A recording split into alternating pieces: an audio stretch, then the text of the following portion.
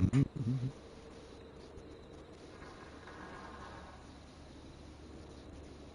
Mhm. Mhm.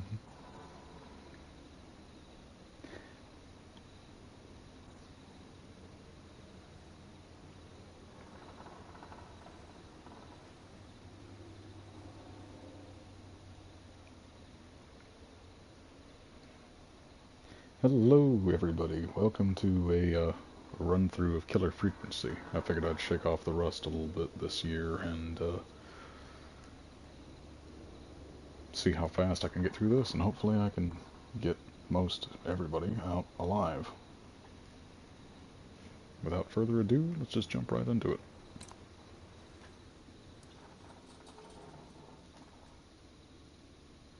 Mm.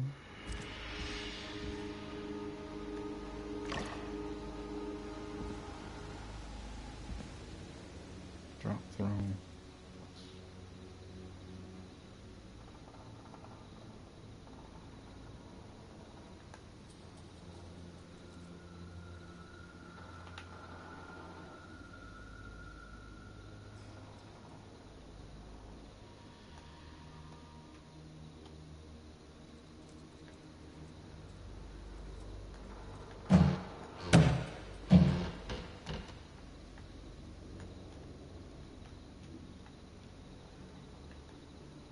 Okay, not off to a great start.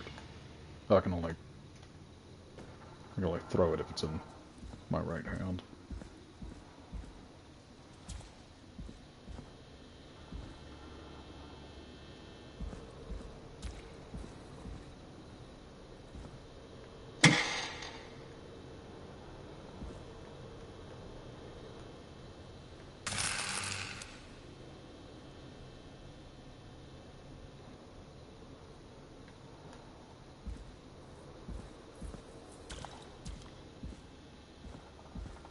Interesting.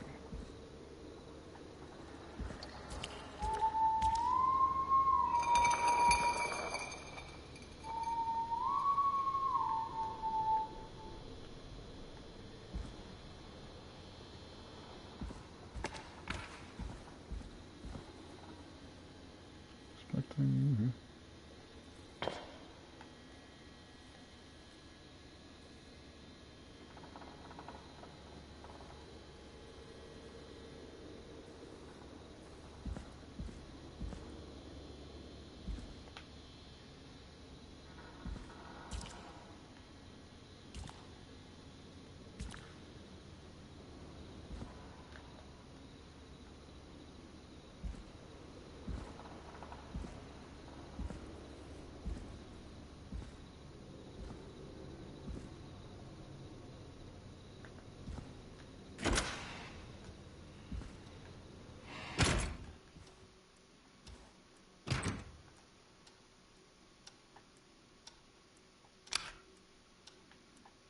I don't know why I picked up the pen. I might need it.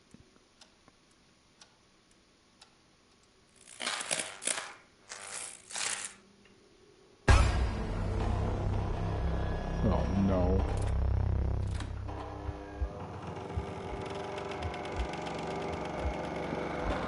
I'm gonna die in the tutorial. You're kidding me.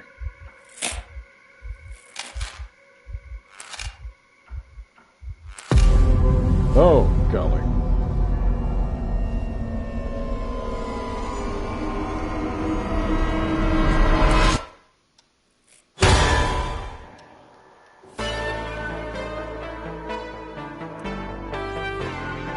That's it. It's over. That was the game.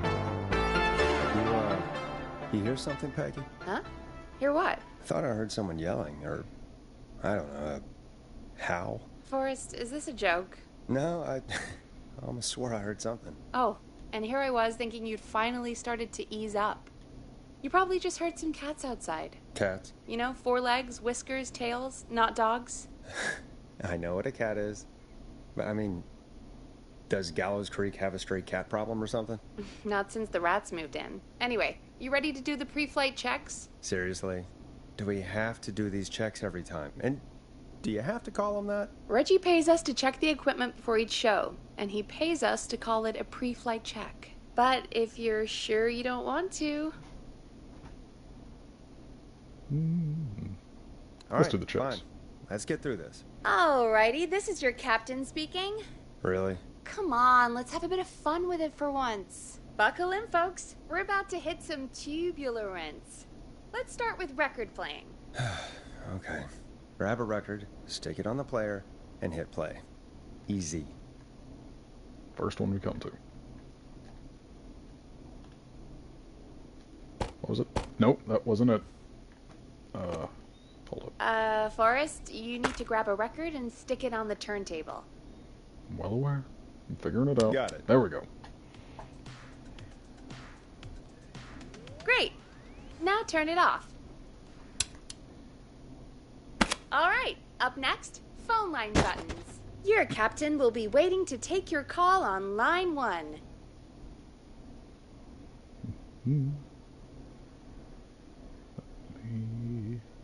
There we go. All right, Peggy. Ready for you on line 1. Who's Peggy? This is Captain Donald Key calling. Call me Don. You get it? Yeah, it's a riot. Great, and button 2 works just the same. So, let's move to the Peggy button. You mean the producer line? Like I said, the Peggy button. Press it when you need my help during the show. Is there a Peggy mute button? They haven't invented it yet. Now come on. The Peggy button is the third one on the phone line. I labeled it for you. Press for Peggy. This is your brain, Forrest. Sorry I made you such an unfun turkey. I'm a turkey now, am I? Okay. Are we almost done? Sound Blaster next. That's an easy one. There we go. Always good for a cheap laugh. Alright, we're almost done. Just the volume sliders left. These should let you affect pretty much everything. But let's test it with a record. Play a record and change the volume with the music slider. Nope. It told me.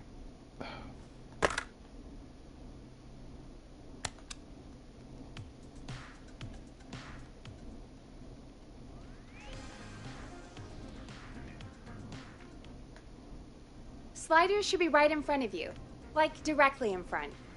All right. Seems to be all working. We done, Captain? We sure are. Coming in for landing. Local time? Should not encourage you. I knew you had a fun side. It's my fun side that gets me in trouble. Now, let's get the show started. After your introduction, our first segment is Guess That Scream. I thought that was a joke. Nope, and don't blame me for this one. It's Reggie all the way, and he demands we do it tonight. Okay, Forrest, shut the music off. Okay, you're live in 3, 2... 189.16. Good evening, Gallows Creek. This is your host, Forrest Nash, and you're listening to 189.16, The Scream. Before we start taking your calls tonight on Gallows Creek's only late-night phone-in talk show, I need to let you know about a special competition we have for you this evening. Guess That Scream. This is actually one of the station manager's better ideas. Here's how it works. I'm gonna play you a scream, then you call and guess that scream. We need you to guess why they're screaming. Did they stub their toe, saw off a finger, or discover the corpse of a loved one? That's good. Now, Forrest, hit them with the tape. We'll play that scream in just a second. Listen close, and then call in to guess that scream. Peggy, what do you mean play the tape? I used to have a tape guy do that for me. You're not in Chicago anymore, Forrest. Here in Gallows Creek, you get to be your own tape guy. Come on, I gave it to you yesterday. Forrest, you do have the tape right. You knew we were doing this tonight. Peggy, let's be real. Guess that scream is a terrible idea. No, I don't have the tape. It may be a stupid idea, but that doesn't mean it can't be fun. We're going to need a scream tonight, Forrest, and you're the one at the mic, so... There we go. The world-famous annual Gallows Creek Harvest Festival is... Nope. Nope, not that one. That's not it. That's not it. Let me put some music on. This is already a train wreck and a half.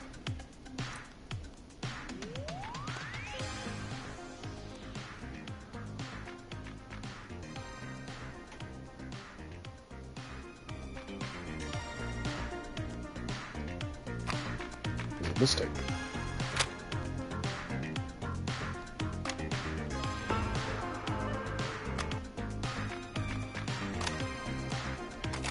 Nope, it is not that tape either.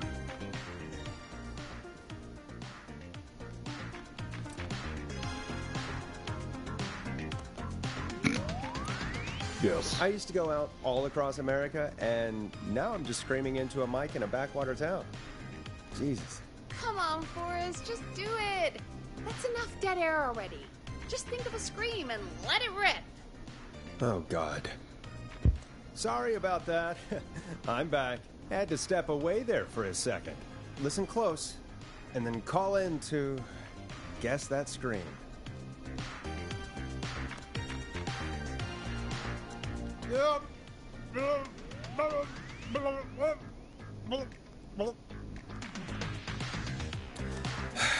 Well, folks, there you have it.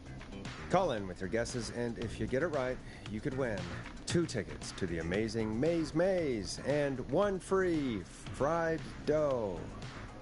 Fried dough.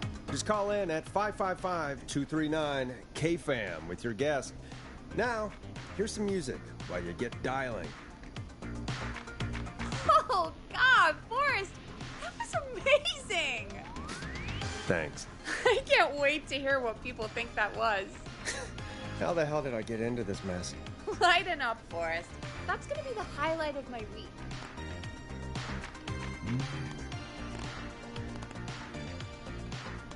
Oh, Forrest, there's a call coming in.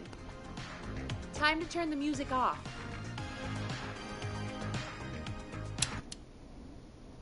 Alright, which one?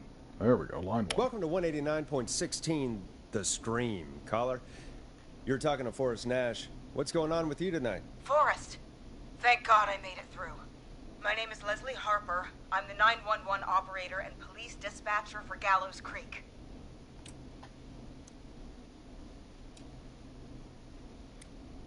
Well, Leslie, I guess it must be a slow night for crime if you've got time to call in. What can we do for you? Slow night? Forrest, I found a body. I need help. Forrest, I recognize her voice. I'm pretty sure that actually is our 911 operator. I think this is real. Peggy, I'm not going to be happy if this is a prank. I don't do prank segments on my shows. It's in my contract. Forrest, I really don't think this is a prank. Leslie, I'll level with you. I find this hard to believe, but I'll hear you out.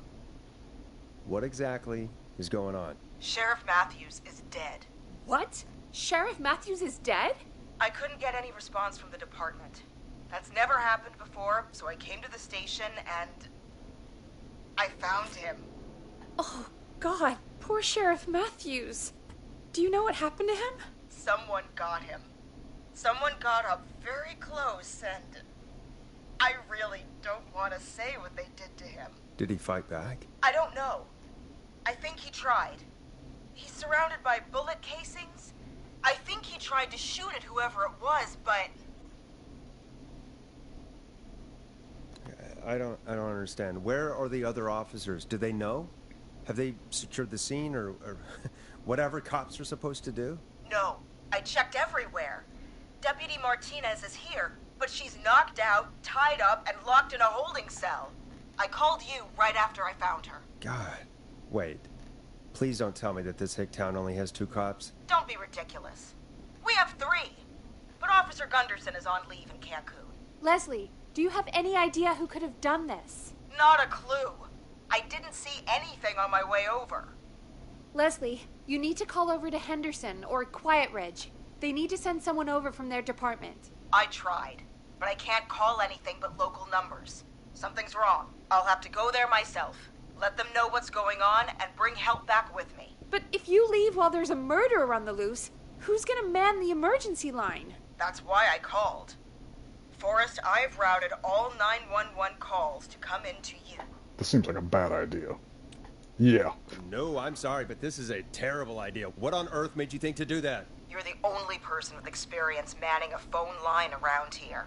You're the only person equipped for the job. Besides, there are lots of transferable skills between the two. It's like an interview. You ask questions to get information you can use. Keep people talking, you know? Guide the conversation and know when to jump in. You do know that I'm so good at interviews, they sent me from Chicago to Gallows Creek, right? So I've heard. But that doesn't matter. And besides, there are two of you. You can talk to each other, discuss ideas, work together.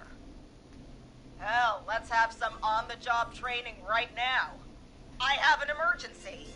I need to get an unconscious Deputy Martinez out of that holding cell. It looks like whoever attacked her threw the keys into the cell after they locked the door. Is there any way you can reach the keys? No. There aren't any bars to the cell, and the door itself only has a food tray slot. And that's too narrow for me to reach through. There's gotta be another way in.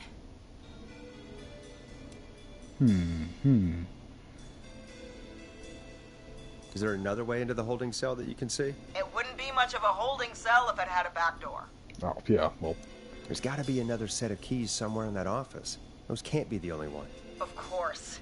Yes, there must be another set. Where might another set be? Have you looked around the officers' desks? That's the first place I'd check. That was the first place I checked, too. so then, I couldn't yeah. find anything useful, though. Maybe Sheriff Matthews had a set of keys on him when he... you know. I couldn't see any at a glance, but I didn't really look up close. 1 second. Oh, I think I might be sick. Sorry, Sheriff. I'm just gonna turn you over and... Oh. Please don't stare at me. Oh, wait. That might be them. I think I got the cell keys. Looks like Sheriff Matthews might have saved his deputy. Do the keys work? I'm working on my three-pointer. They There we do. go. Give me a minute to untie Deputy Martinez. I'll be right back. So far, so good, I suppose. How are you feeling, Forrest?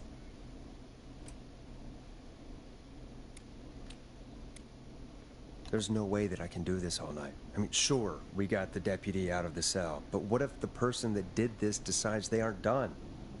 What do we do then? Then we do our best. We don't have any other choice, really. I guess we don't. Come on, Martinez. There we go.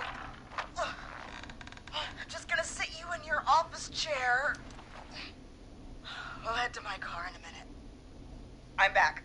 Deputy Martinez is still out cold. I'm taking her in the car with me to get help in Henderson. If the killer came back now, Martinez would be a sitting duck. That's a good idea. We don't want to take any risk right now. Thank you, Forrest. You and Peggy just worked together like you did earlier. You can Oh, do boy. this. Now I'll be back as soon as I... What? My car! My car is on fire! What do you mean it's on fire? How the hell? Did it just go up in smoke? What happened? Wait. What? No way. This can't... Oh, Forrest, we have big trouble. What's happening? What's that noise? It sounds like whistling? Whistling? It can't be. Oh my god. I can see him, but he's dead, right? Right? But that mask, how the hell is he? Who, Leslie? Who? The Whistling Man! The Whistling Man? Who's the Whistling Man? He was a serial killer back in the 50s, wore that mask. But he's dead! He's... What the hell? Oh, God. Do you think he attacked Sheriff Matthews and Deputy Martinez? He's Most coming likely. this way. Leslie, stay inside and lock the doors. Right. Shit, we need a new plan. My car's torched. We need to think. There should be police cruisers at the sheriff's office, right? Like, you should take one of those. Yeah. Yeah, that could work. Let me check if Martinez has any... just reach into your pocket there, Deputy, and... Yes, got him. Keys for squad car 3. I saw that parked when I got here. Nice one, Forrest. Good thinking. But wait. How am I supposed to get us to the car? The whistling man is right there. Deputy Martinez surely carries a gun, right? Could you use that? Deputy Martinez's gun is missing. I guess the whistling man must have done something with it. The sheriff must have a gun, right? Can you see it? There was a gun next to him. Let me grab it. Oh, shit. It's empty. He must have emptied it trying to defend himself. There must be a weapon lockup in the station, right? Could you grab something from there? I saw it earlier, but as you might have guessed, it was locked. But maybe one of these keys I got earlier will help. Let me see. No. No. No! Shit! None of the keys work. Are there any other weapons lying around that you could use? I didn't see anything earlier. Let me check Deputy Martinez's belt. Oh boy. All right. It looks like the whistling man left her with a baton, pepper spray, and taser. I can only hold one if I'm carrying Deputy Martinez. Which should I take? I'm gonna say. Pepper spray should be easy to use and carry. Take that. Got it. I'm just going to grab Deputy Martinez and then... Wait. Do you hear that? No, I can't hear anything. Exactly. It's gone quiet. No more knocking. Be careful. I don't like it. Me neither. But it's an opening, and I've got to take it. Okay. Deputy Martinez, if you can hear me, it's time to move. Just lean on me. Yep. There you go. Are you sure about this, Leslie? Hope I made the No right time choice. like the present, right? So, here we go. Again, you're hooked into dispatch now, so I should be able to radio you when I reach the car. If I reach it. Speak to you soon. Good luck, Leslie. That's one brave woman. God, I hope she makes it through this. You know, I've got to say, this really wasn't what I expected when I came into work today. Well, they always say you have to be ready for everything in live radio.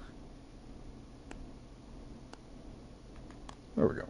Oh, I think we've got Leslie back on the line. I'm putting the call through. Hello? Forrest?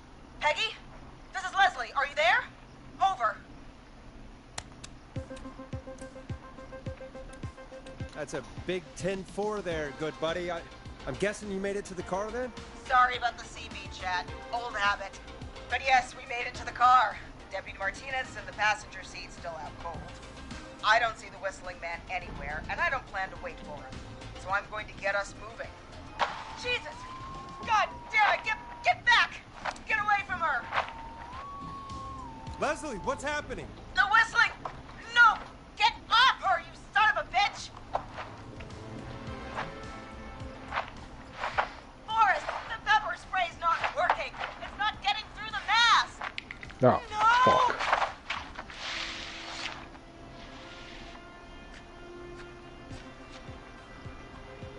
Leslie, drive! Martinez! God damn it! Leslie, I'm sorry. Forrest, he slit her throat. You need to get to Henderson, Leslie. We can't let this happen again. Peggy's right.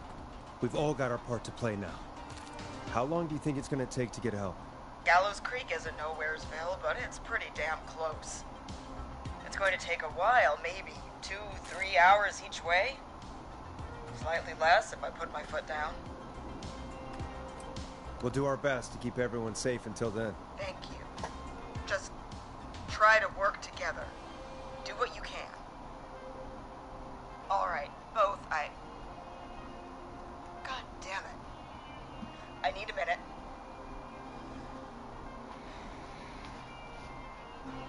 I'll be out of range soon. I'll radio Yeah, back I as soon as I realized can, that once I after. got the cavalry. Take care, Leslie. And be safe out there. Good luck, Leslie.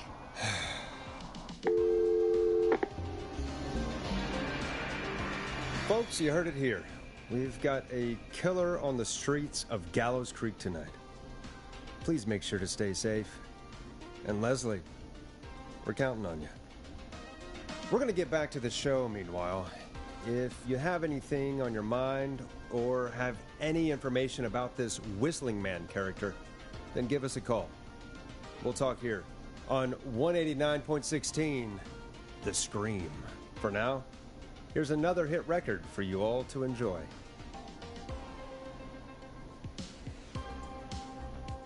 This is not what I signed up for, Peggy. This is actually insane. Did she really say it's gonna take her 4 hours? This guy's gonna kill half the town in 4 hours. Forrest, that's not helpful. I know, I just... Who is this Whistling Man character anyway? He was a serial killer back in the 50s. Edward Marshall Mooney. Went around in a freaky mask, whistling, and killed about a dozen folks in Gallows Creek. No reason for it. No motive. He just did. Okay. What happened to him? Well, police chased him up to Ellis Point one night. We call it Whistling Point now. And it was, well, it was on this night actually. The police cornered him and he jumped into the river. His body was never found. So is he alive? Dead? I mean, what's the story? Story is he's biding his time, waiting to take revenge on the town. All right, that's the story. What's the truth? Other than we have a whistling killer on our hands tonight, I don't know. All right. Copycat or ghost killer, I guess we'll do our best. That's the spirit! At least we got the word out, I guess. What kind of listening figures do we get at this time? On a Thursday, after midnight, could be around 35? 35. Isn't 3,500? Huh. I didn't realize Gallows Creek was that large. No, 35 people. At best. Are you serious? We only have 35 listeners? 35, yeah. It's a school night. And what's the population of Gallows Creek? I don't know exactly. A little over 1,000? Oh. How many did you get before? You know. Before my career exploded and I ended up on a midnight hour talk show in the town of 1,000 people? Yeah. Before that. Around 5 for most shows on the low end. Big Gas could pump that up to 10, 15, easy. 5,000 on the low end? We could only dream of that. 5 million. Million? Yeah, sometimes that's just the way it goes. At least the Whistling Man hasn't killed me yet. I guess. Yeah, I guess we're gonna learn a lot about perspective tonight, huh? Oh, we have a call coming in. Take it when you're ready. Okay, Forrest, shut the music off. Oh, come on. Do I have to? Hello, caller. You're live on 189.16, The Scream. Is everything, all right?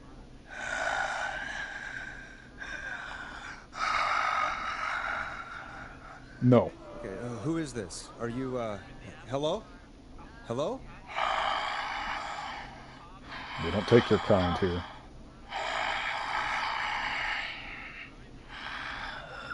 Okay, what's your name and why are you calling in?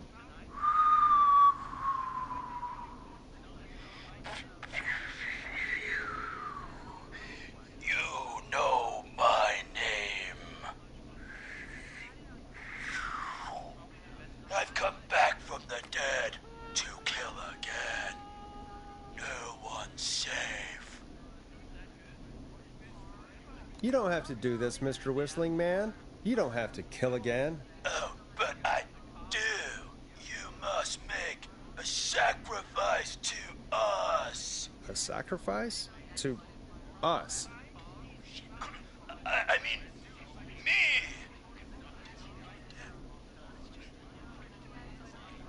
We want cheese-dusted pretzels. I mean, I want cheese-dusted pretzels. Or I'll cut your face off. Goddamn kids. I'm cutting them off. Yeah, cut him off. We also want a For anyone just tuning in, we do, in fact, have an actual killer out on the streets tonight. Anyway, this next one's dedicated to all of you staying inside with your doors and windows locked.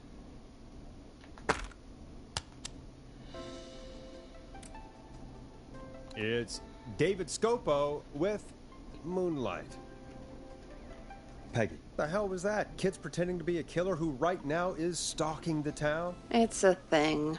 A thing? Oh, kids around here. They pull pranks pretending to be him. By pretending to be this Whistling Man character? They think it's funny, but it's not. It's not funny at all. And there's no chance that our Whistling Man was just a prank. That Leslie... No, that's real.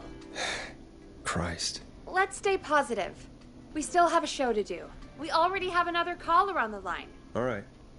Let's do this.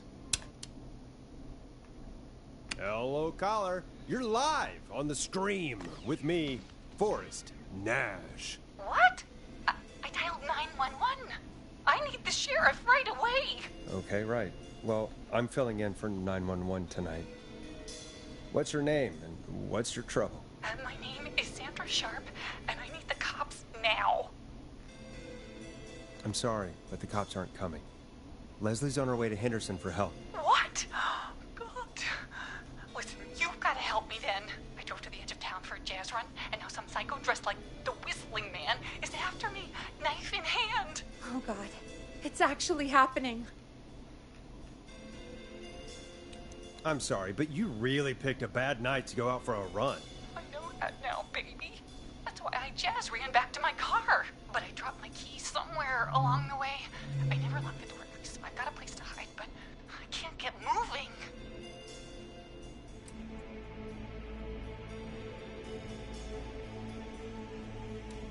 Is there anywhere else you can go?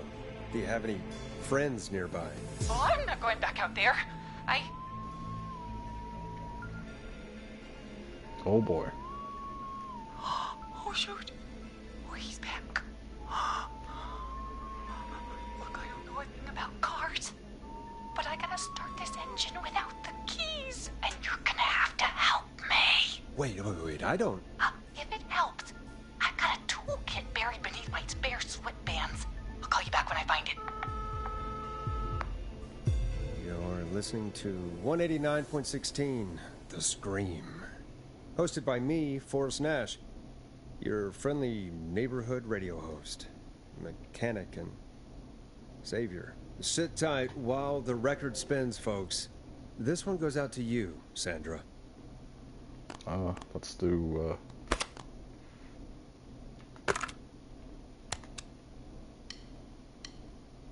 Listen in to this next track from Late Night Lurkers, if you dare. Doesn't the station have a show about cars? The Tamora twins or something? Timberline twins talk motors. Yeah. You know they're not even brothers. Really? They look the same, though. I know, but they're not even related. It's weird. I asked them about it once, and they got really sweaty and defensive. Anyway, go see what you can find. The offices are out the door and down the hall.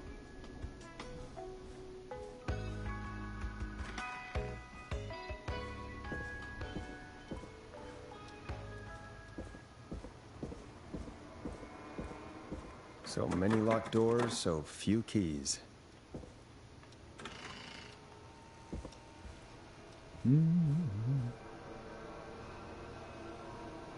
oh crap. No, that's not it.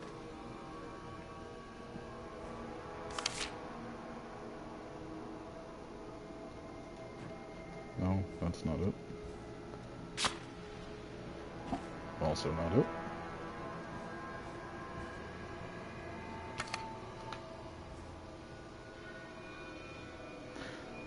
Dear Bradley Carter, please enjoy a free sample of garlic bread. We've penned our latest offers and deals outside of the box if you want to read them out on air. Grilling Spree's new offer is terrible, and we think you should read our advert instead. P.S. A connoisseur like you needs to try our 3-hour slow-roasted pizza. Much love, Pawnee's Pizza. Hey, I ate the garlic bread. Much like your show, it was mediocre. The deal is worth checking out, though. Huh. At least they're honest.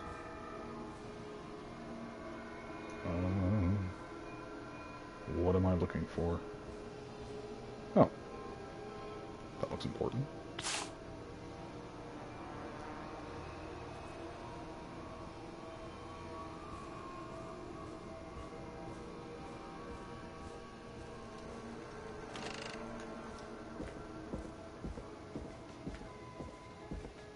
Oh, I don't know what I just did.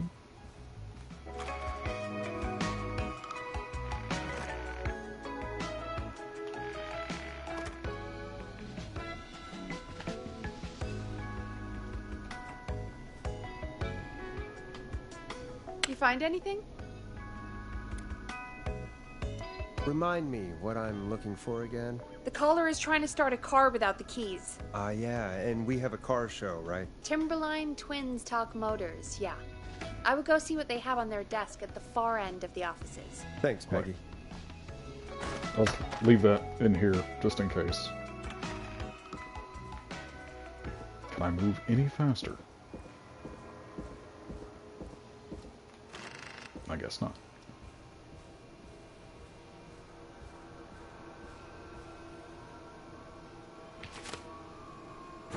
Nope. Nope. Also nope.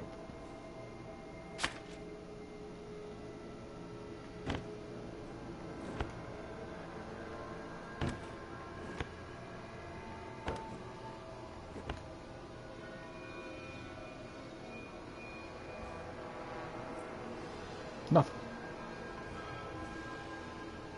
Unreal. Borrowed your car. Theft magazine goes. Need something to pray for me. Oh, okay. Can I? Is it gonna?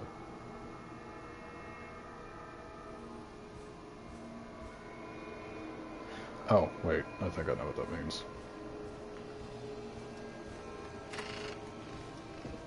Somebody took it to the gentleman's room. That's not the gentleman's room. Oh, wait. That is. Damn.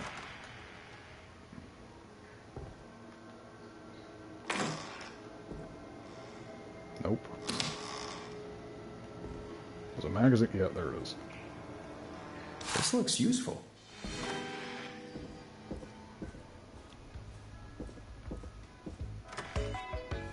Oh, I can just walk into the door.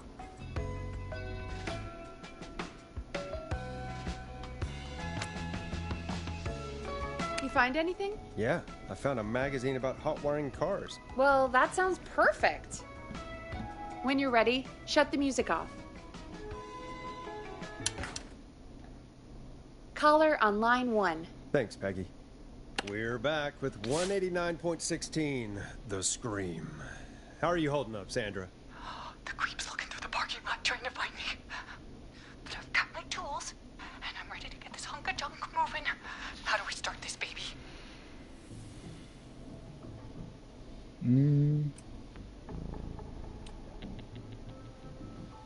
Put the screwdriver in the ignition and twist clockwise. Here goes, baby. Screwdriver's too fat to fit. What next? Unscrew the steering column. All right. Just turn. Just turn. 1, 2, 1, 2. God, how long are these screws? Okay. Cover's off. Okay. There's a bunch of wires down here all paired up, and oh God, my heart is pumping. Tell me exactly what you see. Okay, we can do this. There's a red wire, a blue wire, a yellow wire, a green wire, and a brown wire. What's the serial number on the steering column? The number is 576-894-320.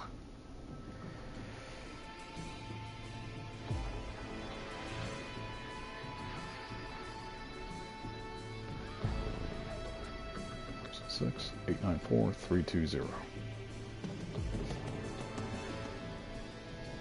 And no 7 in the number. Okay, so that's red and blue are out. 6 and it doesn't start. 5. Red and yellow. Gotcha. Strip and twist together the red and yellow wires. All right. We take the red and the yellow and we twist and we turn. Oh, perfect. I also see pink and purple wire. What next?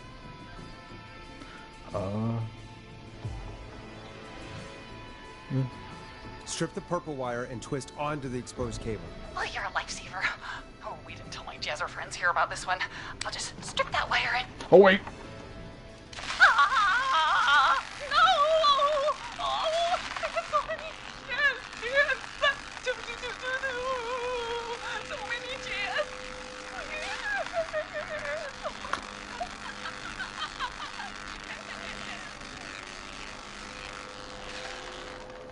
I fucked up. Oh no.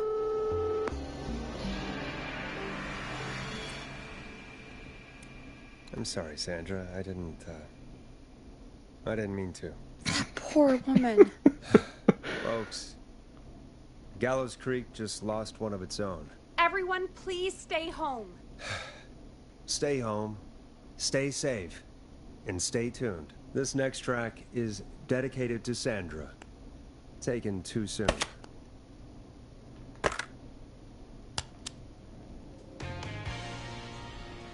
Let Storm Riders take you on a rock and roll ride with the Glam Jam. I still can't believe this is happening. Right? Like Gallows Creek didn't already have enough to worry about? What do you mean? Gallows Creek is a miserable place to live. Really? Miserable? It's nothing personal, Peggy, but it's not Chicago. Or, hell, it's not really anywhere. Well, I like it here. People are polite and, Staff happy? don't be awful, Forrest. Come on, there must be something you like about this place. I guess some folks have been okay. You're not terrible. After a while. Not terrible after a while?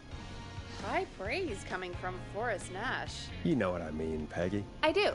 It's Forrest Nash for I think you're swell. Anyway, I hope the killer is done for the night and that Leslie gets back soon. Me too. Can we at least call off that stupid Guess the Scream contest now? Yeah, that'd probably be a good idea. We are already off to a terrible start. 2 people are dead because of me, and I feel terrible. Caller on line 1. Awful. Downright horrendous. Okay, Forrest, shut the music off. Ow. I have to... Evening, caller. This is Forrest Nash, host of 189.16, The Scream. And tonight's 911 stand-in. Hey, Forrest. My name is Brian. Brian Ponte. Brian Ponte of Ponte's Pizza. Hello, Brian Ponte of Ponte's Pizza. What have you got to say about what's happening? Oh, I'm so sad that Deputy Martinez didn't make it. I saw her a lot over the years down here at Ponte's Pizza. It's just terrible. Anyway, I just wanted to thank you for doing your best. So, I'm sending you some coupons for free pizza here at Ponte's Pizza. Just a little something to look forward to when all this blows over. Wow. Brian Ponte of Ponte's Pizza. That's really good of you. But you really don't have to, though. Oh, it's the least I can do. And if you like it, well, you're in luck, because we're always running great deals that'll have you eating for pennies. Sounds great, bro. And let me tell you, the pizza we have is to die for. No. Poor choice of words tonight, I guess. Hey, don't worry about it. It's all right. Oh, thank you, Forrest.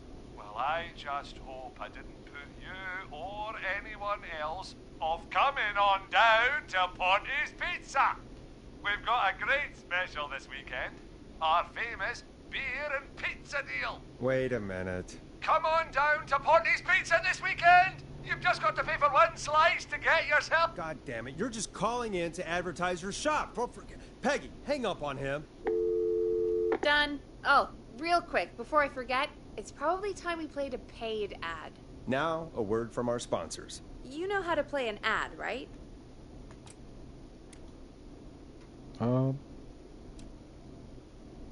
Nope. In-flight check time. Christ. Our captain would like to remind you that the station is required by law to play advertisements from our sponsors. Grab a cassette and stick it in the player. All American. Here we go. Done. Teddy Gallows Jr. is a family man, a devout Christian, and a proud patriot. Teddy Gallows Jr. is Gallows Creek. Like his father and all his fathers before him, Teddy Gallows Jr. has worked hard to create jobs, improve infrastructure, and make Gallows Creek a good place to raise a family. Not doing so great, are Unlike you? current mayor Linda Cartwright, Teddy Gallows Jr. lives in Gallows Creek. He's our neighbor, and he stands with our neighbors. Like Sheriff Matthews, who, after years of keeping the peace, Mayor Cartwright is trying to... Okay, that's kind of tasteless. Let's do, man's dead, give him some respect. We'll do this one. Great party, man. Thanks. Can I grab another beer? Hey, sure thing. Let me grab you one out of the fridge. Oh no, we're out of beer. What am I gonna do? The party is going to be over. Fear not. A Grilling Spree will give you a free 6-pack of beer if Gallows High wins this Tuesday. Say what? That's right. Order a meal deal from us and you'll get a free 6-pack of beer if Gallows High A wins. free 6-pack? Righteous. You heard me. 6 beers if Gallows High wins. Sounds like you've already had enough beers. I hope we murder them. Me too, Billy. Me too. Come on down to Grilling Spree or call 555-749-8335. That's tasteless. We've got barbecue you'll die for. Yeah. Hey, Forrest, do you know what the Grill Reaper's favorite grilling spree order is? I have a feeling you're going to tell me. Spare ribs. Just get me back on the air. That was a And bad choice, we're too. back. We got a caller. You know what to do. Welcome to The Scream with me, Forrest Nash. Yeah, Leslie. This is Maurice Russell from the Gallows Reporter. I'm at the office. This guy just broke in downstairs and... Wait. Forrest Nash? I want to speak to 911. Put Leslie on. Hey, God, another one? Leslie's driving to Henderson right now. She left me in charge. Why on earth is Leslie... Oh, never mind. Just put me on with Sheriff Matthews. Sheriff Matthews is dead. Ted? What happened? Did you witness the incident? Are you willing to do an interview for the reporter? I can cite you as an anonymous source, if that's a concern. We're live on the air. Anything we say can and will be broadcast. Live on... Damn it. All right. There's obviously a lot more going on than I know. Yeah, there's a lot happening tonight. You said someone broke in. That's nothing to get worked up about. Some idiot kid just broke in, dressed as the Whistling Man. Teens. They get worse every year. hate to break it to you, buddy. This punk wasn't even a disappointing twinkle in his daddy's eye when Edward Marshall Mooney stalked the town. But I was there. I covered it. Maurice, I don't know what's going on, but he's back. The Whistling Man is back. Don't be an ass, Nash. Every year this happens. They think it's funny. Not a big deal, old man. But they didn't live through the terror 30 years ago. Anyway, I know for a fact Edward Marshall Mooney is dead. I don't know who I'm looking at on the security monitor. But But if he killed Sheriff Matthews, Where are you now? I'm in the boardroom, upstairs. We got security cameras all around the building. You can watch them on any TV set here. And there's a set in the boardroom. Maurice, is there any way you can get out of there? I sure as shit hope so, kid. But I'm not sure how I'm going to do it. That crash you heard was him tipping over my filing cabinets. He's blocking the stairs. I'm guessing the stairs are the only way out? That's right. And it would take me a good few minutes to move those cabinets. We need to do something. But what? All we can do from here is... Forrest, I think I've got it. Why don't we call the killer? They'd have a bunch of phones set up across the office, right? In different rooms, with different extensions? So we call one of them. Draw the killer away. Buy Maurice time. That could work.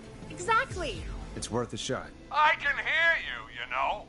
The son of a bitch hasn't killed me yet. Sorry, Maurice. Peggy and I were just trying to figure out...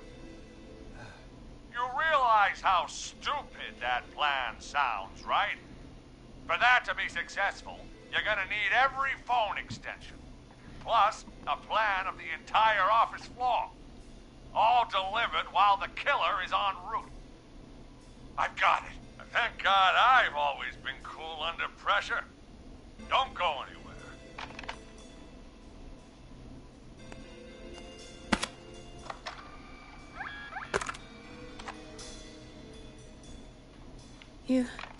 You don't think the killer got him, do you? Mr. Russell. I'm here.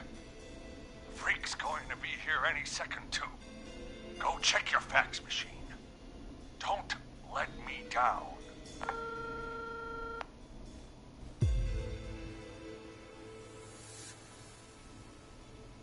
Where's my fax machine? Oh, hold up. That was fast. How do you know our fax machine number? KFAM and the Gallows Reporter have a pretty long history. Tell me where the fax machine is again, Peggy? The fax machine's in the office on the other side of the hall. Thanks, Peggy. Be right back. Okay. Go to the office on the other end of the hall. Grab the fax from the machine. Easy. This must be it.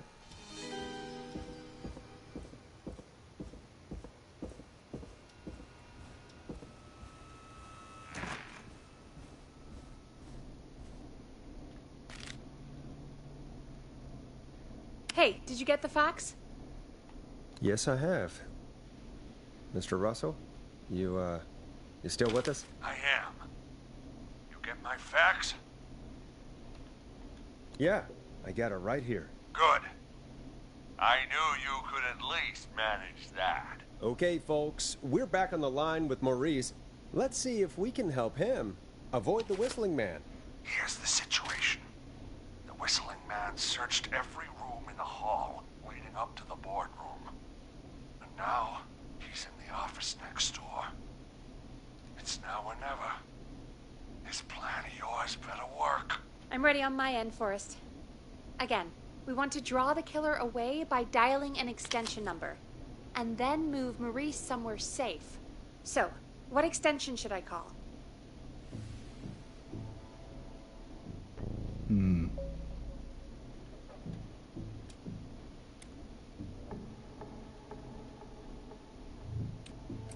Call the editor's office. The extension is 03. Got it. I'll put the call through when you're ready. All right, Nash.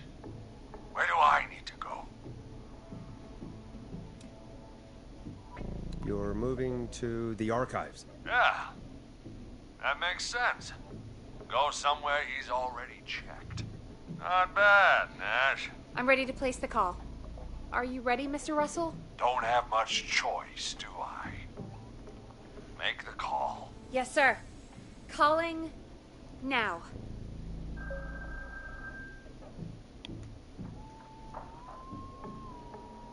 I can't believe it. He's actually heading to my office. It was all Peggy's idea. Credit goes to her. Don't mention it. The coast is clear. I'm shutting off the TV so he won't see me on the security cameras. Then, making my move. I'll call when I get there. Do you think he'll make it okay? I'm sure he'll be fine. But now what do? We gotta find some way for him to get past that barricade. What do you mean? I don't think calling the Whistling Man is gonna buy Maurice enough time to move those cabinets. We gotta think of something else. Yeah. Maybe we could... Oh! Call incoming. You ready? Ready as I'll ever be. I put him through. Alrighty. Mr. Russell, are you there? I am. I don't think he saw me. I've got to give you credit for that, but I'm not out of the woods yet. Right. Let's review where we are. So, the only way out is by the stairs, which the Whistling Man has blocked with furniture. Exactly. I can move the furniture out of the way, but not quickly or quietly. Could you lock him in a room? That'd probably buy you time enough, right? Maybe. But the damn fire regulations say every door in the office has to unlock from the inside. He'd be able to get out just as soon as... Wait, no. I got it. The secret archive through my office, where we keep our most sensitive records. Ooh, a secret archive? Reggie would love that. What have you got back there? Juicy secrets about outer space? Peggy, I don't think now's the time to be playing around like that. You're right. Sorry, Forrest. Kids, we're in the big time now. I've got it all figured out. The secret archive. There's no lock on the inside of that room. Only the outside. You can't break out. If we can get him in there, and I lock him in... We can catch the son of a gun. Exactly. Oh my god. Forrest, we might be able to end the nightmare right here. So should I call the secret archive then? You can't. The archive is a room for secrets, not gossip. So we don't have a phone in there. Oh, we're gonna need to change it up then. Any ideas, Forrest?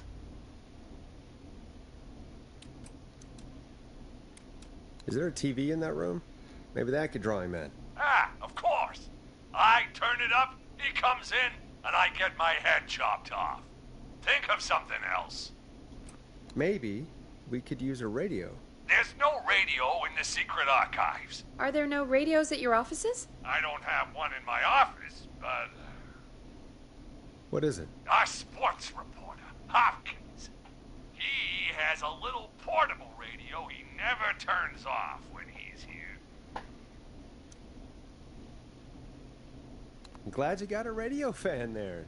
Does he listen to 189.16, The Scream?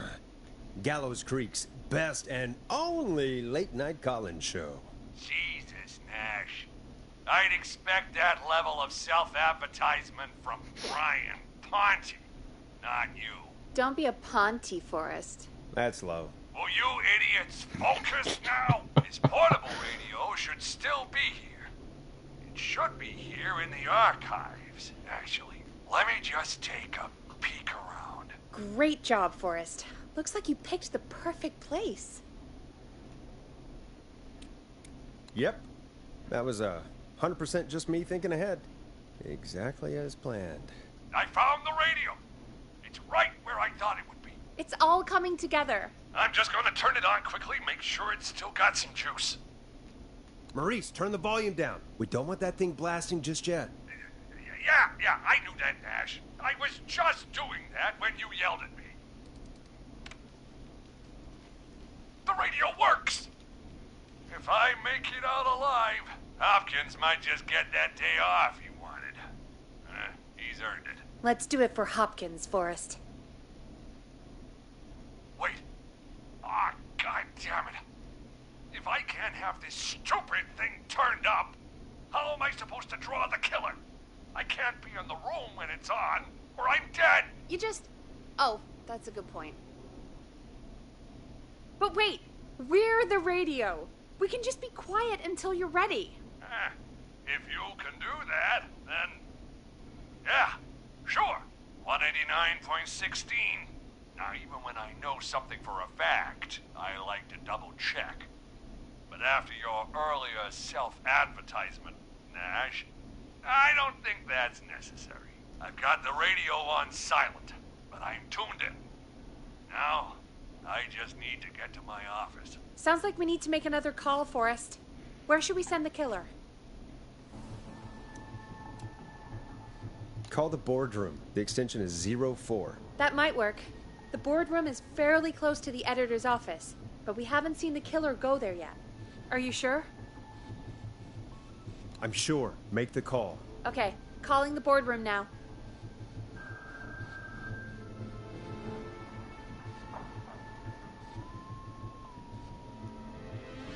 He's on the move. I'll call you guys from my office in a second. Looks like we're almost through this nightmare.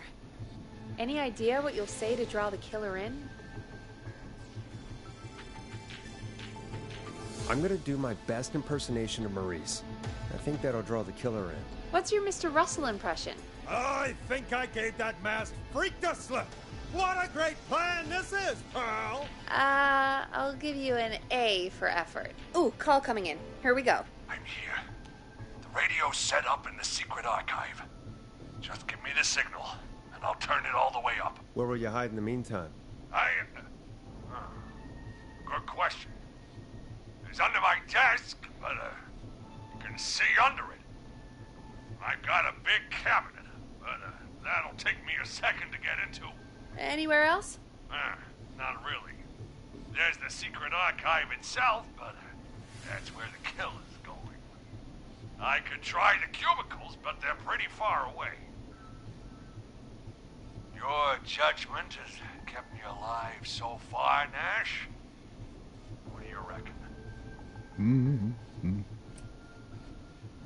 Hide in your cabinet. Let's go with Right. that.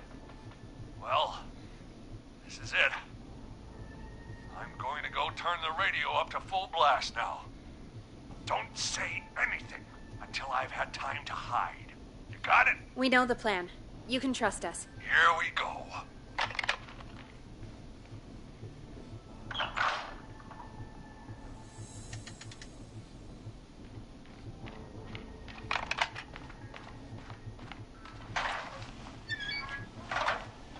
I think it should be safe now, Forrest. That's it!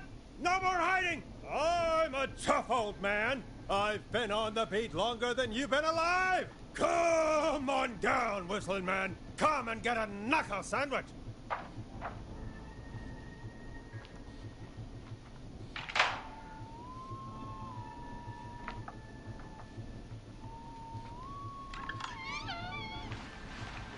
Listeners, this is Forrest Nash of 189.16, The Scream. And if you've just tuned in, See you in hell, kid! we just locked up the Whistling Man. Forrest, you beautiful bastard! I can't believe that actually worked! If I'm being honest, I can't believe it either. Thank God it's over.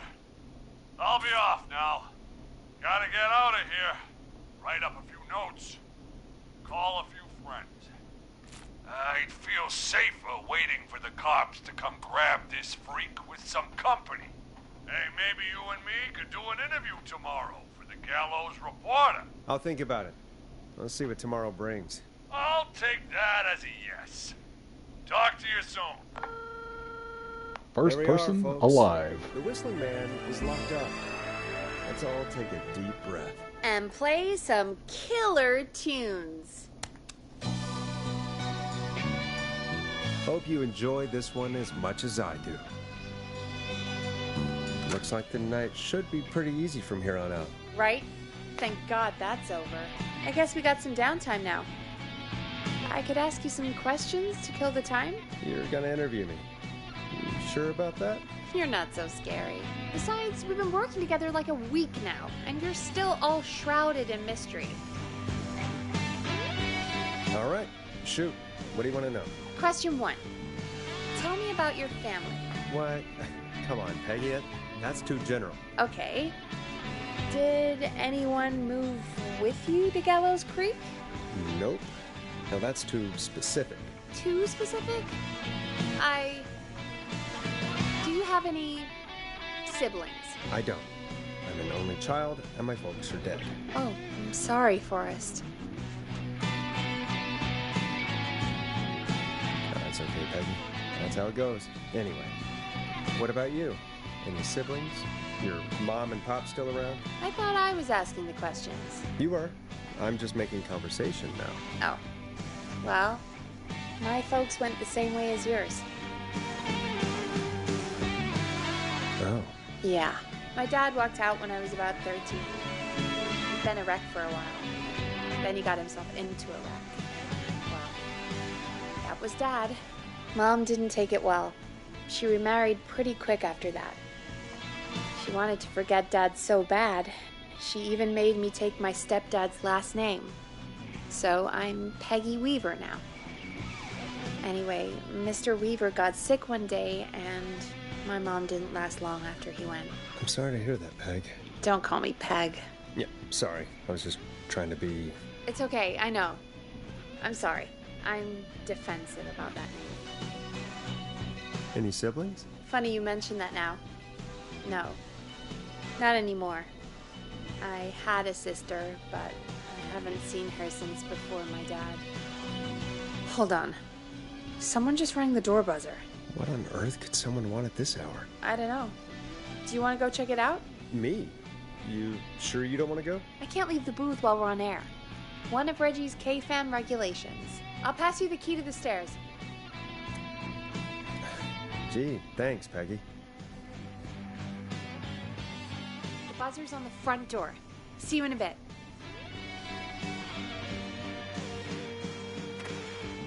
Okay. Down to the first floor, then check the door. Wait, stairs? Nope. Where are the stairs?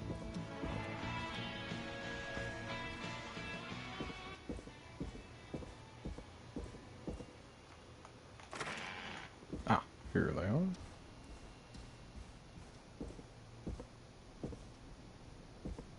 A tape. Play on air.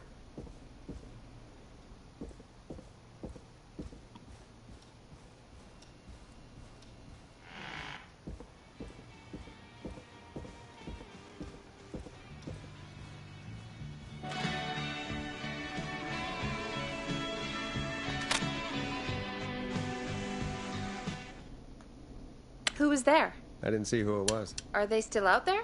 No. They left as soon as I went down there. They pushed a cassette through the door. It says, "Play me on air." All right. Put it on, I guess. Let's see what it is.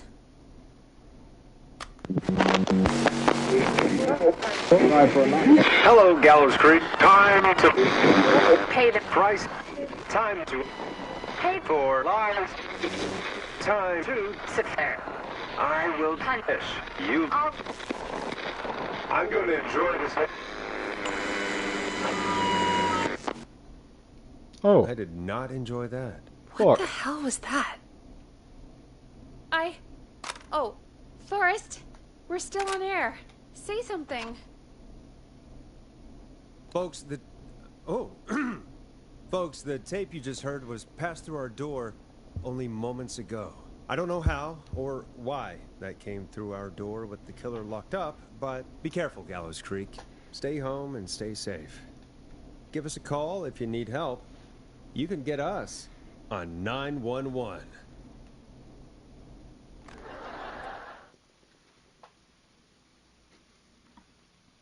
Gotta hit that laugh track button.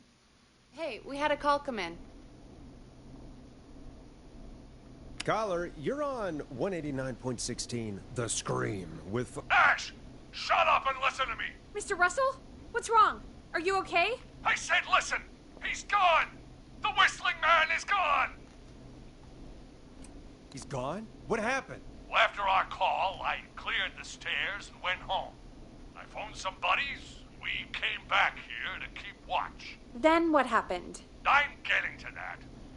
We came back here.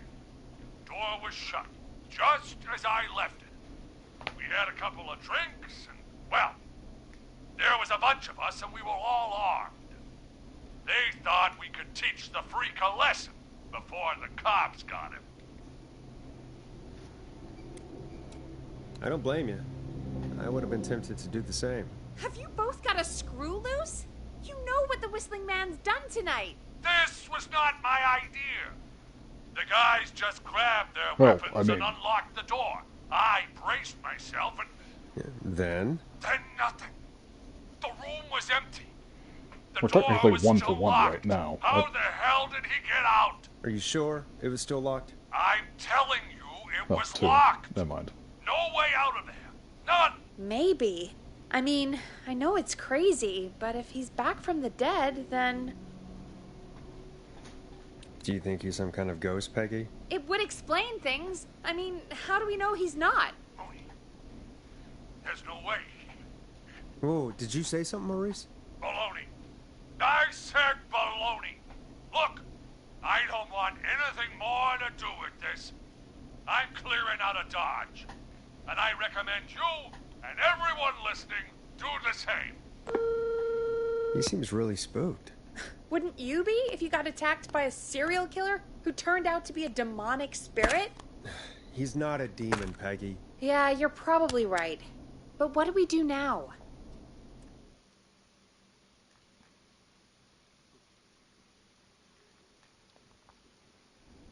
Thank you again, Mrs. Mackenzie, for the helpful tip. The bagger at the grocery store cannot whistle. We'll remove her from the suspect list. Let's go to a break. I need you for a second. All right, folks. We need to take a quick break. This one's for all those folks out there keeping the hatches battened. All right, Peggy, what's up? I pushed a cassette under my door. Go play it.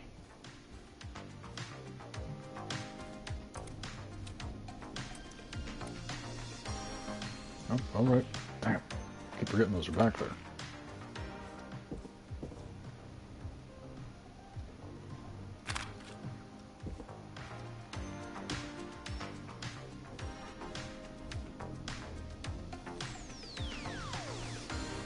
All right, I've got it.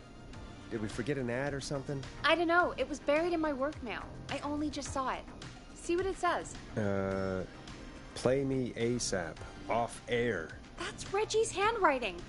And he wrote it in purple. And? Purple is Reggie's angry color. He only writes in purple when he's really pissed off. He has an angry color? Oh, Forrest. I'll give you the Reggie rundown later. Right now, we need to play that tape. Or try your call again. Straight to voicemail? My God. Are there any professionals at KFAM? This is Gina Franklin. I'm calling because your backwater station has not honored our agreement. We gave you Mr. Snatcher's newest single, the kind of honor you've never had and probably never will again. And we've still not received any information about when you're fitting it into your busy programming. I'll be frank, I didn't want you as part of this debut, but Mr. Snatcher, due to his prior friendship with Mr. Nash... Prior and current friendship, Gina. Forrest, mate, you alright? Don't worry about Gina, you know how she is. But yeah, can't wait for you to hear the new single, man. I think Final Breath is my best work yet. I really hope you and your listeners like it. And man, if you ever find your way this side of the pond, let me know. We'll have to catch up. If Final Breath isn't played on your airwaves by the end of Mr. Nash's show tonight, the next call will be much less friendly. That was Roddy Snatcher, Forrest. You know, Roddy Snatcher? You? Are you a big fan of Roddy?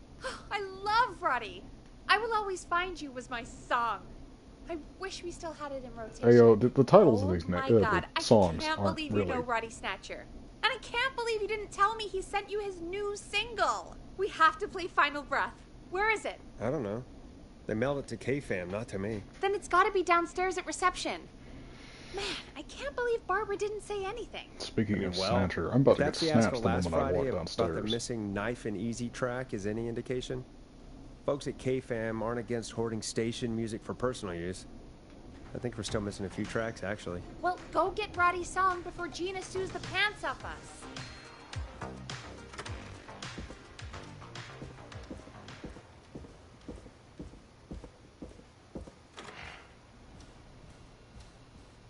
I'm gonna get stabbed.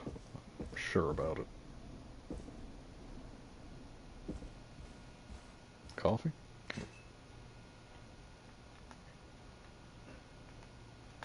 No coffee.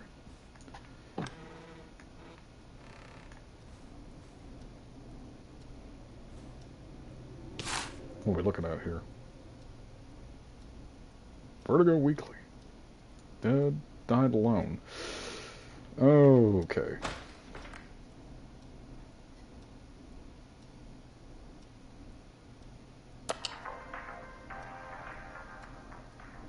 I need a key to get in there.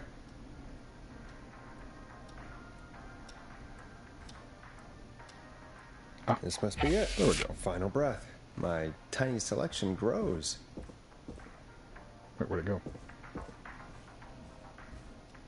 Did I drop it? Do I still have it?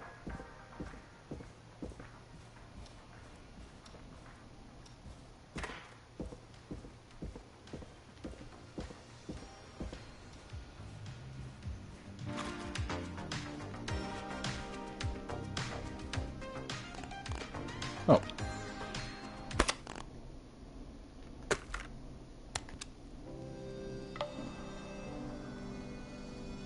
Hey, did you get it? Got it.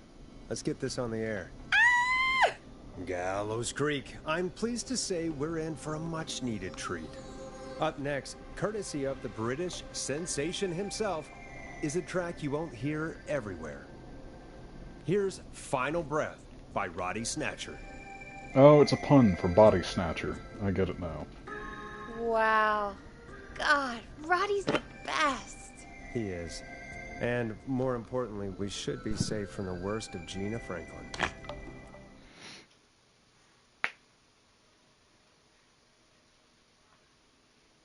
I think that's every time I've seen him live. Peggy, you just talked through the whole song. Oh, whoops. It's okay. I can just play it on loop later. Fine. Oh, shoot. I just noticed we have a caller waiting. I really hope it's nothing serious. Time to turn the music off. Oh, come Evening, on. caller. This is Forrest Nash, host of 189.16, The Scream. And tonight's 911 stand-in. This is Smurfy. Hello, Murphy. What have you got for us tonight? Two things, Forrest. First, happy birthday to my son, Fernando. Happy birthday. 3 today. And man, being his daddy has changed my life. I've learned how to live, how to laugh, most importantly, how to love. Aw, happy birthday, Fernando. Happy birthday, Fernando. Thanks. And now, my other thing. I'm putting the word out to this so-called killer. You think you're tough, huh? Big man with a big knife, huh? Reuben, come face me, a true warrior at the Gallows Waste Disposal Plant. Guess what? This is a bad idea, Murphy. I got all the tapes in Master Robbie's Dojo series. So get ready, Whistling Man. You just let loose the junkyard dog. Oh, no. And there he goes. Ladies and gentlemen, keep your fingers crossed for Murphy as he tries to become our hometown hero. Anyway, we'll be right back after this commercial.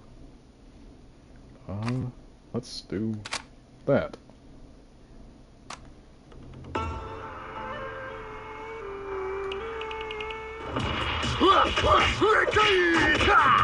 Do you seek ancient wisdom? Do you want to double your power? Are you ready to unlock your inner warrior for only $24.99?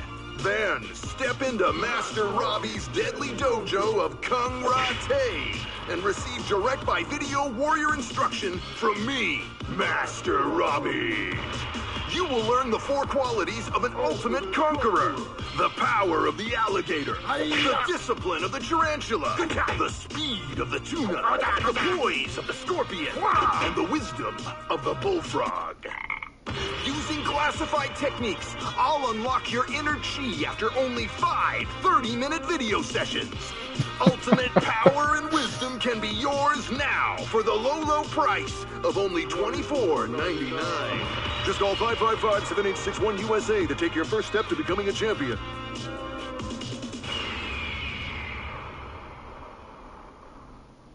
Never forget the element of surprise. If you buy today, Oh you'll my receive gosh. 2 additional VHS tapes. The tornado technique and karate lovemaking. Call today. Do people really buy this kind of thing? Don't pretend like you're not interested. I mean, I wouldn't buy them, but I might watch them, I guess. Yeah, I bet karate lovemaking sure is something. Is Forrest Nash at a loss for words? Let's just get to the show. Wow, what a deal. Only $24.99. And I'm not just saying that because they're paying for the airtime. Just ask Murphy. But unless they pay us more, then it's time to get the show moving along with our next caller. We got a caller. You know what to do. Hello, caller. You're live on the stream with me, Forrest Nash.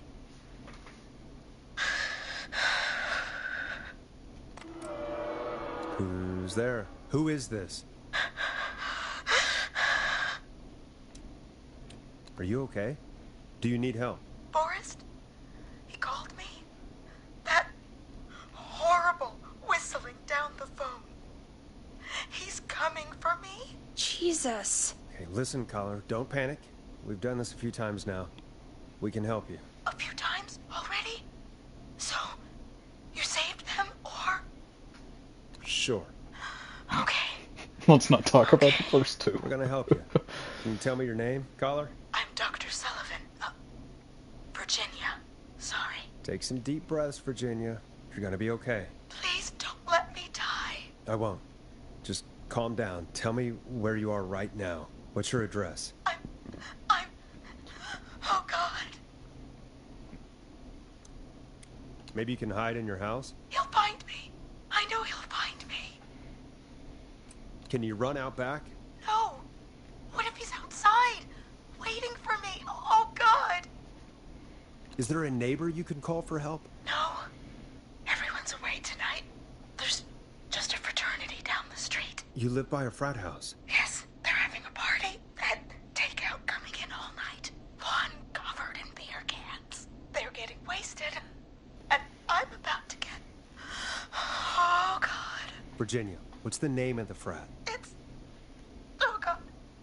I can't think. I Pull yourself together, Any idea woman. what What the is frat it? might be, Peggy? If I knew where she was, I might know, but... Wait, the takeout. If we can get takeout to the frat, we can get a message to them to go and help. Virginia, who did they order takeout from? I don't know. Come on, Virginia. Try to remember. I can't do this. Well, folks, seems like our Virginia hung up. While we try to figure out what takeout to order, here's some music for your own midnight snacks. You're gonna love this next track.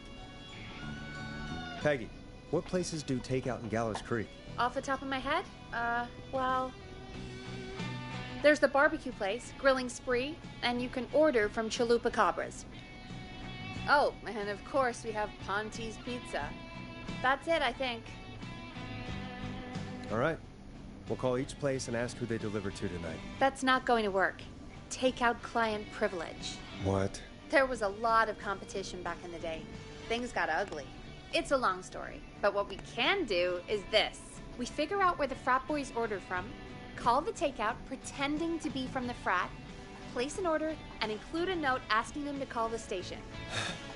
There's no other way, is there? Not that I can see. Well, let's not waste any time then. That's the spirit. You got any suggestions on where to look? Check the offices for anything food related, and maybe the kitchen downstairs. You'll need a key for that. I'll just slide it under my door now. Thanks, Peggy. God, where to start? What would make me order from somewhere if I were a partying frat boy. Wait a minute, I already know You're a this. food critic, right? Chad or Brad or... I played an ad for him earlier. I just have to look around.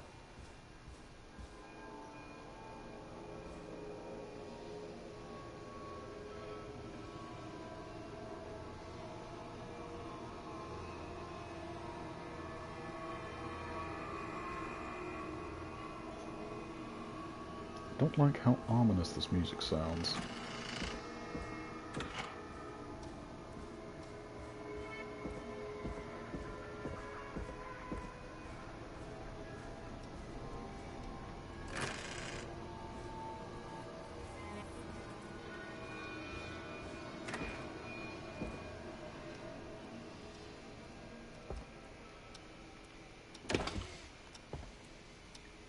Couple of beers.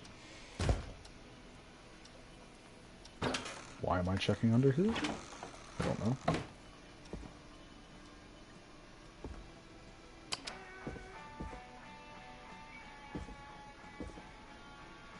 Another truck magazine.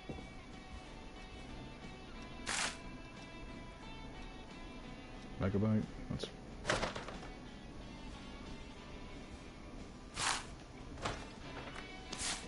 I'm trying to get some better lighting so I can read this. From Below. It's a horror magazine. Never mind. Out of order. Yeah, I think I already know the answer.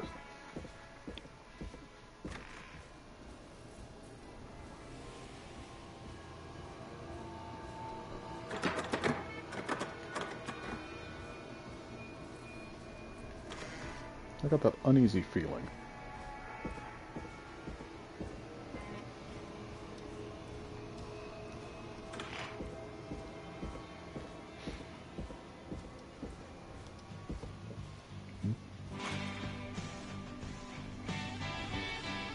Hey, find anything useful?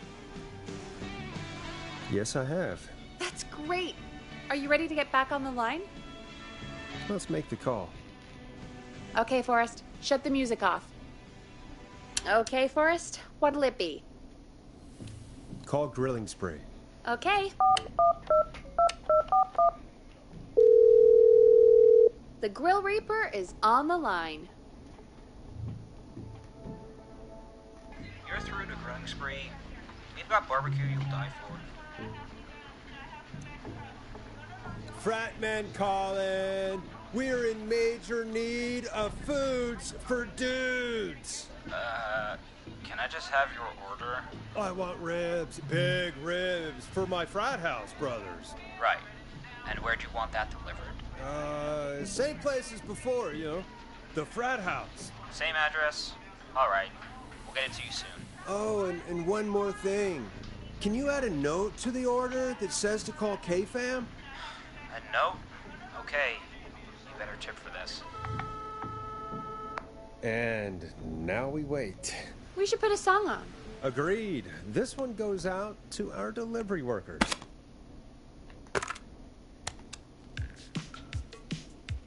It's funky, it's groovy, it's Stab in the Twilight by Knife and Easy. Huh. That's funny.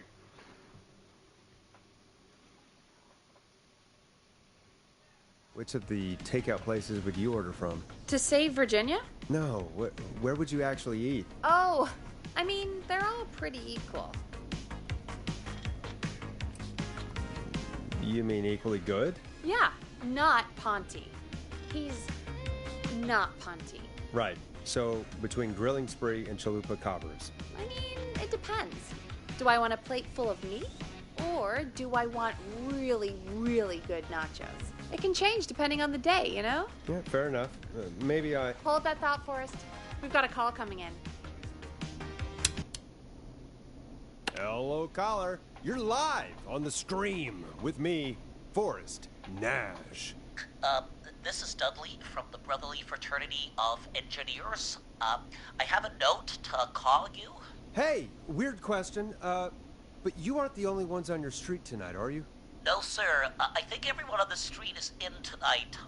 Yeppers. I've just visually confirmed it. I see cars in the driveways and a couple of lights on. Everyone's in, yeah. Oh, and you've not been throwing a loud party all night, have you? I certainly hope we haven't disturbed our neighbors. Why do you ask, sir? Forrest, we have a new call coming in. Oh, fuck. Forrest, line 2. Hello, you're live on 189.16, The Scream. Forrest, it's the whistling man. He's at the door. He's... Oh my god. It's you, isn't it? Clive, I didn't talk.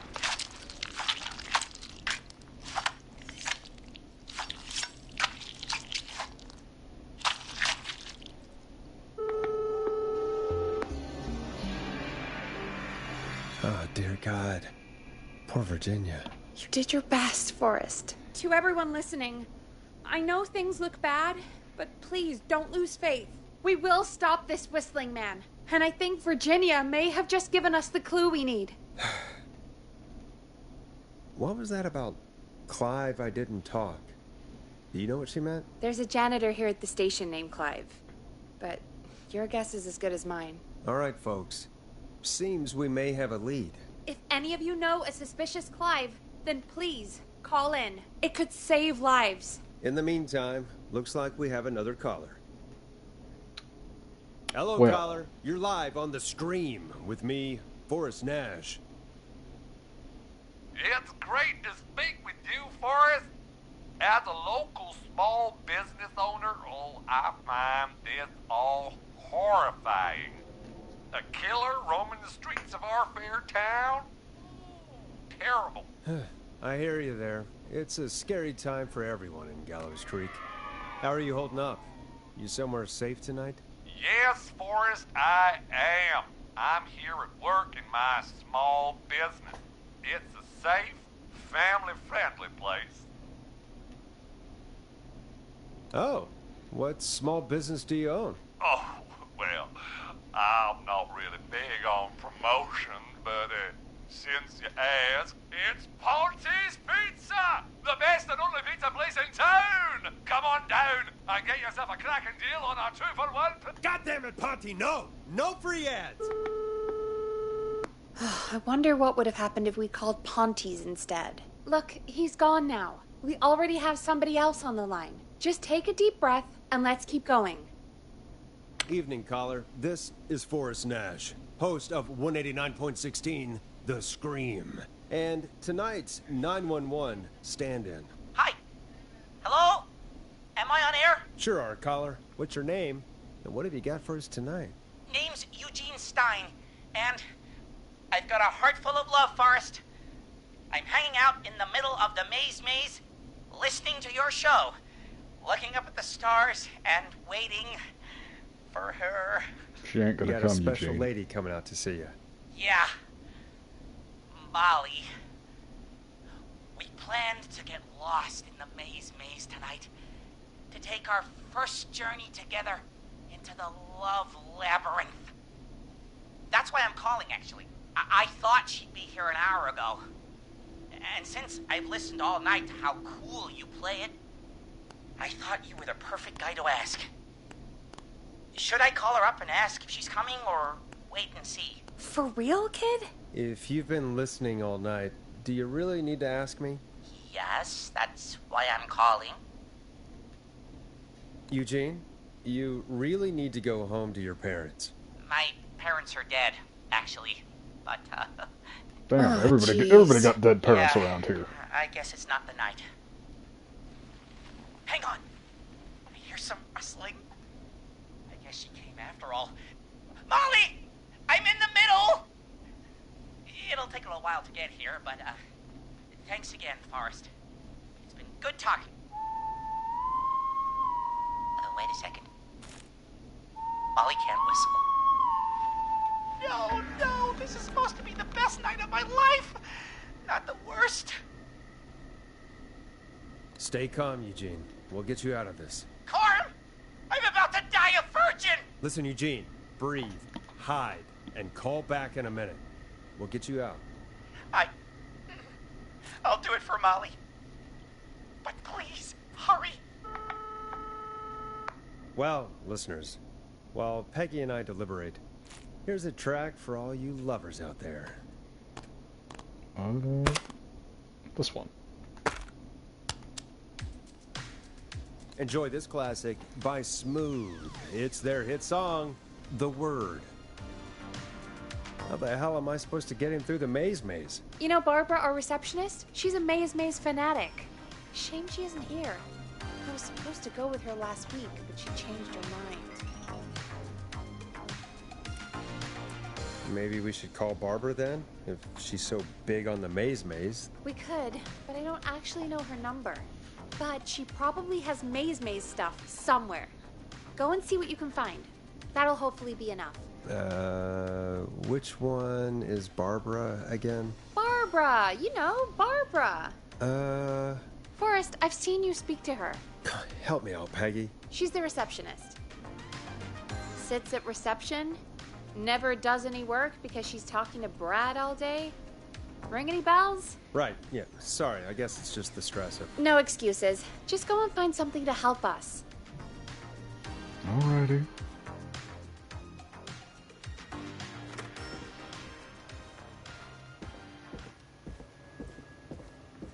I just get that creeping suspicion that I'm going to come out into this hall and get stabbed one of these times.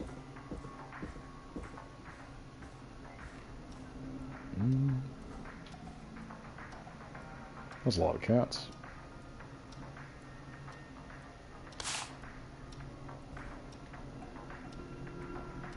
There.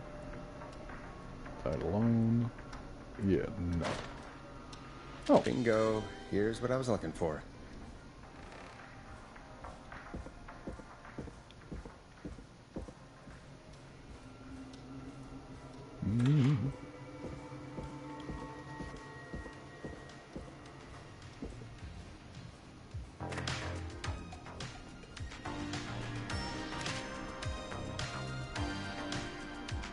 Any luck?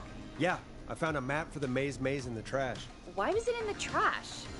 Never mind. It doesn't matter right now. That's a question for Barbara later. Eugene called while you were away. He's on line 1. Oh, that's right. When you're ready, shut the music off. Welcome back to 189.16, The Scream. I hope you lovers like that track. And I hope we can help our lover in the maze. Eugene, you're back on air. I'm lost, Forrest. I just ran and I don't know where I am. I'm at a crossroad, facing a tractor statue. There are hay bales painted gold on my right. Let me see. He's at a crossroads. Right? Yeah, okay. Go right. Okay, here I go. This, doesn't look right. No, I'm going back to where I was. Jesus! Oh, shit! He's cutting through the walls! Where do I go? Go left! Okay, left! I took a turn.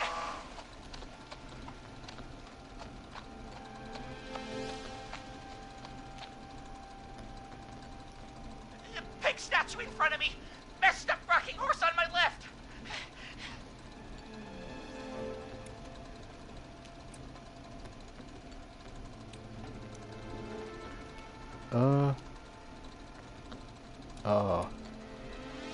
Go forward! Okay! I'm going! I'm probably not gonna... No! You don't have to do this! I fucked up. I think I'm gonna Son be of a sick. bitch! Poor kid. I mean, he shouldn't have been out, but still. What makes someone do that to a kid? By the way, why do you think Molly missed their date? Do you think she's okay? Unfortunately for Eugene, I think she probably never left home.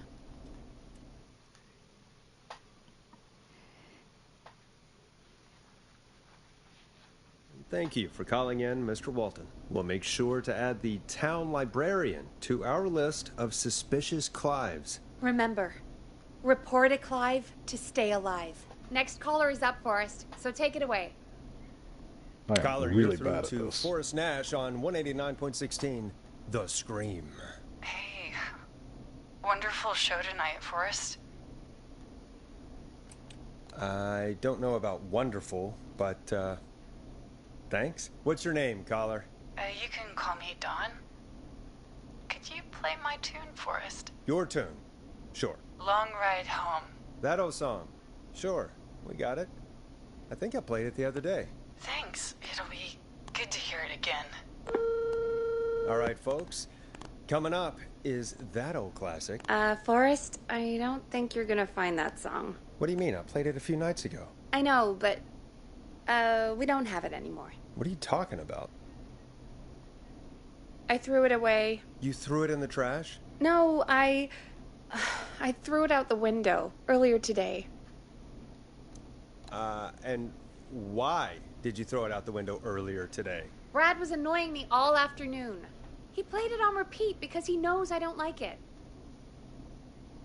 So I grabbed it and threw it right out of one of the office windows. Not my finest hour, but I can only take so much.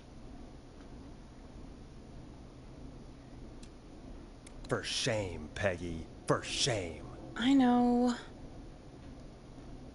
Let's just play a different song. We've got more important things to think about anyway. Gotcha. Okay, folks. Here comes some unrequested music. Sorry about that, Dawn. Maybe try again tomorrow night. Sorry.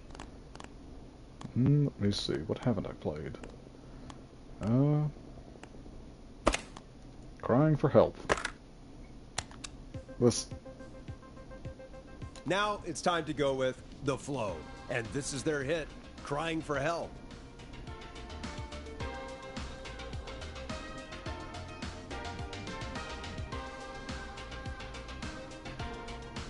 Of all the songs to request, why'd it have to be that one? Gee, Peggy, what did the barn finds ever do to you? Wrote that song, for one. It gets real old when you're forced to listen to it on repeat for years. Why couldn't they just request Roddy? Oh, Forrest, scrap the song. We have another caller.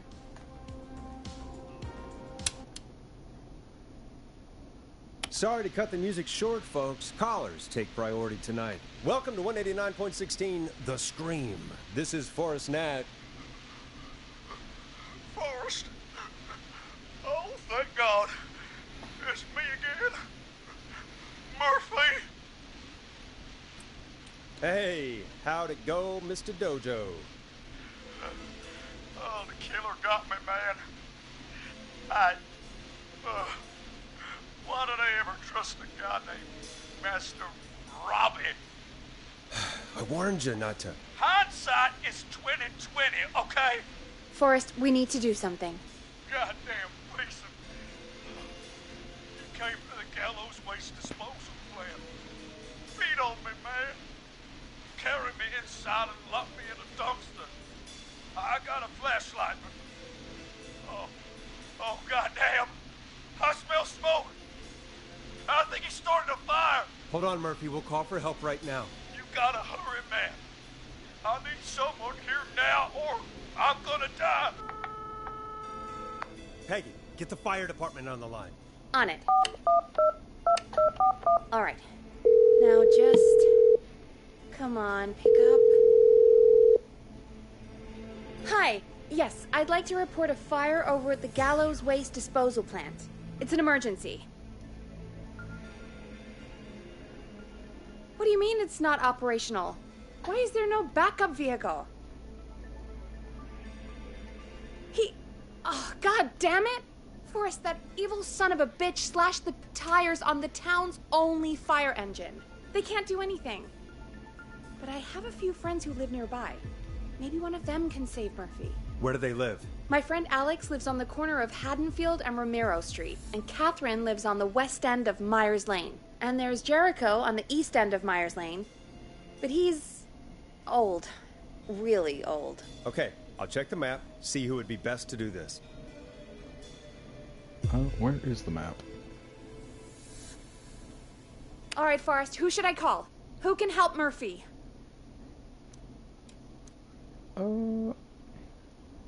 Where is Murphy again? Forrest, really? He just told us he's at the Gallows Waste Disposal Plant. This map. Okay, sorry, I forgot. Let's see. Cemetery, Roller, Gallows Creek train station. Grilling spree. Let me see. Gallows Waste Disposal.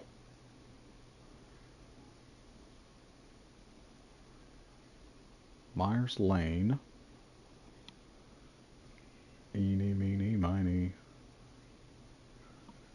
Wayland, Haddonfield, Carpenter. Alright, let's see. Who'd she say was where again? Oh, hot damn. So McCready Street would be closed. Okay. Oh, I should have been paying attention. All right, Forrest, who should I call? Who can help Murphy? Call Catherine. All right, give me a second. Let's go with the first one.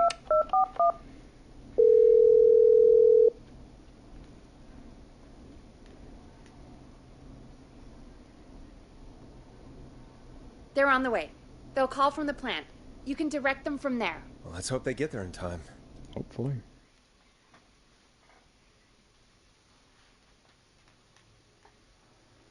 Call coming in. It's Catherine.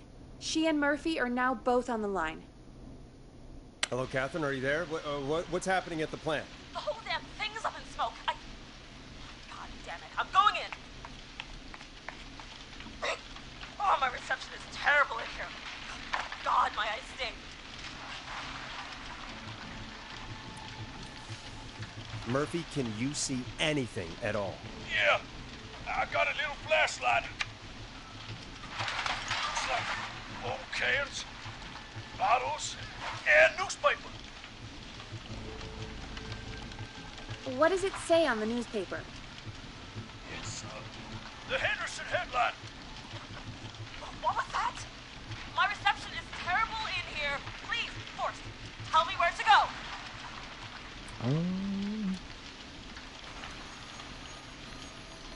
Let me see. Let's Go go to with recycling. Recycling. Got it. Come on, Catherine.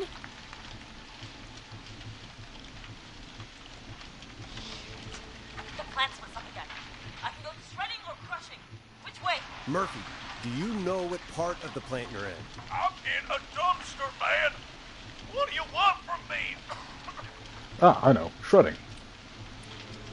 Catherine, go to the shredder.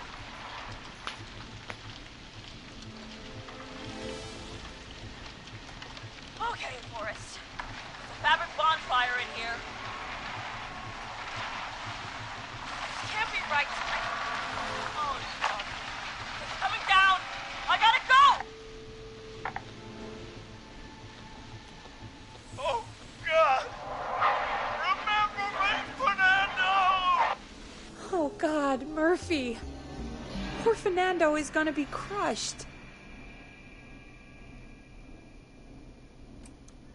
Yeah, Fuck. Fernando will be crushed. Just like his dad.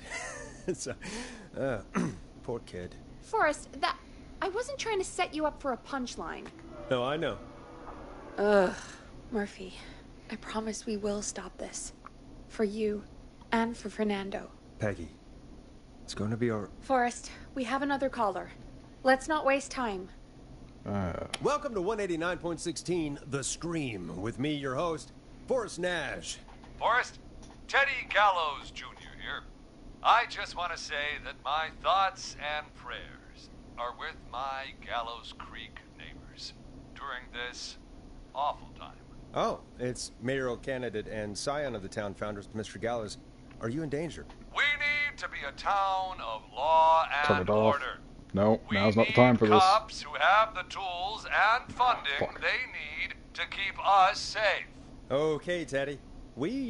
I know you're an outsider to our little town here, Forrest.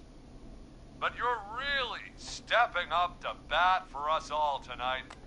Get off I here! just want to say thank you for taking a swing for Gallows Creek. Jackass.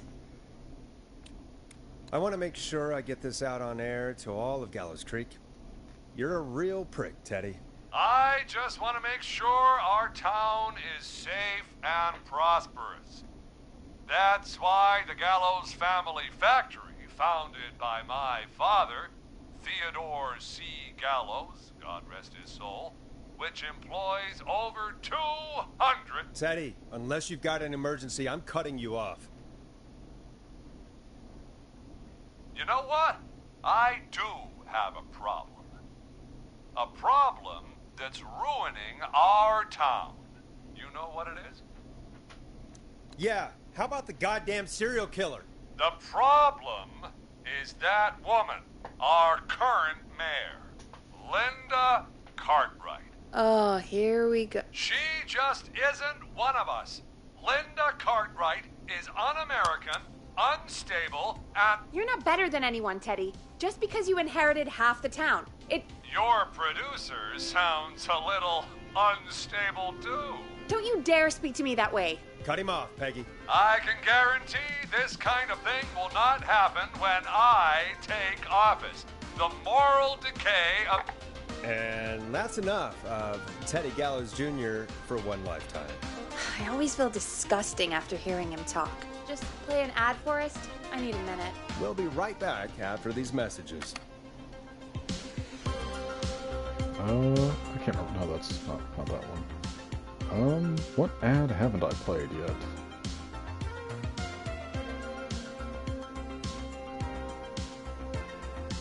Probably shouldn't have tossed this over here. What is this? Time to play a commercial. That doesn't tell me what that is. Great party, man. No, wait. I played this one already. Get out of here. Get out of here. Play me on air. Do I have any others? Any others? No. I've gone through pretty much all the ads. Spit. There we go. No. No. Do I have to? Do I have to? Oh, come on. Fine. Fine. It's the only one I have. Teddy Gallows Jr. is a family man, a devout Christian, and a proud patriot. Teddy Gallows Jr. is Gallows Creek. Like his father and all his fathers before him, Teddy Gallows Jr. has worked hard to create jobs, improve infrastructure, and make Gallows Creek a good place to raise a family. Unlike current mayor Linda Cartwright, Teddy Gallows Jr. lives in Gallows Creek. He's our neighbor, and he stands with our neighbors. Like Sheriff Matthews, who, after years of keeping the peace, Mayor Cartwright is trying to force into early retirement. Teddy Gallows Jr. doesn't believe in keeping a good man out of a job. Teddy Gallows Jr. believes in the American dream. Does Linda Cartwright? Help Teddy Gallows Jr. keep Gallows Creek a good American town. Help him become mayor. Take a swing for Gallows Creek. Vote for Teddy Gallows Jr. My name is Teddy Gallows Jr., and I approve this message. God, what a jackass. 100% grade A asshole. Linda Cartwright isn't super herself, but she's not... Yeah, we don't have any more of those ads to air tonight, do we? No, just the one. Good. I have to ask, though, take a swing for Gallows Creek? He set the home run record for Gallows Creek High. Of course he's one of those guys. Yep, he played lots of sports back in the day, and he never lets anyone forget it. Right. Let's just get back to the show.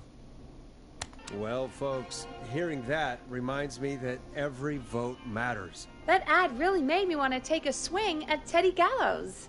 You mean take a swing for Teddy Gallows? Yeah, sure. Let's find out from our next caller who's got their vote. Caller on line 1. Hello, caller. You're live on the Scream with me, Forrest Nash.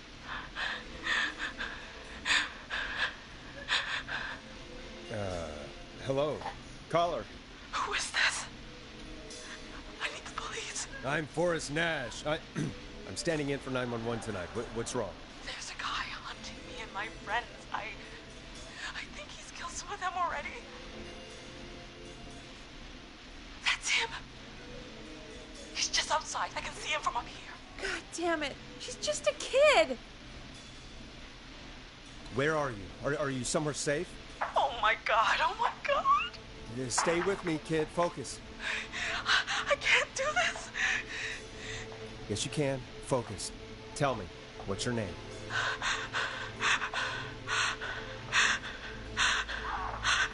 Sweetie, you can do it. What's your name? Carrie. Good. Carrie, listen to me. We're gonna get you out of there, all right? Now, where are you? The old murder house. Upstairs. I'm at the end of a hall. There's a bathroom, a couple bedrooms, a closet. Oh, he's coming. Where should I go? Go to the closet. Okay, I'll...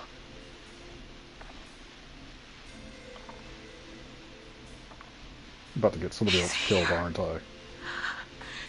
He's here. He's gonna kill me. Forrest, I don't think we can... Don't move!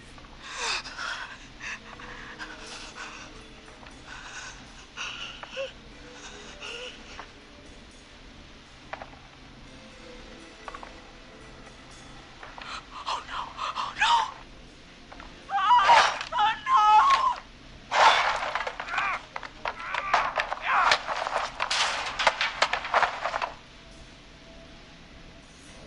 Forrest!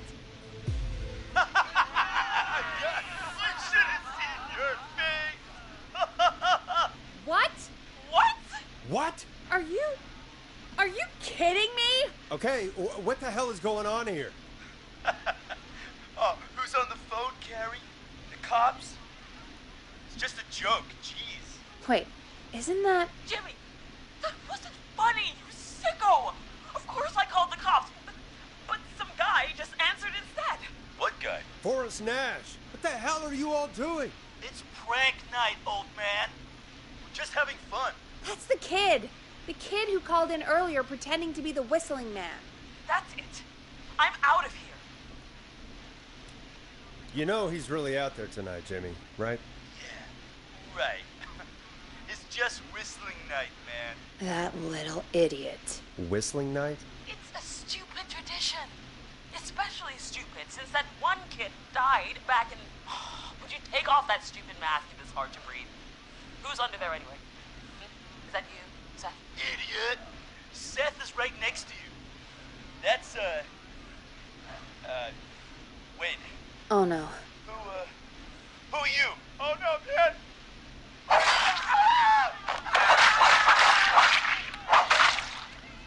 Everyone, get inside! Everyone, run! You two, barricade the door. Scott, Heather, you barricade the back. As long as he's out there and we're in here, we're safe, right? You bought time, but not much. Forrest, we have to... Heather, I already called the cops. Forrest picked up. He's the best we're gonna get. Who is with you, Carrie? My friend, we drove out to the old murder house and... Terrible idea. Oh, of course! The van! Who's got the keys? Jimmy had them. Jimmy. Oh.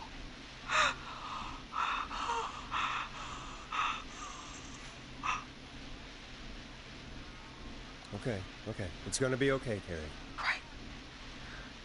Right. We'll figure something out. Between all of you, there's gotta be a way to beat this. Just sit tight, okay?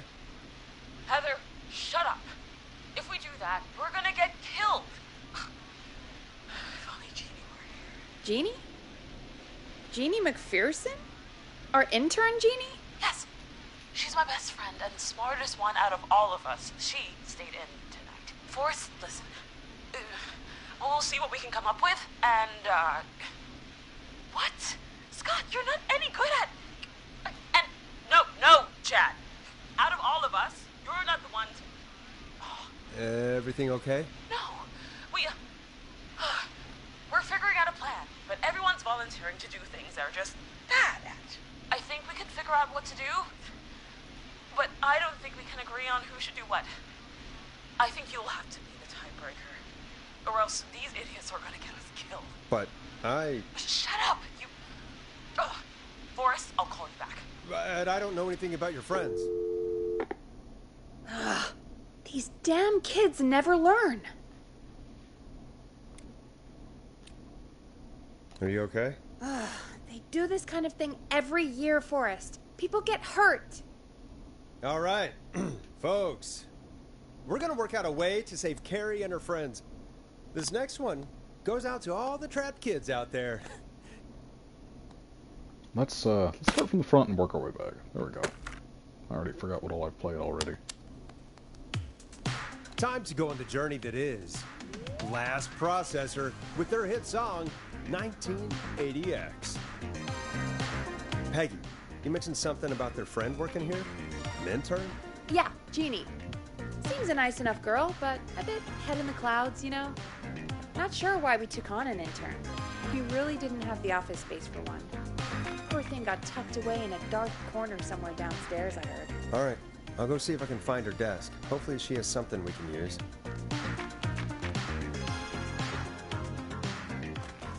Peggy said her desk is downstairs.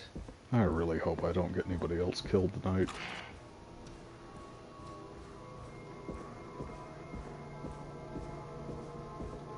Jeez, they really tucked Jeannie away.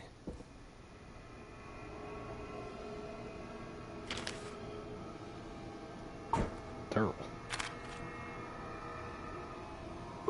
Terrible. Oh, this is terrible.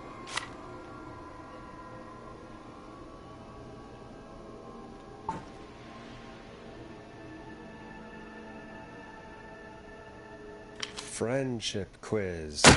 This might work. The fuck was... Oh.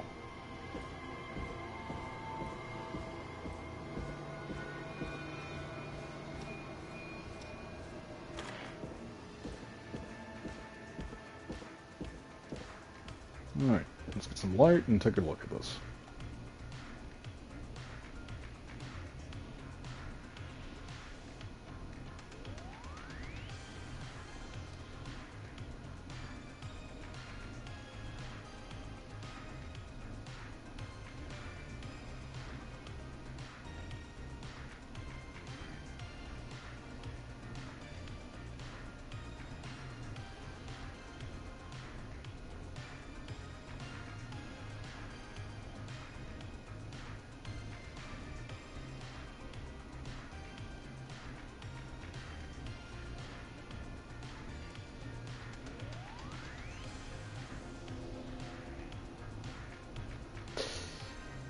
Okay. None of this looks particularly helpful, but I'll take what I can get.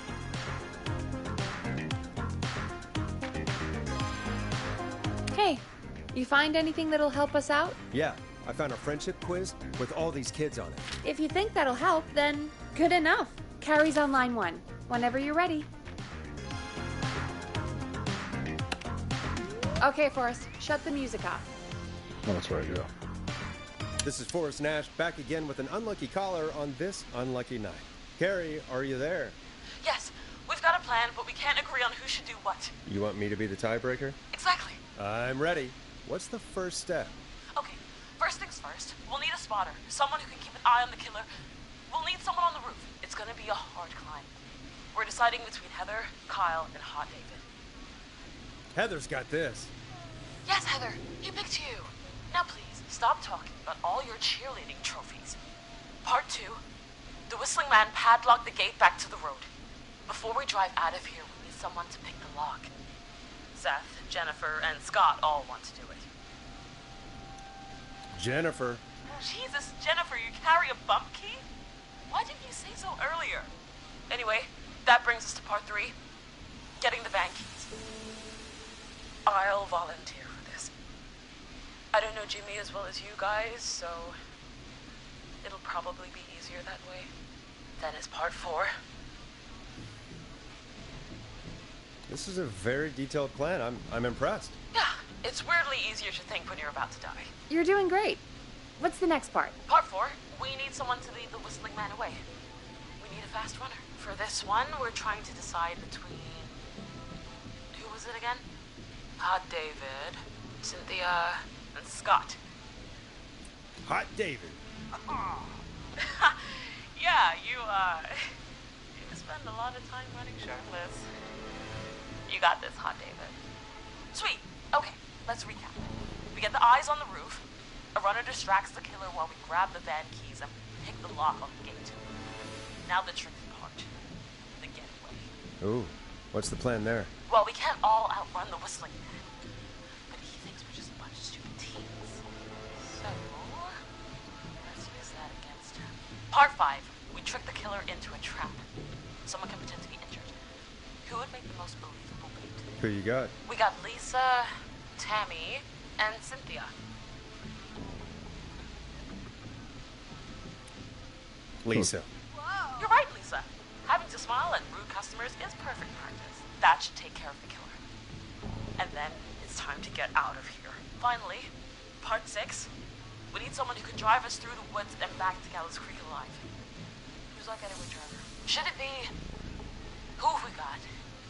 Chad, Scott, Cynthia, whatever. Forrest, you know what to do. Let's go with, Chad. Oh, perfect. Your go-karting experience? Great, Chad. Thanks, Forrest. We'll just take a few seconds for ourselves, and it's go time. Sounds good. Oh, I really hope Talk this to you in a works. sec. Good luck, Carrie. That actually sounded like a pretty good plan. I hope you're right. Yeah, let's hope. Well, in the meantime, let's get back to the tombs.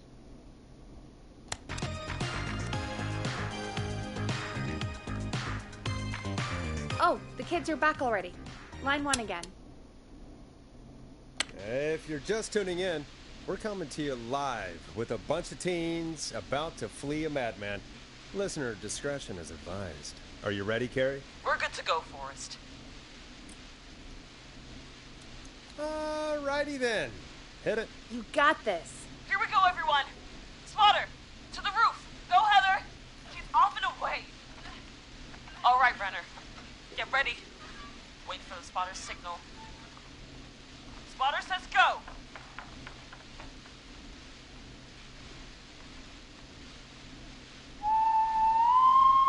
Mate.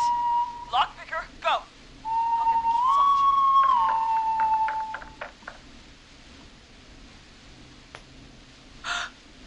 Oh, Jimmy. Oh, his face is... The keys, Carrie. You need to get the van keys. His face is lying next to him, Forrest. He got caught. Oh, God.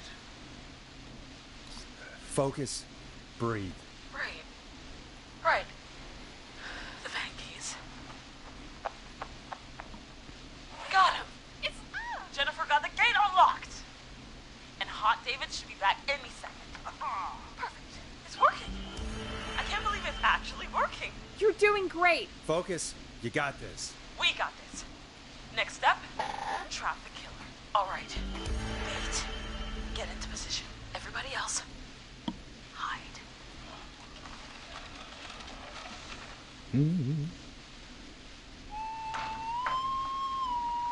Okay, performer. Now, act like your life depends on it. Oh. There he is.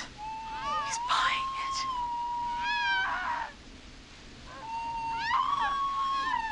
Now! Push the bookshelf over!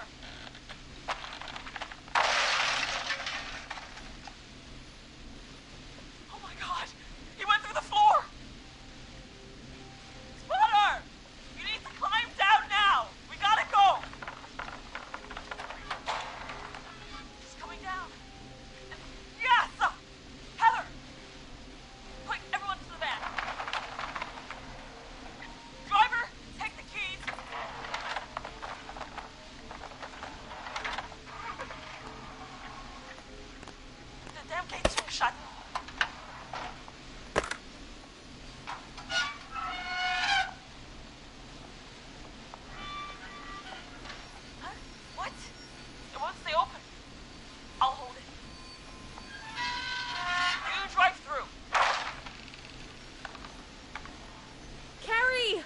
was that? It's a whistling man. Drive! Now!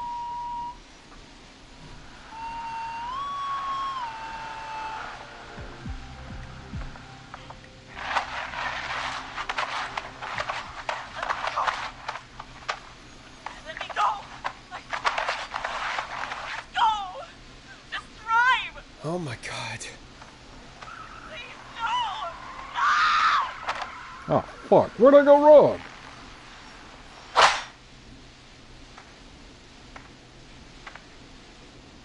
Carrie?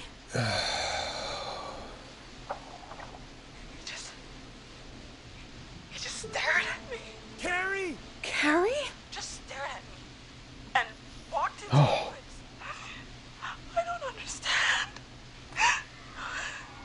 Thank God you're okay. Can you get somewhere safe? I can make it home. Thank you both for helping. If you hadn't, It was your plan, Carrie, and it was a great plan. Don't forget Jeannie. Her friendship quiz saved the day. told you she was the best. I need to get home. Breathe, Carrie. You're okay now. I'll call you when I'm somewhere safe. Talk to you then. Folks, that was a lot. Our thoughts go out to Jimmy's parents in this awful time. For any kids listening in, please stay inside and stay safe. And parents, hug your kids extra tight tonight. Here's a song for the girl walking home in the dark.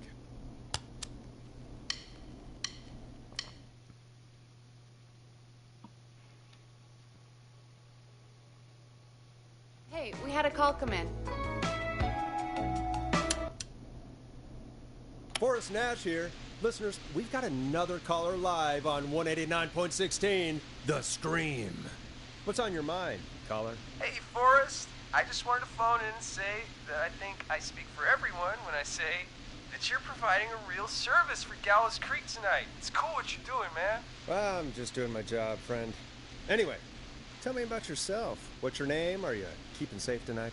Yeah, man, I'm good, thanks. I'm at my roller rink, trying to get everything ready for the Harvest Festival tomorrow. I had a guy from Starling Security here earlier installing the Starling 4000 system, so I'm a little behind. As for my name, my friends call me Roller Ricky, and I now consider you a friend, my man. We're friends now, huh? Well, that's kind of you to say. Thanks. Yeah, man. Sounds like roller skating is more than just a job to you. So is this vocational? I wasn't always Roller Ricky. Once upon a time, believe it or not, I used to go by just Ricky. Yeah, back then, things were pretty rough. I used to roll with a bad crowd. Not all bad, but there was one guy. Anyway, some bad stuff went down. I harbored a lot of guilt for a long time and turned to the bottle. I didn't really talk about it or even know how to talk. It's just how it was. That bottle took the best years of my life. Or so I thought. It's never too late, Roller Ricky. How did you turn things around? I joined a support group. I opened up about my problems. Sharing that burden just took so much weight off. It's a long story from there, but I found roller disco. I learned how to have fun again, cutting loose and making shapes. Now whenever I get down, I get down. I'm finally free from it all, man. It's important just to talk to somebody. That's the first step. Ain't that right, Max? Aw, hello, Max. Well, he certainly sounds like a good boy. Max is my emotional support dog. He's a rescue dog, but I always say he's the one that rescued me. He's the best dog a guy could ask for. Of course, the first thing I did was teach him how to skate. He's better than me now, a real pro. Max can skate. Yeah, man. At first they said it couldn't be done, and then they said it shouldn't be done. But Maxie loves the rink, man. What Is is that this, another airboard? train, Maxie? Maxie loves trains, man. He's even got that special how to greet them. It sounds like you two make a great pair. Maxie appreciates all the positivity you're throwing out, my man. You know, I'm actually hosting free skating lessons tomorrow at the festival. I think it's a great opportunity to give back to the community. Man, all this talk of skating's got me itching for a boogie. Before I switch my radio off for the night, could I request a song for us? Something I can groove to, you know, something funky. It'll be me and Maxie's final boogie breakdown tonight. Then I think we'll take it down a level. I can do that. Thanks again for calling. You and Max, be safe now, okay? Bye, Maxie. You got it, man. Peace. Well, folks, this next one goes out to Roller Ricky and Max. Enjoy.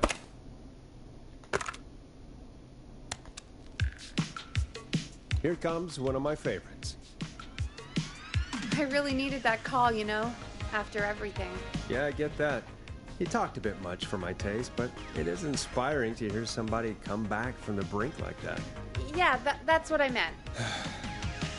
You were thinking about Max on skates, weren't you? Well, would you look at that? Another caller on the line. Oh, What come are the on. odds? We just Better started the take it. song. This better be important. Welcome back to 189.16, The Scream. This is Forrest Nash. How are you tonight, caller? I'm doing okay. I made it home safe. Gary! Hey, I just wanted to thank you for doing what you could earlier. You know, even though we lost Jimmy, and I don't know. Hey, it's okay. You were so brave earlier. You're safe now. I wanted to ask you why he didn't. Why am I? Why what, Carrie? Why did he spare me? After what he did, why let me go? Maybe he didn't kill you because he saw you as a victim. Maybe. But why would that stop him from killing me too? After everything he did to... These stupid hazing nights have to stop. Carrie, you did so well tonight. Stay safe and rest. Help is coming to Gallows Creek. We just need to hold on. Thanks, Peggy. Hey, Forrest? Could I request a song? Of course, Carrie. What song? Any song by Blast Processor. And thank you. This next one goes out to Carrie.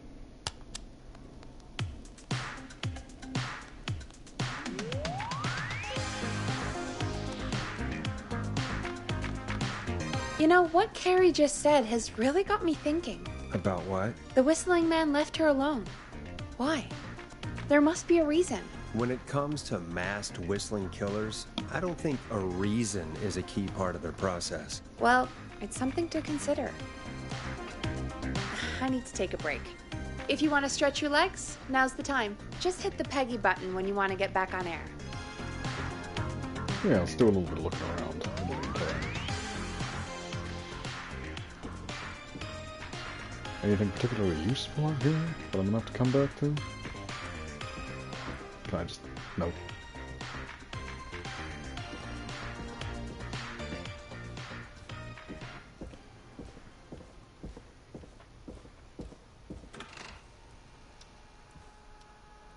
Oh, another layout.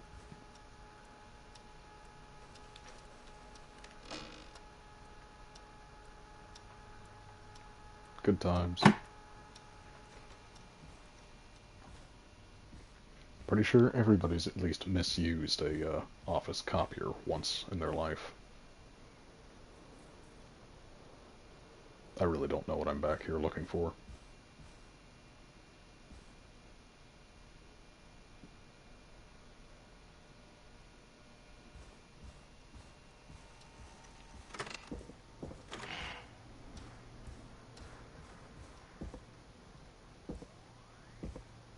Can I get water? No, I can't. Ah, mousetrap. That's what that is.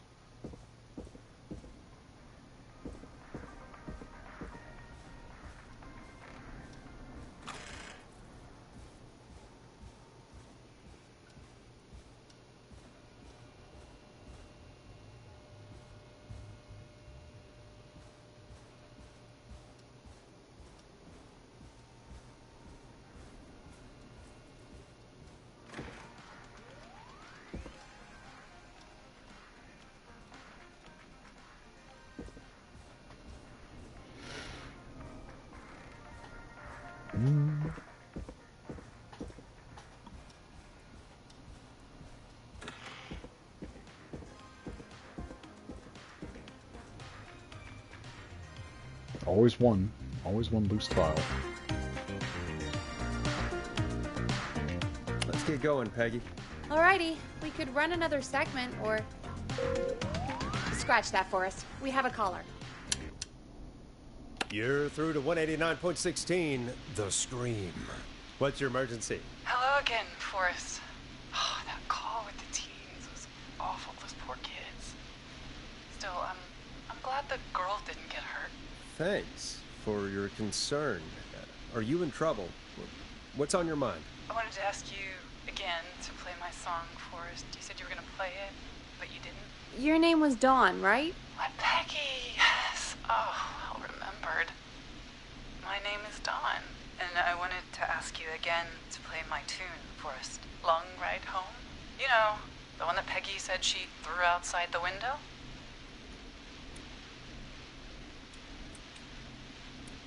You must really love that song if you're calling up to ask for it when you know we don't have it. Well, I do love it. And I don't want to argue, but you do have it. It's just outside the window. There's a serial killer on the loose. I can't just go outside hunting for a record. I'm really sorry, Dawn, but we just can't get it right now. But wasn't the Whistling Man just at the old murder house? That's miles from the station. It won't take you a second to grab it. Call us back tomorrow when this is all over, Dawn, and I'll gladly play it for you then. No, that won't do. Don't worry. I think I can bring you around. Forrest, Peggy, I'm calling with more than a request. I know something. I think I know who's going to be next. What? Are you serious? Play my song, Forrest, and you'll find out. Well, folks, here's some music for you while I think things over.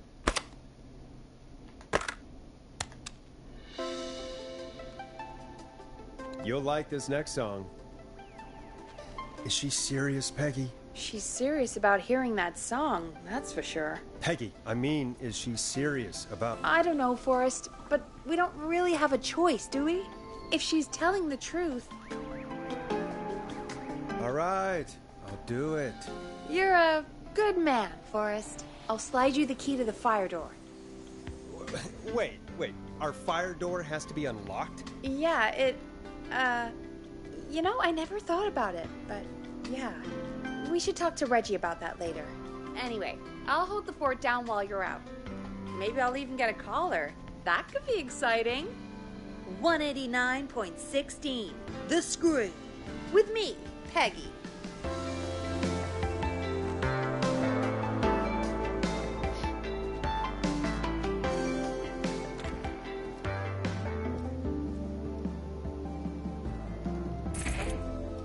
Okay.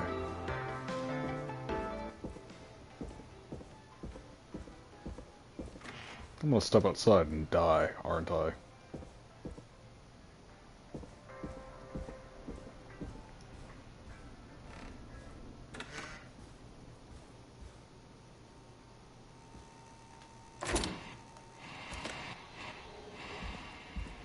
You know, I hope she'll be happy when I'm brutally murdered by the Whistling Man. Out here, in the open, alone. Let me see. Should just be.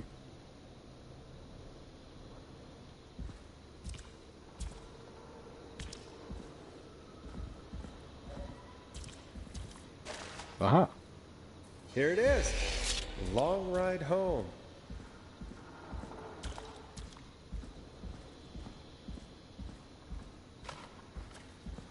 Of course, it locks behind me. And of course the key doesn't work on this side. Fantastic. Maybe there's another way back in through the basement. A door, elevator, or something. Can this?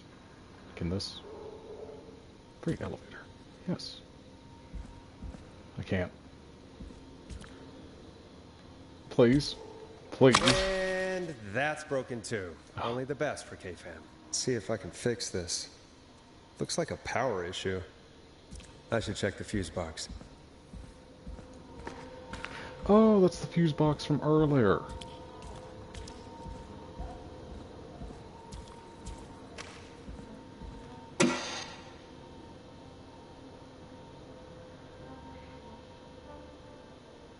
70.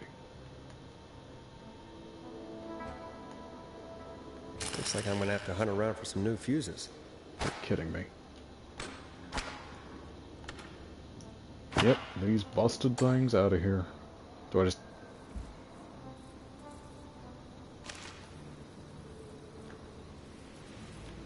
No, I can't pick that one up. There, I gotta be, like, close to it. A 30?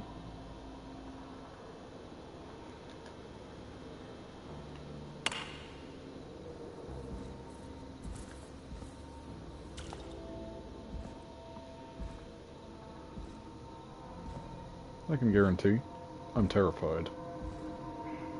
I really don't want to be doing this. If I die, that's it.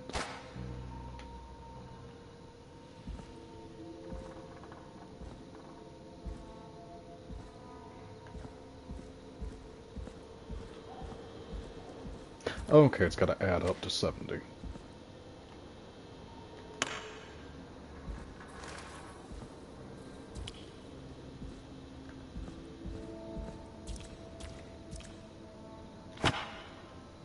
Perfect.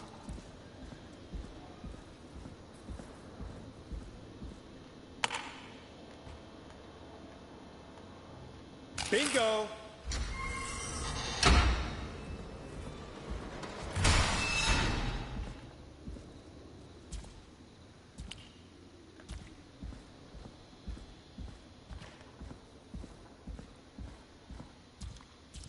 I could probably survive that fall.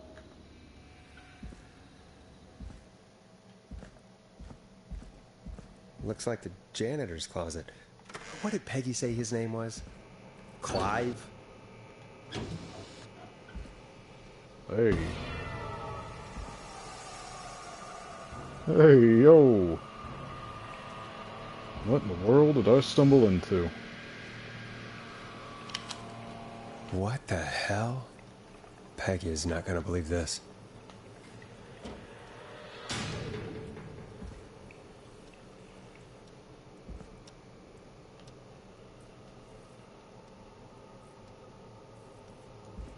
What?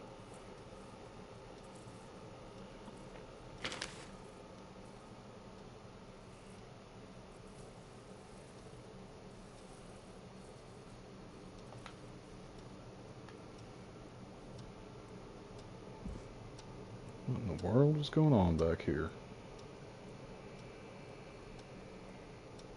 I should actually take a moment to kind of read all this. Keith Walker, Campbell, Stanley King, Kim Walker, Rebecca Allen, Ant Williams, Billy Price, Chuck Brody. Power station, trailer park, hospital, gas station.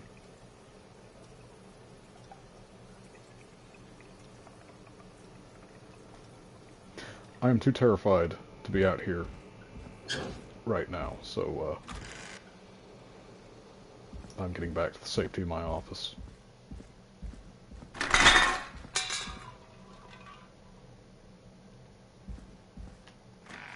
I wonder how the show's going.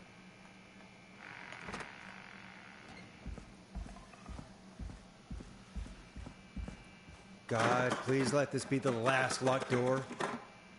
Of course.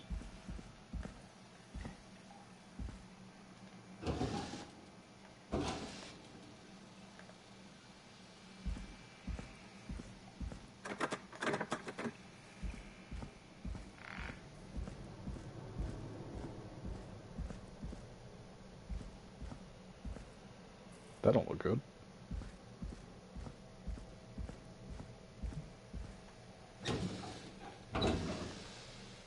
Keys, please. Where are they at? Probably in here. Ah. Ah, there's the beautiful key. Should be able to get back to the studio now.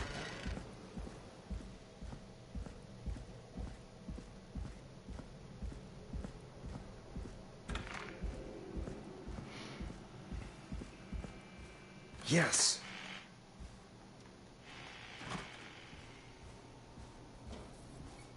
Wait, where are the stairs? No, not these. I completely forgot. Oh yeah, no, I'm behind reception. Never mind.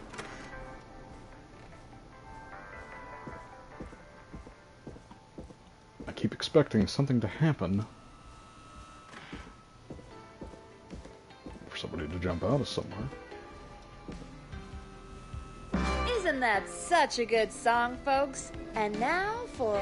Jesus, Forrest, you've been gone for ages. I thought something had happened. Something did happen. Clive, the janitor, might be Clive, the murderer. What? Start from the beginning. The fire door locked.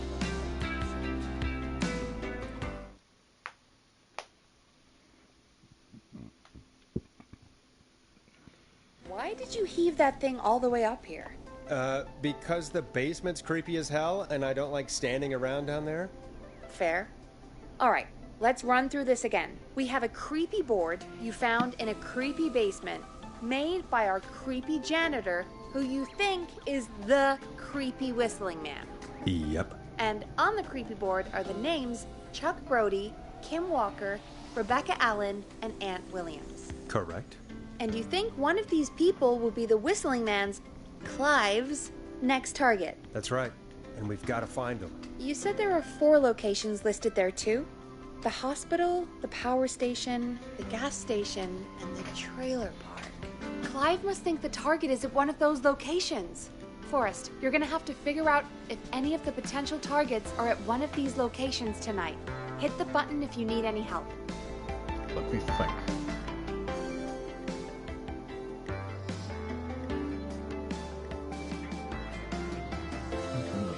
Oh, I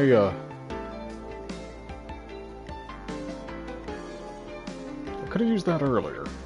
Let me see. Power station. It's here. Where's the hospital? There's the hospital.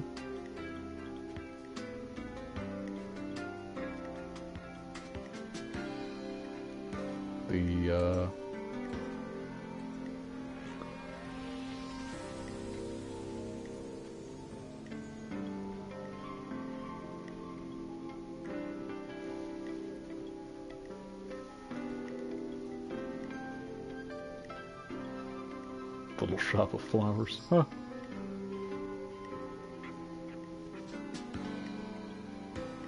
Trailer park? I think that was all of the other locations. And the gas station. Where's the gas station?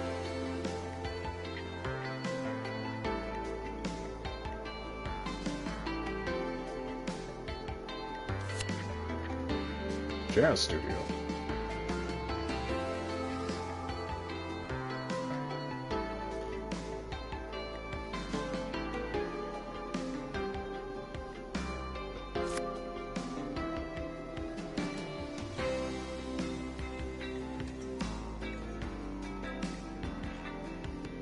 Actually, let's do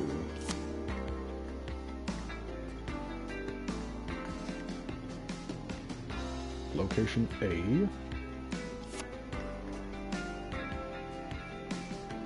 What did I say it was? Location B.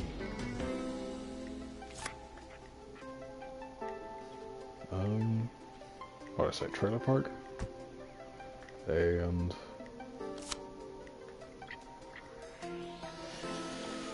gas station. Oh, gas and repair. I'm guessing this is it.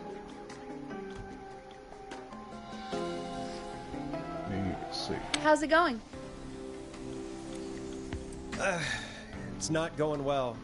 I could use some help. Okay, let's review the basics. We need to work out who the next target is. There's 4 locations, right? And 4 people. We need to figure out if anyone is at any of the 4 locations tonight. And if they are, we can call them and warn them. There must be some connections between the notes. That makes sense. Great. Need any more help? Yes, please. Sure. I think you should be methodical with this. Try grouping the notes by who they're about. You could also have a look at the dates and make a timeline. Maybe that will help rule out potential targets first. Got it. Thanks, Peggy. No problem. Oh, shit. shit, I just brought the board up with me. I didn't even realize it. Chuck Brody. Let's see. Keith Walker. Kim Walker.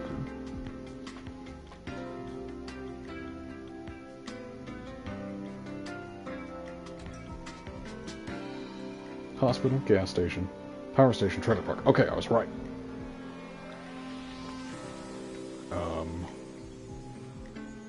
Let's see, where's he at on here? Athletics Club, Kim Walker, Improv,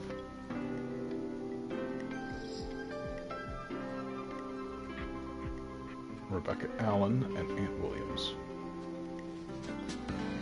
Car Club, Car Club.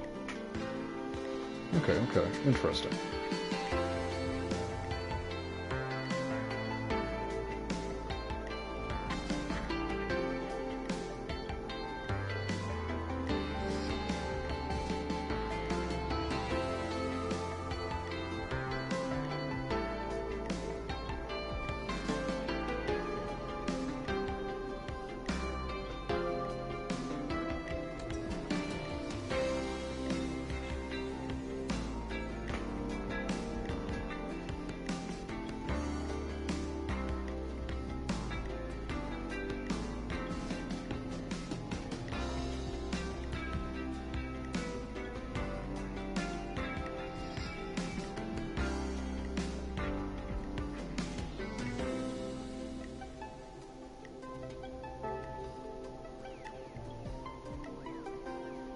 Leading and responsible for Gallows Creek Harvest Festival disaster in 1972.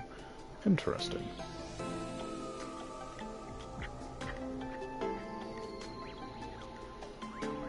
Gas station bought.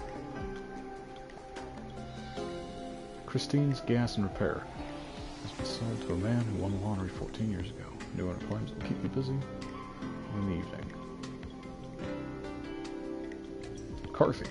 Okay. Trailer park.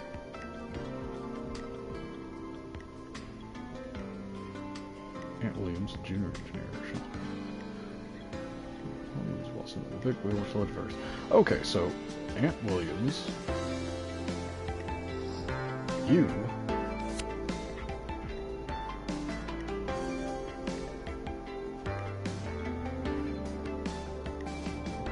Wait a minute, which one was it? Stole some cars.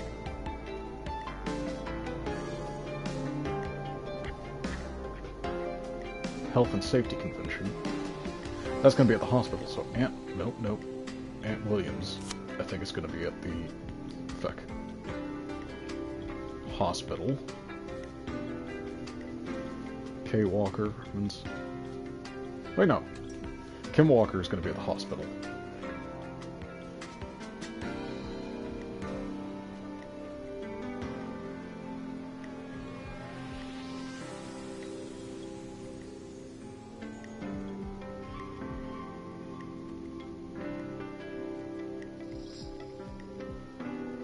Ant Williams is probably going to be at the...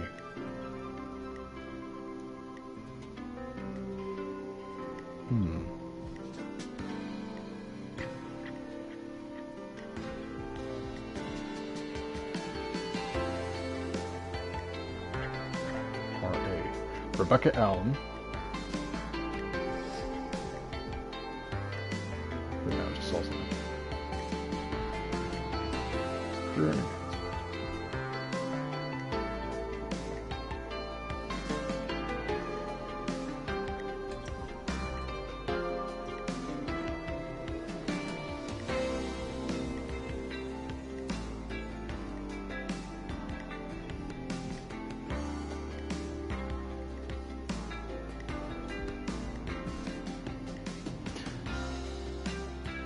Okay, I think I'm starting to get it.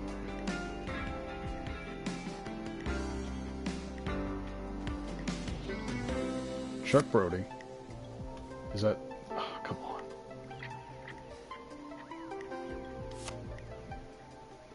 Where's the gas station?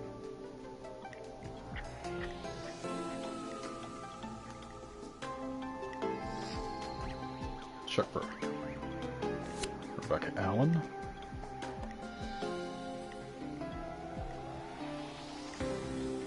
is at the trailer park. Kim Walker. I'm just gonna set that right next. Keep that right there. So that means you are at the power station. Gotcha.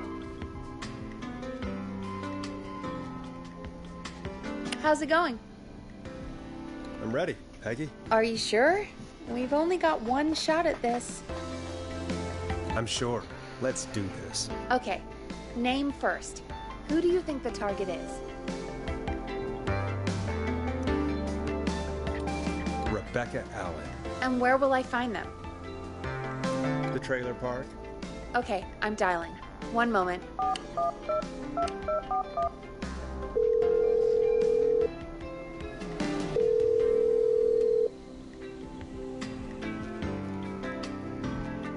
Forrest, I'm through to the trailer park, but they say there isn't anyone by that name there. What? Then who? Jeez!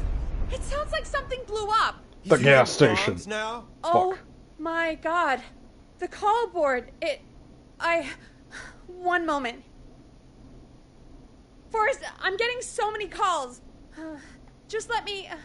I'm gonna take us off air for a moment. I fucked up. Peggy, what's happening in there? Peggy. I'm back. He blew up the gas station, Forrest. Okay. I spoke to the fire department and the hospital. The fire department is useless now, as you know. And, the hospital's only ambulance was at the gas station. Forrest, you've got to say something on the radio. You have to tell the town. I'm putting us back on air. Now. Gallows Creek. I don't know how to tell you this, but, the gas station's been bombed. Please, everyone, stay safe, stay inside, and... Oh, just bring us into some music, Forrest. Here's some music while we regroup here on KFAM 189.16, The Stream. A classic backed by popular demand. This is Long Ride Home by the Barn Finds.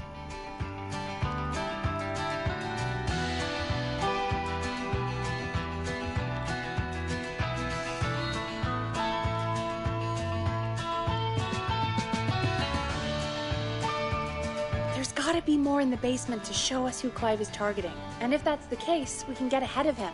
Stop the killings before they can happen. Forrest, we need to go back down. By we, you mean me? Right. I just realized Yep, it. like I said, I need to handle all these calls. Maybe start with that creepy mannequin room you mentioned before. I still have a lot of questions about those, by the way. Me too. I should have known. There's even a 1 by his name. Fuck.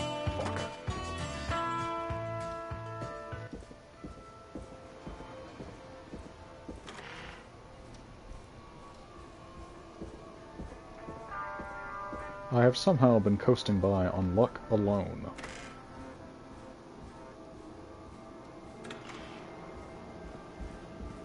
I've only managed to save a washed-up reporter and a group of unruly teenagers. I'm really bad at this.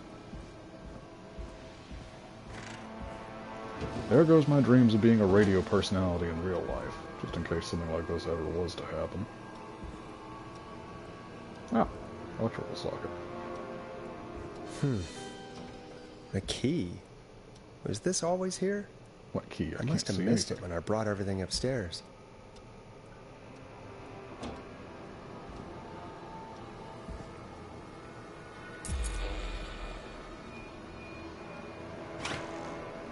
Not gonna be like heads under here. Nope.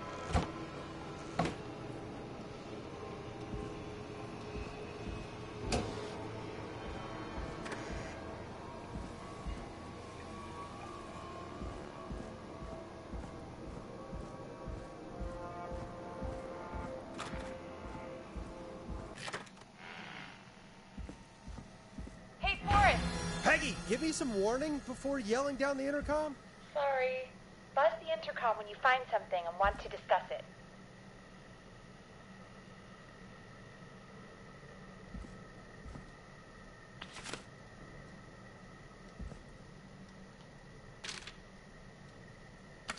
Peggy, I've found a tape and a map down here. A map of what? Looks like it might be to somewhere in this storage area. Weird. Well, maybe the tape will give us more information. Give it a play. There a cassette player down here? Do I have to come back up?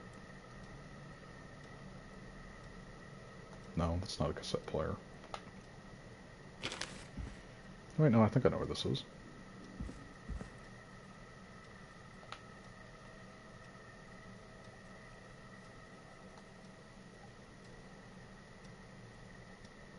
Just wish there was more light.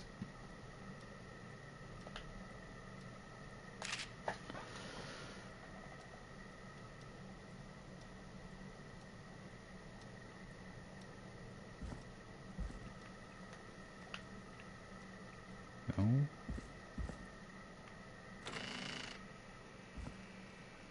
Ah, golly.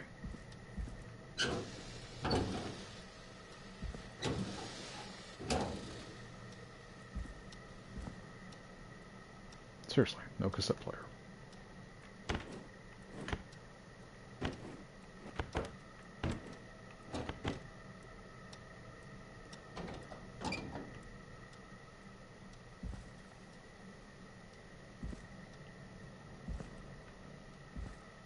Gotta go all the way back up.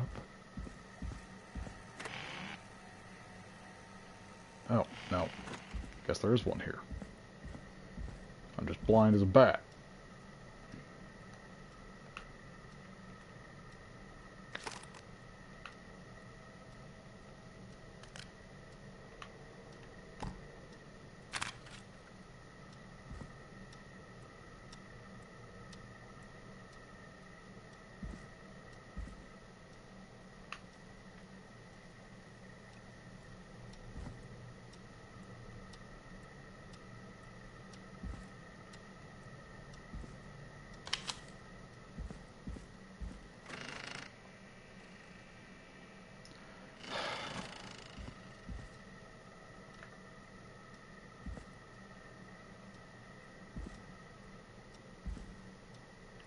Mouse traps.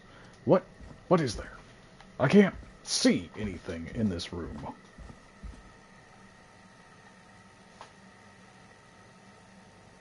Copper wire. Oh, there's a cassette player hidden. That's what it's pointing at. It should be down here, I think.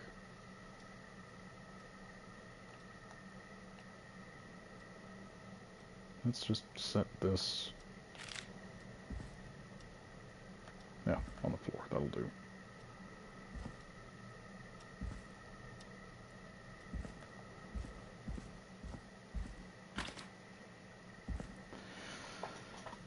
This is getting darker and darker and harder to see. Where the balls is this?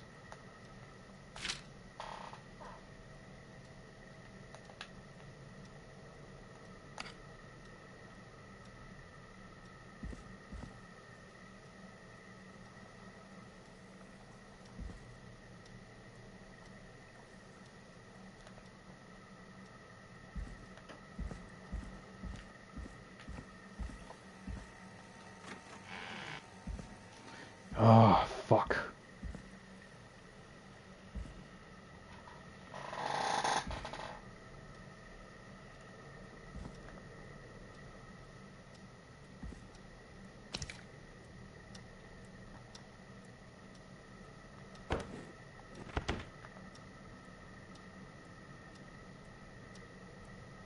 Man, I can't see shit.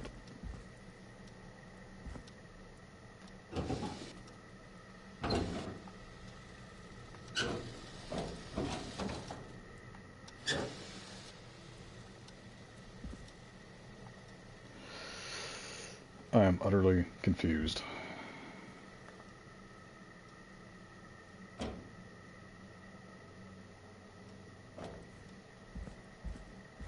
It's not gonna let me progress until I find the fucking cassette tape player. And I can't listen to this thing until I find... oh wait. Damn it, it was a cassette player. Are you shitting me? I fucking knew it.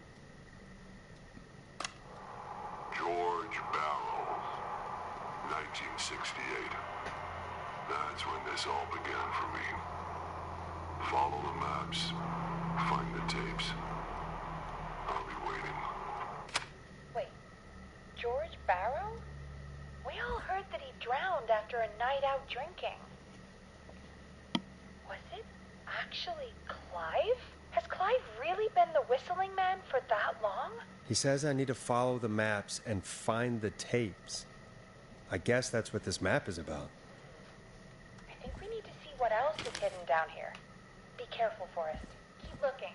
Buzz the intercom when you found something. Do I not get like a flashlight or a headlamp or something? Time of autopsy is 7 a.m. Cause of death is asphyxiation from drowning. The degree of rigor mortis indicates that the subject has been deceased for 5 hours.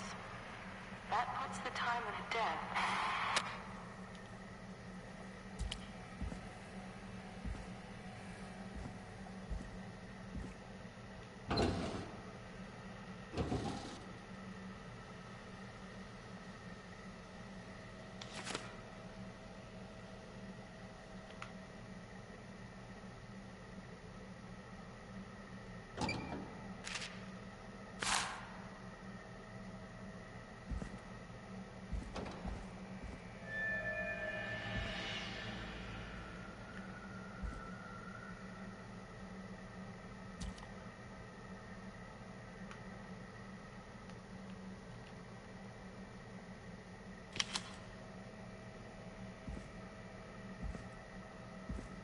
I don't like any of this.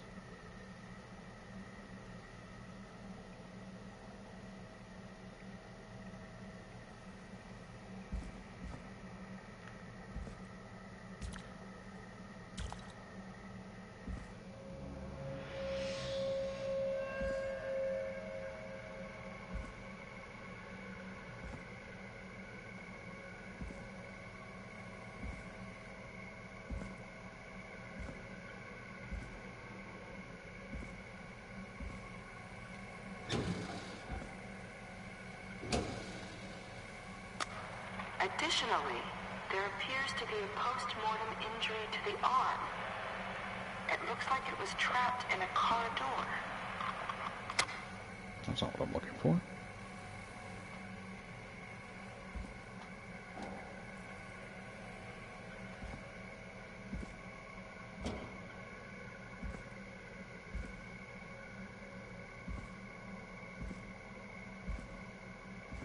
Man, this place is a maze. How am I supposed to find anything like this?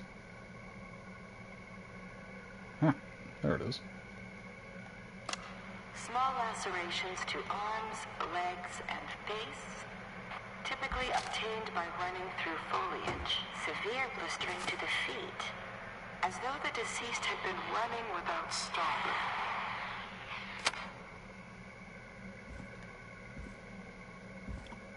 I'm just gonna crouch and sneak through here and hope that there's not somebody after me. I think I passed another one.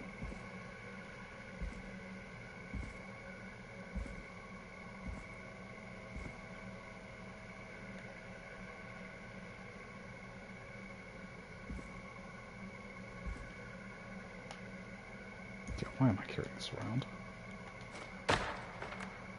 Probably not important. Preliminary toxicology results shows no signs of inebriation. However, a high amount of cortisol was found, indicating elevated levels of stress in the immediate moments before death.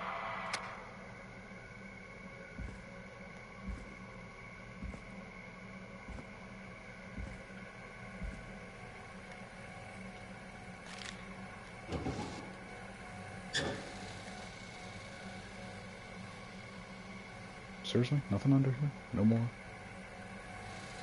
Is this the last one? There's not another?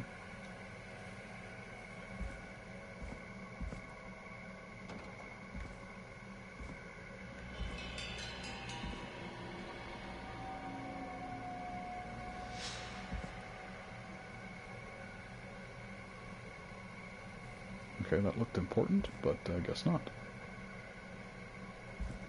More mousetraps. Uh-huh.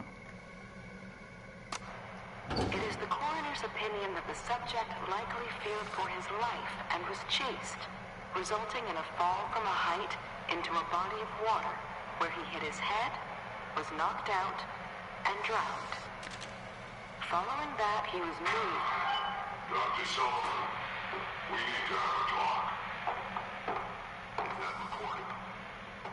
Shut it off.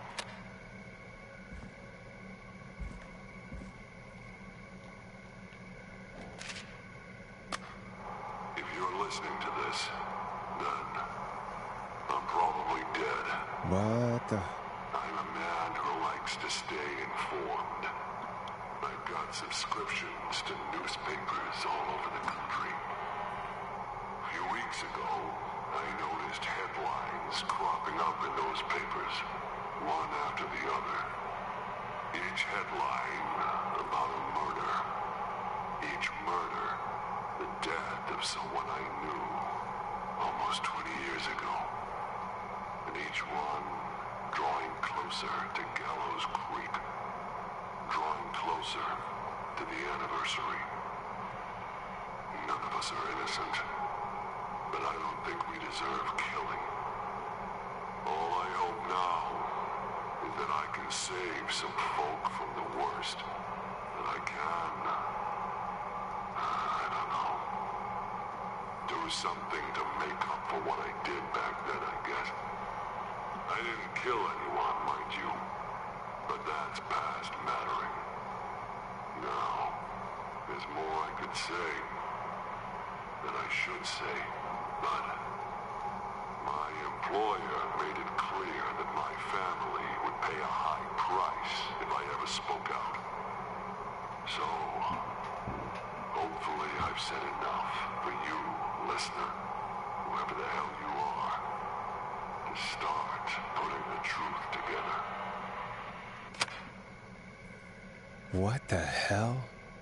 Peggy is not going to believe this. I'm just going to tiptoe back as carefully and quietly as I can. And hope I don't get killed in the process.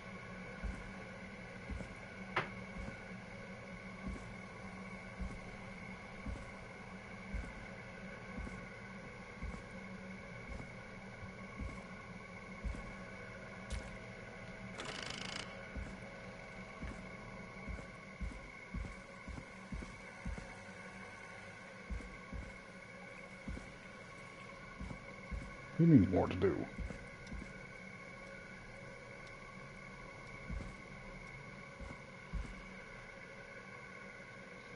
What more is there?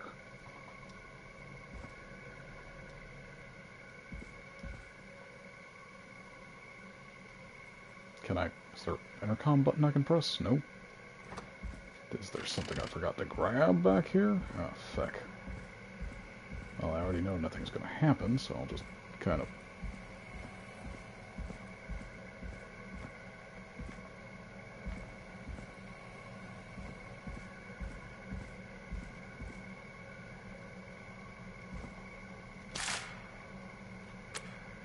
Humpty Dumpty. Wrong button. Nothing. Ooh, a new vinyl for my collection.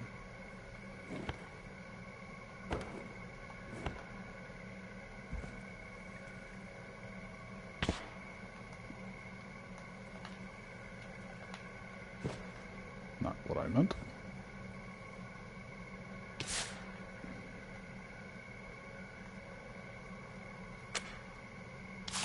Hold up. That's better. I don't see anything else.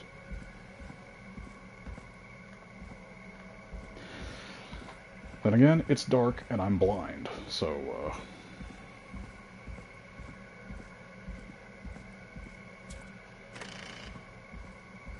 please don't stop me. Mother Hubbard, son of a bitch. Oh. What have you found, Forrest? It's an There is a button. autopsy tape. Doesn't say for who, but I think it must be for George. Poor George. He was so young. Something's bugging me, Peggy. What do you mean? I swear I recognize the voice of the woman talking on the tape. I just can't place it. Seriously? Do you think you've met her before? I don't know. I mean, I just got here recently. I don't know. Found another tape. It talks more about how George died. What did it say? It sounds like he was running for his life. Sprinting through trees and bushes, getting cut up all over. What would drive someone to do that? I'm not sure yet. There's also a tape about a toxicology report. There were no signs of drinking or that he was on anything. What? But everyone said he went swimming drunk and drowned. It was in the newspaper and everything. I found a tape that introduces a new detail to the story. Post-mortem injury. Apparently, his arm got caught in a car door. A car door? Yeah, after he died. How do you suppose they can tell? How can they tell? I'm a radio producer, not a coroner. In another tape, the coroner comes to the same conclusion as I did. George was running from something. Maybe an animal? Maybe, but then there's this next bit, where the coroner thinks he was moved post-death. Moved the body? How weird. At the end of the tape, someone burst in and demanded the doctor, Dr. Sullivan, to stop recording. Dr. Sullivan. Wait, Virginia Sullivan? She was her caller from earlier.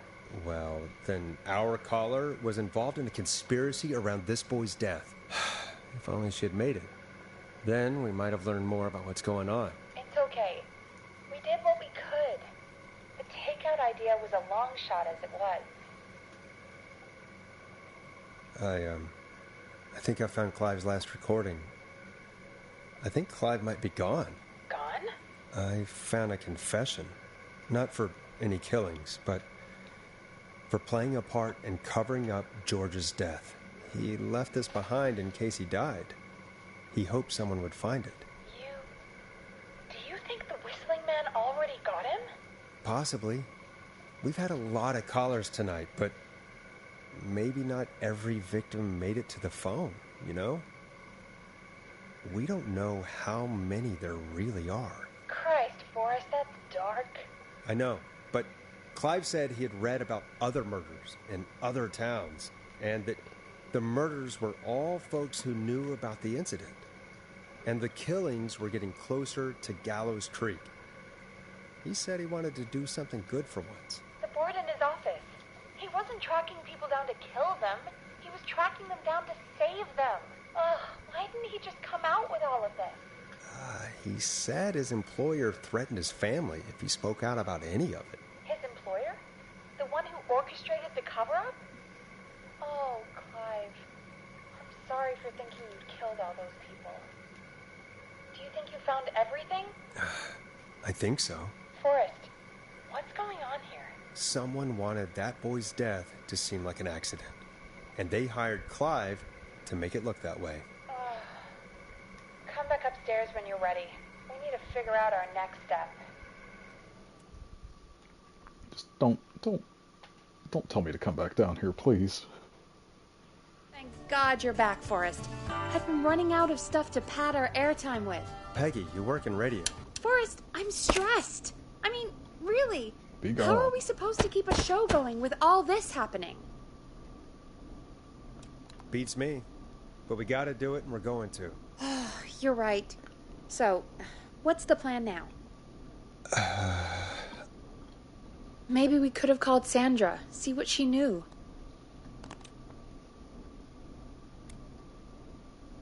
I'm sorry we didn't save her. It's not your fault. I think it is. Looks like we've got a call coming in. Welcome to 189.16 The Scream, with me, your host, Forrest Nash. Hi, Forrest.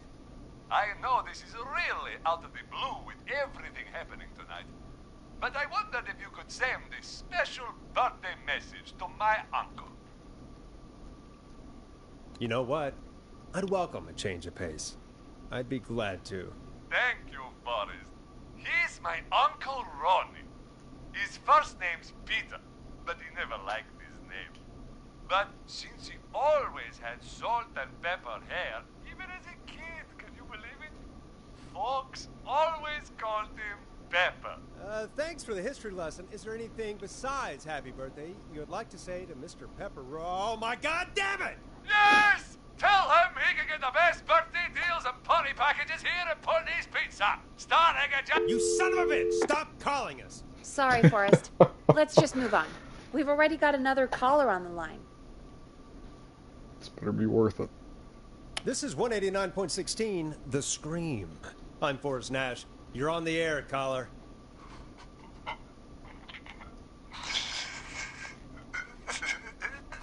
Caller.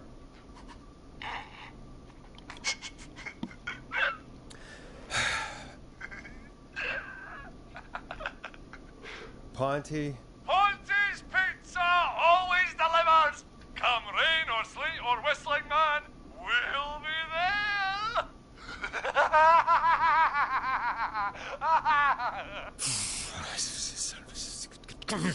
Forrest?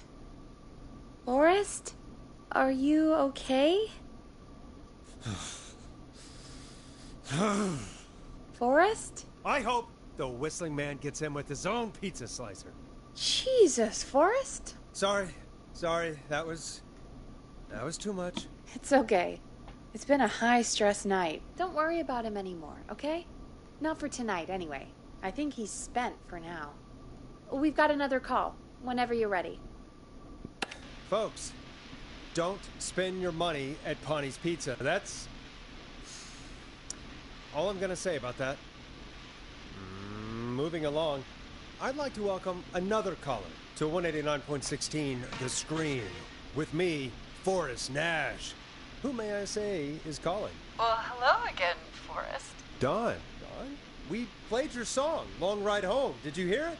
Can you tell us? Never mind that now. Forrest, I'm calling because I need your help. Are you in danger? I sure am. Do you mean...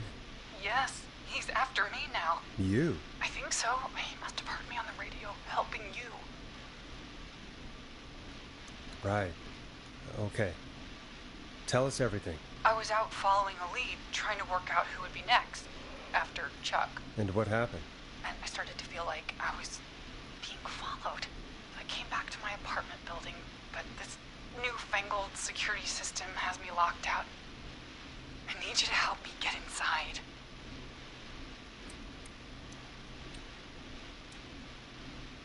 Don't you have a key to get in? Only for the apartment door. The front gate requires an entry code. The future is electronic, I guess. Wait a minute. I need that code to get inside. Which apartment block do you live in? Maybe one of our listeners lives there too.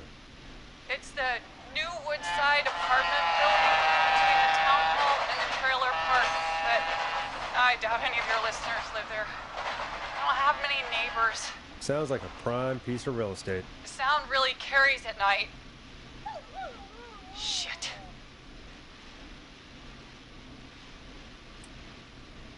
Is that a neighbor's dog? Yes, it is. Boy, I wish he'd muzzle that thing and... Oh. And now he's blasting David Scopo out of his window. This night can't get any... He's coming down the street. I don't think he's seen me yet. Forrest, please. I need your help. I need the code for that security system, or I'm gonna die. What's the name of the security system? There's a sticker on the box. It says Starling Security 4000. There's a keypad, and it looks like it wants a 6-digit number. Starling Security 4000, huh? That's right. Very newly installed. I need the key code before the Whistling Man gets me. Yeah, of course. Don't worry, Don. Thank you, Forrest. I knew I could count on you. I'll sit out of sight. Call me back soon. Back down to the basement it is. All right, folks. Here's a little tune for you all to enjoy while I try to break Dawn into her apartment. It's the Eye of the Tiger. Hey. Coming up for your listening pleasure, it's Caged Tiger with their single, One Last Goodbye. You were pretty quiet there, Peggy. Forrest, was it just me, or was there something... Yeah, it wasn't just you. Something was weird about that. Yeah. Well, tell you what. We have a Starling 4000, or whatever, here at KFAM. Clive bought one for the station. Maybe we can find something to help. Well, I'm not sure who. But to help someone. I know exactly where to go. Okay, so she's locked out of the Woodside Apartments, and somewhere, Clive probably has the papers for the Starling 4000. I picked the damn thing up thinking it was important, and then I left it back there.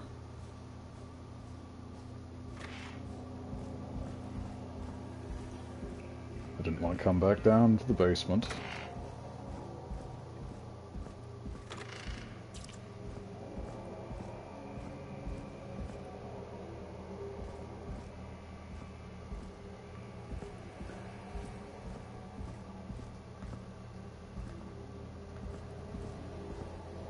Please just tell me it's where I left it.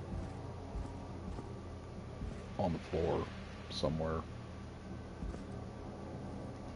Oh, fuck. Wait a minute. Nope. We're close.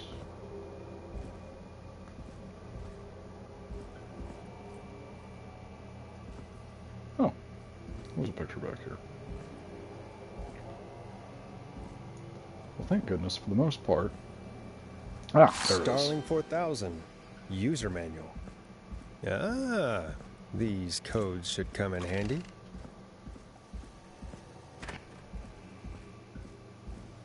My memory is pristine. Mostly.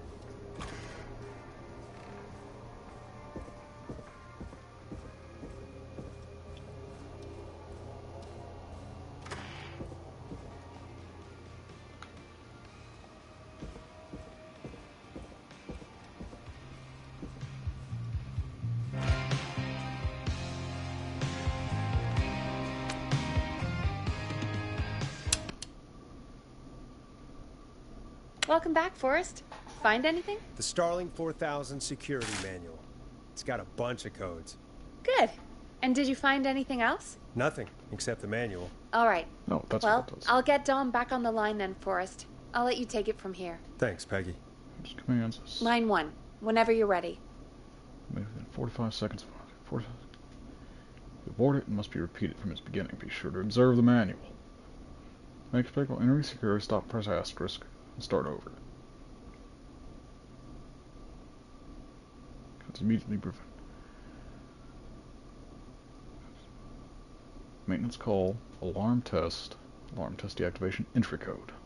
715914. Okay. Key input. Anything on the back? Nope, nothing on the back I should be aware of.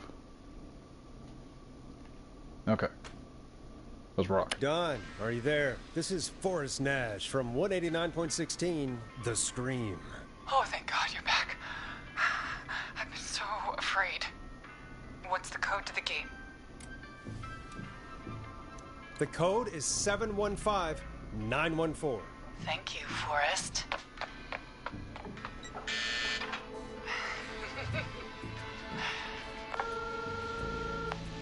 Forrest, what did we do? I don't know, actually. Guess we'll find out. Forrest, there's another call coming in. Oh, Evening, wait. caller. You're live on... Forrest! The psycho's somewhere in the roller rink, dude. I just saw a shadow. And... God damn, how do you even get in? Oh, fuck. You've gotta help me, man. Forrest. Maxie, no! Come back. I can't find my rifle, man. It's... I don't want to hurt anybody, but I can't let anything happen to... Maxie! Maxie! She was a Fed. Maxie! You didn't do anything wrong!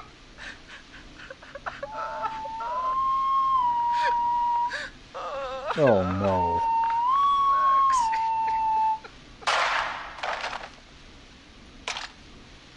Thanks again, Forrest. Oh, God, poor Ricky. Okay, Gallows Creek, here's some music while we process what just happened.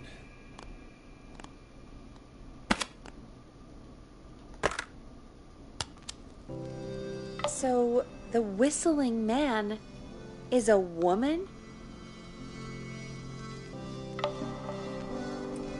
I know. I can't believe it. She called up. You spoke to her multiple times.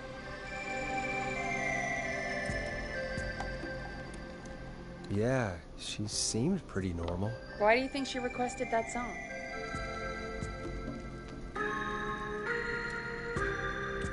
I mean, maybe she actually wanted it. Could be her favorite killing song. Ugh, that's awful. So, what now? I guess I should make an announcement. We do have new info. Okay, kill the music and you can make the announcement. Okay, you're live in 3, 2... Hey folks, this is Forrest Nash here. I hope you're all safely locked inside. For those of you listening to that last call, you might be wondering what to make of it all. Here's our take. We now believe the killer is actually a woman. One who might manipulate you into letting her in before she attacks you. We're neighbors. Look out for each other and stay safe. The killer was calling themselves Dawn. This could be a fake name. If anyone needs help or you have info on the killer, please call in. You folks have my new number, right? It's 911. Hopefully, our next caller can help shed some light on our killer. Hey, we had a call come in. Okay, folks, time to take a call. This is Forrest Nash, and you're listening. Please help me. My name is Casey Moore. I'm at 25 Nancy Drive. My best friend's been stabbed. He's bleeding everywhere. I don't know what to do. Please help me. Is he still breathing? Yeah, but he's bleeding out fast. I really need help. Please. Take a breath. We've been out at the reservoir. We were heading back to his place when we heard this whistling all of a sudden. He just started freaking out. He screamed at me, told me to hide. I'd never seen him like that, and I just panicked and ran and hid in a bush. Oh no. Forrest. Then what happened? He went up the road and talked to someone. I couldn't really hear or see anything. It sounded like he might have known the person, and they just stabbed him. Casey, was he talking to a woman? I don't know. They had a mask and wore all black. That's all I know. Please, we need help here. I'll get you help, but I need to know. Where did the masked person go? They left. They left him to bleed out. I waited until they were gone, then dragged him into the garage and called 911. Wait, why didn't she make sure he was dead? I don't know. I think I heard them say something like, "It's not so funny now, is it?" before they left, but please, he needs to get to the hospital. I can't drive, so we need an ambulance. Forrest, the ambulance was destroyed in the explosion at the gas station. You should get all the info you can. Can you tell us where your friend was stabbed? They stabbed him in the stomach, and then stabbed him again in his leg when he was on the ground, and it's... Oh, the knife is still there in his leg! What's your friend's name, Casey? It's Jason Parker. We'll be right back. Peggy, patch us through to the hospital. On it. Phoning St. Gabriel's now. Switch to line 2. Hello, St. Gabriel's Hospital. How can I help you? Hi, this is Forrest Nash from 189.16. We have a stab victim at 25 Nancy Drive named Jason Parker. He's been stabbed in the stomach and the leg. He's bleeding heavily. Oh, God, I'm sorry. But the ambulance is... well, you know. I know, but please, we need something, or he's going to die. Forrest, listen, you're going to have to get him here. We need to see him, and we can't get there ourselves right now. We don't have any way to drive him right now. And even if we did, he's bleeding out fast. All right, listen. We need to buy him time to get here. That means stopping the blood first, and then finding someone to stabilize him. To stabilize him, you really need someone with first aid training. Do either of you have any? No. Me neither. Damn it. I'm really sorry about this, but I have other patients who can't wait. All I can do is talk you through the procedure as quick as I can, and then leave the rest to you. You think you can handle that? Hit me. I'm sure we can handle it. Okay, from the top. If he's bleeding out, then you need to get him comfortable and try to stem the bleeding. Lay him down. Apply continuous pressure directly to the affected areas. When the bleeding slows, get a clean cloth of some kind and hold it over the wounds. Get them comfortable. Apply pressure. Clean cloths when slowed. Got it. I think. You said he was stabbed, right? If the object he was stabbed with is still in him, don't take it out. It's stopping the worst of the bleeding right now. If anything, you should secure it so it stays where it is. I wouldn't have thought of that. It makes sense, though. God, that was a lot of info. But I think we can handle this. Glad you got it so far, because there's more to go. I'm still with you, Doc. What else do we need to know? If he's lost a lot of blood, he may enter shock. If he does, act fast. If you applied a cloth and it's bleeding through, don't remove it. Just apply another on top of it. If it's safe, elevate his legs to get blood circulating to his vital organs. Try to keep him warm. Get him to rest and reassure him. We need the patient to stay calm. All right. Don't replace bandages. Elevate his legs. Keep him warm and calm. This is a lot. I'm really sorry. That's as much as I can give you right now. Try to stop the bleeding. Find someone to get him stabilized and get him here as quick as you can. Good luck. All right, Forrest. Casey's still on line 1. All right, okay, let's do this. Hello? Forrest, are you there? I'm here. How is Jason doing? Badly. He's still bleeding. I need help. I've been putting pressure on his stomach wound since you left, but he's still bleeding. I don't know what to do. That's good, Casey. The nurse said to do that. What about the knife in his leg? It's gotta be hell. Should I pull it out? No, don't touch the knife. The bleeding will get worse if you pull it out. Are you sure? I'm sorry. I'm gonna stop making suggestions. No, don't worry, Casey. We're a team here. We're all going to get Jason through this. Casey, is his leg wound bleeding right now? I hate looking at that knife. Yeah, it's bleeding. His stomach is worse, though. Let me see. All right. I think we need to leave that knife alone. All right. I'll just keep putting pressure on his stomach for now. Forrest, can I have a word? Casey, I'm going to have a quick word with Peggy. Keep putting that pressure on and let us know when the bleeding is under control. You're doing great. But what if something happens? We'll still be here. Just shout if you need anything, and we'll be there. I promise. Okay. I'll wait. Jason, please be okay.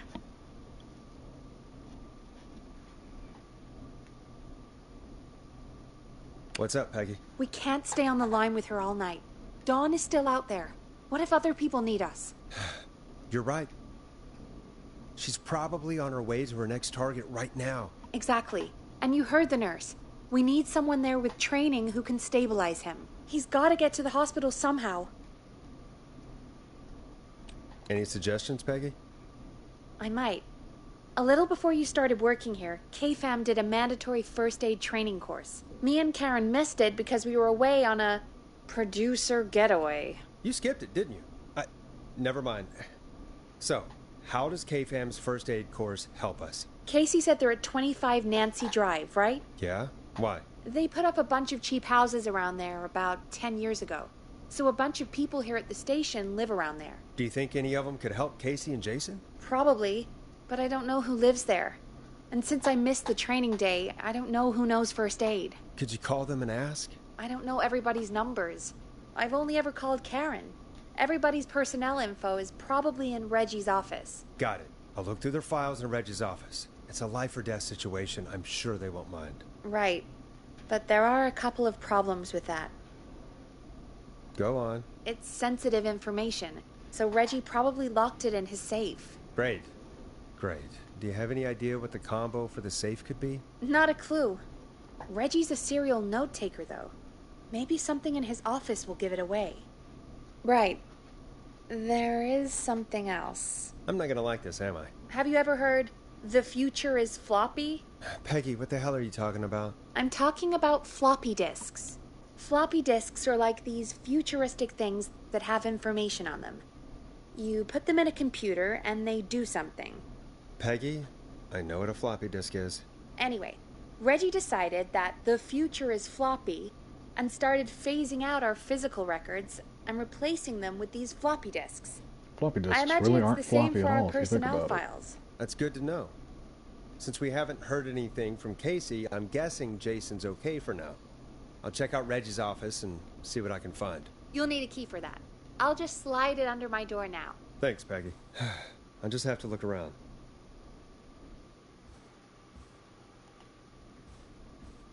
Good. I'll patch my mic down to the office so you'll hear me over the intercom. Alright, okay.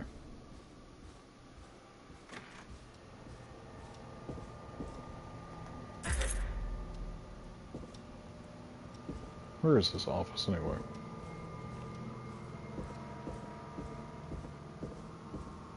Here's where most of the offices are. No, of course not. It's gonna be downstairs, or upstairs. No, that's roof access, I'm sure.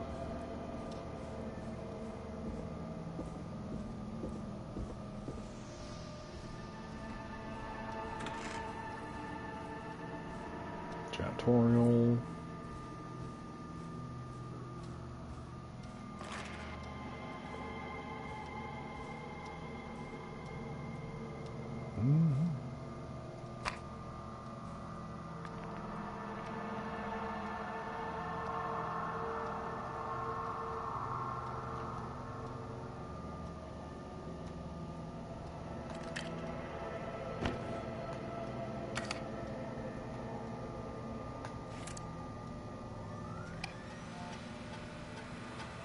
Could this be it? Pizza delivery killer who kills at the pizza cutter.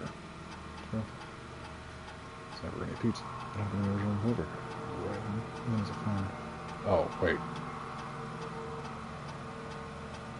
Nope, that's not it.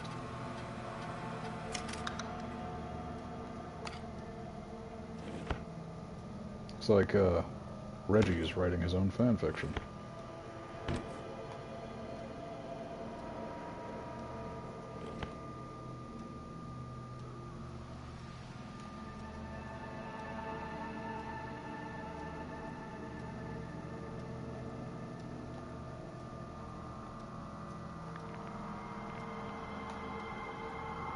Looks like I need a 4-digit code.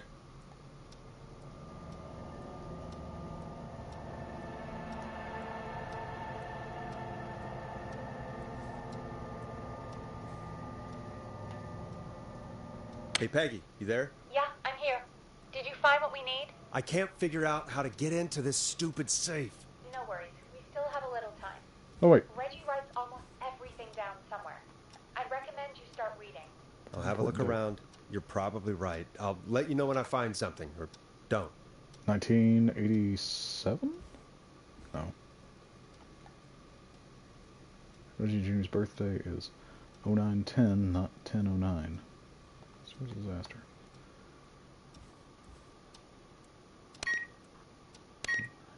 One, 0. Nope, that's not working. Must be something else. Did I get that wrong? Wait. 1, 0 is 0, 9. Nope, that wasn't it. Nope, that's not working. Must be something else. I don't know why 1987 was the first thing that popped in my mind. Wait.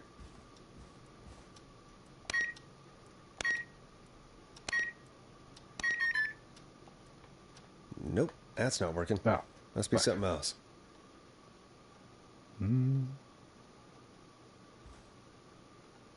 That's, Reginald Scott. Nope.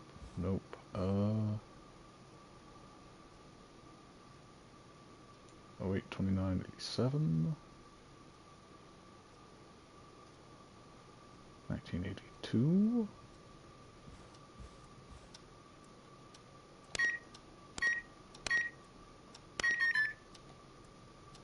Nope, that's not working. Must be something else. Well spit. I'm out of ideas. No.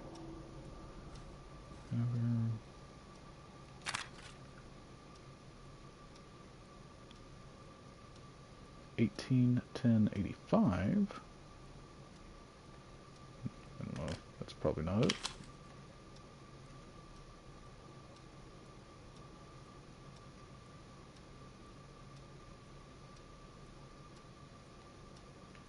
That's probably not it.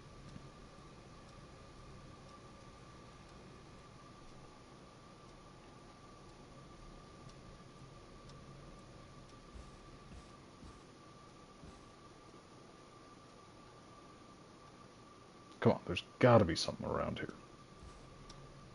Like I said, I'm blind, so bear with me.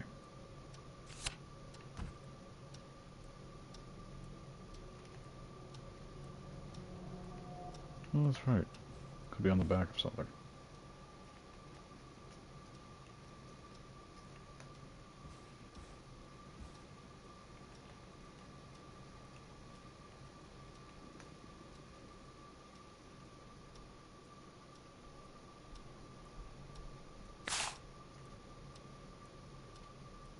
Teacher's floppy. I can't see anything back there.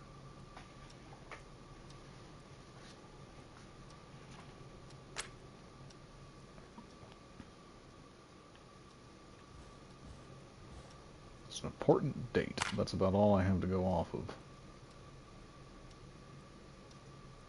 Do not tape over.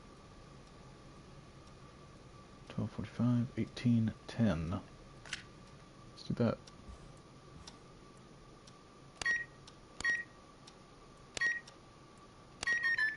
Nope, that's not it. Nope, that's not working. Must be something else.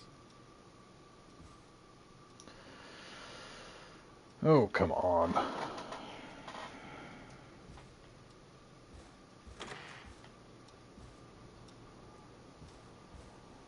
Anything else around here? More sticky notes? Nope, I can't see what that one says. Probably doesn't say anything.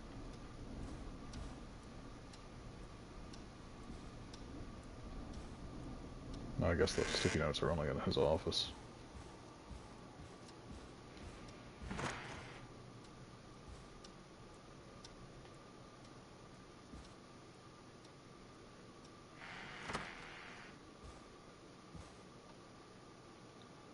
$13.08.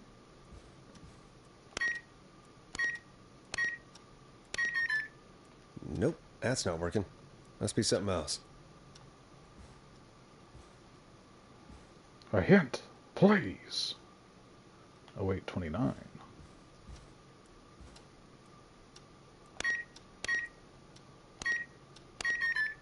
Nope.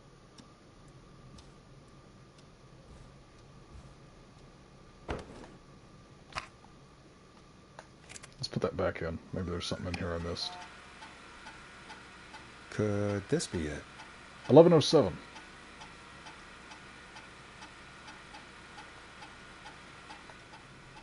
That's actually not a... Yeah, okay. Let's go with that one. Nice. Ah, feck. Weaver, Peggy, nope. Not that one. Nash Forest. Bradley Carter. Lawson Karen. Let's do Bradley Carter for... No.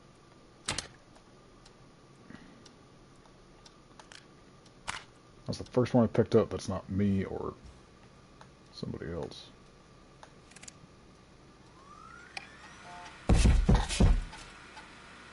hired Brad as our station's food critic. People said I was crazy. What's the point? Semester of our first aid training session. Okay, Brad and Barbara are not it.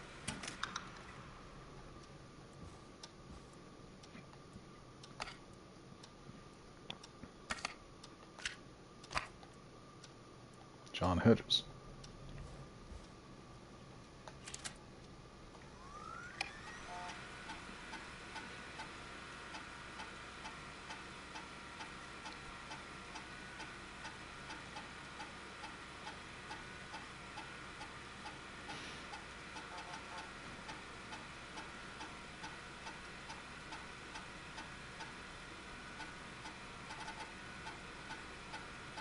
He didn't take first aid, but he was a war vet.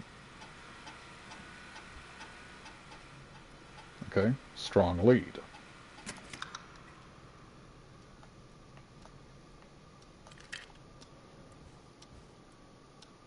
Just double check. Karen Lawson.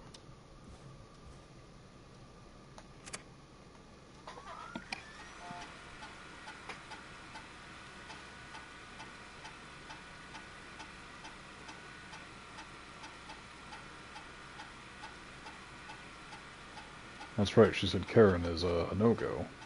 It looks like Mr. John Hedges is going to be our lead. Who's this back here? Barbara. Mr. Hedges it is. Nope. Not back down there. I don't want to go back down there if I can help it.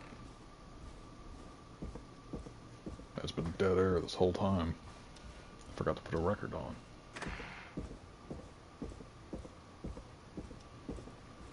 Do I have any speed other than this?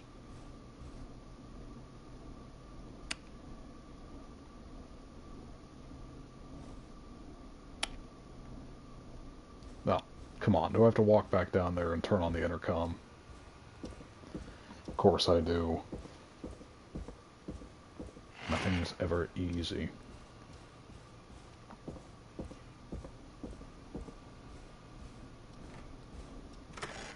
Do-do-do.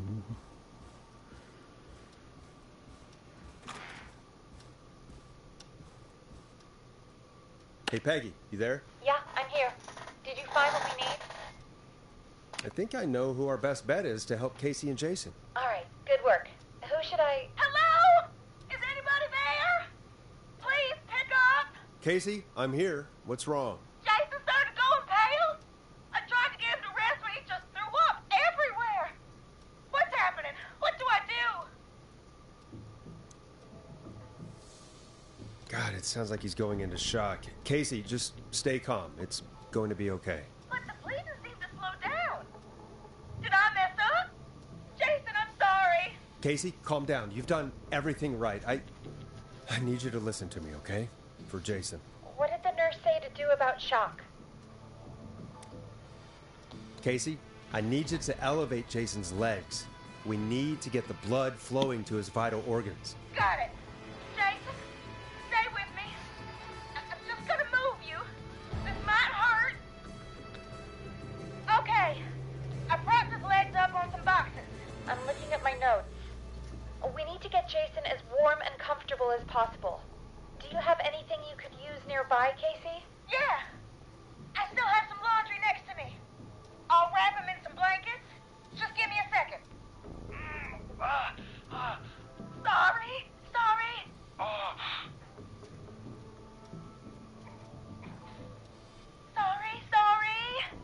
I'm done. You're gonna be okay, Jason. Just relax now, okay? Orin, I'm scared. He's not doing well. Is he gonna... Casey, I need you to be strong for Jason. Sit with him and reassure him that everything's going to be okay. Okay? Okay. But please, I can't give him what he needs. Please, still, I can't lose him. All right, Forrest, we need to hurry.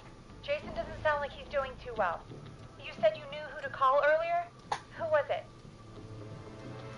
We need to call John Hedges. He lives on Nancy Drive. He didn't really participate in the first aid training, but he's a former war medic. He's probably the most trained person we have. Really? I never really spoke to him before. A war medic, huh? Yeah, and according to Reggie's notes, John keeps all of his old equipment at his house. He's something of a hoarder. All right. What's his number? 542-0735. Calling now. Let's hope he picks... Who the hell is this calling me at? What time is it? John, it's Forrest Nash here at KFAM. We have an emergency and we need your help. Forrest, if this is a work emergency, then it can wait until the goddamn morning. Just leave me a note like everybody else. John, no, this is a medical emergency. A man has been stabbed by the Whistling Man, or... Never mind. He's badly hurt, and he's going to die unless we get someone to him now. The Whistling Man? What kind of joke is this? John, we're not kidding. A man is gonna die if we don't help him right now. Seriously? I haven't been called on for over 10 years. Where's the patient? What's his condition? He's at 25 Nancy Drive. I think we got his friend to stem the bleeding, but he's gone into shock. He's passed out right now. You say he was stabbed? Do you know the extent of his injuries? From what we were told, he has 2 major stab wounds. One to the stomach and one to the leg. The knife is still in his leg, and the stomach wound is open. Understood. Let me grab a few supplies and I'll head right over. Damned if he dies on my watch. Thank you, John. We'll let him know you're on your way. Good luck. Hello, Casey. Are you there? How are we doing? Bad. Jason seemed really weak, and then just started thrashing. What about now? Is he still thrashing? He's passed out. Please tell me you found someone to help. Casey, help is on the... You're gonna be just fine. Just hold on for me, okay? Just hold on. Come on. Hello, Casey? This is John Hedges. I'm here about Jason. Please let me in. I'm guessing that's Jason there. Casey, I'm gonna need your help. Forrest, Peggy, don't you two worry. We've got this from here. Okay. Forrest, we'll call you back later. I have to go now. Good luck, everyone. God, I hope he's gonna be all right. And with that, the show moves on. We're sending our best wishes to Jason. Well, after all that excitement, I think we could use some music. Come back upstairs when you're ready.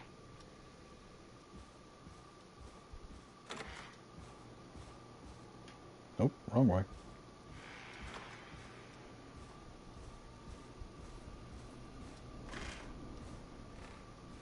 Took a minute, but we got it. It's under control, mostly.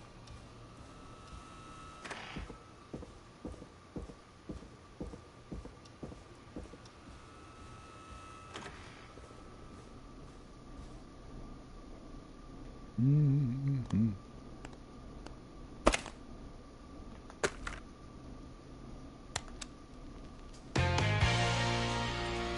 It's getting pretty late. This might be your last break for the night, so try to enjoy it. Give me a buzz when you want to go back on air. Let's do this. Let's get it done. Let's roll. You got it. We've got another call coming through, too. Oh, we have another call coming in. But, hang on. What's up, Peggy?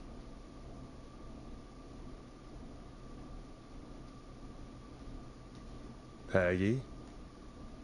You're gonna want to take this call off the air. Who is it? Just do it. All right, folks, it's time for another track. Here's one to help you sit back and relax. We'll be right back after this. We'll play this. The poor guy that got murdered earlier. Any one of them. I hope this is good news, Peggy. Who have we got? Find out for yourself on line 1. It's... Sheriff? Deputy? Forrest! There we go. Glad I got back through to you. Sounds like it's been a busy night, huh? Surprise! It's Leslie, our 911 operator, leading the charge from Henderson to come save us. It's so good to hear from you. Are you okay? I am. I'm driving back with an officer from Henderson now. We got back into radio range a little while ago. We've been listening in, but haven't been able to get through until now. Ever since you found Sheriff Matthews, it's only gotten worse. It's been a long night. Well, it shouldn't be too much longer now. I'm glad I got through to you. I wanted to let you all know what's going on. I made it to Henderson. Turns out somebody had cut the phone lines, and they had no idea what was happening. After I told them, well, their sheriff sent a goddamn squad back with me to stop this. That's great news! That's crazy about the phone lines, though. Do you think the Whistling Man cut them? I'm guessing so. I don't know how the Whistling Man did it. But that doesn't matter right now. Listen, we're coming in hot, but we need your help. I know Gallows Creek isn't a big town, but if we don't know where the Whistling Man is, we can't get him. Her. That's where you come in. You can count on us. What do you need? It might be a long shot, but here goes. The Whistling Man already called up a few times. I bet she calls again. We're still a little ways out of town, so if she calls, stall her. Buy as much time as you can for us to get in. And while you're talking to her, try to figure out where she is. We'll be listening in, so once her location is known, we'll head straight there and end this nightmare. I'll do my best. I know you will. Heck, I can see the headlines now. Forrest Nash's interview of a lifetime. Anyway, I'll radio the other cars and tell them the plan is a go. Hopefully the next time I see you, it'll be with our killer behind bars. Take care now. We'll see you soon, Leslie. I don't have too much faith in myself. It sounds like this is almost over. We're nearly through this.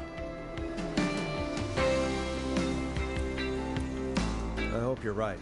The sooner this is over, the better. I am right. Trust me. Anyway, we should get you back on air. Taking callers is the only way to see this through. Time to turn the music off. Bringing you back live now. Welcome back to The Scream with me, Forrest Nash. The line is lit up, but before I get to our next caller, I just want to say, things are looking up. It's almost over. But for now, let's bring in our next caller. Evening, caller. This is Forrest Nash.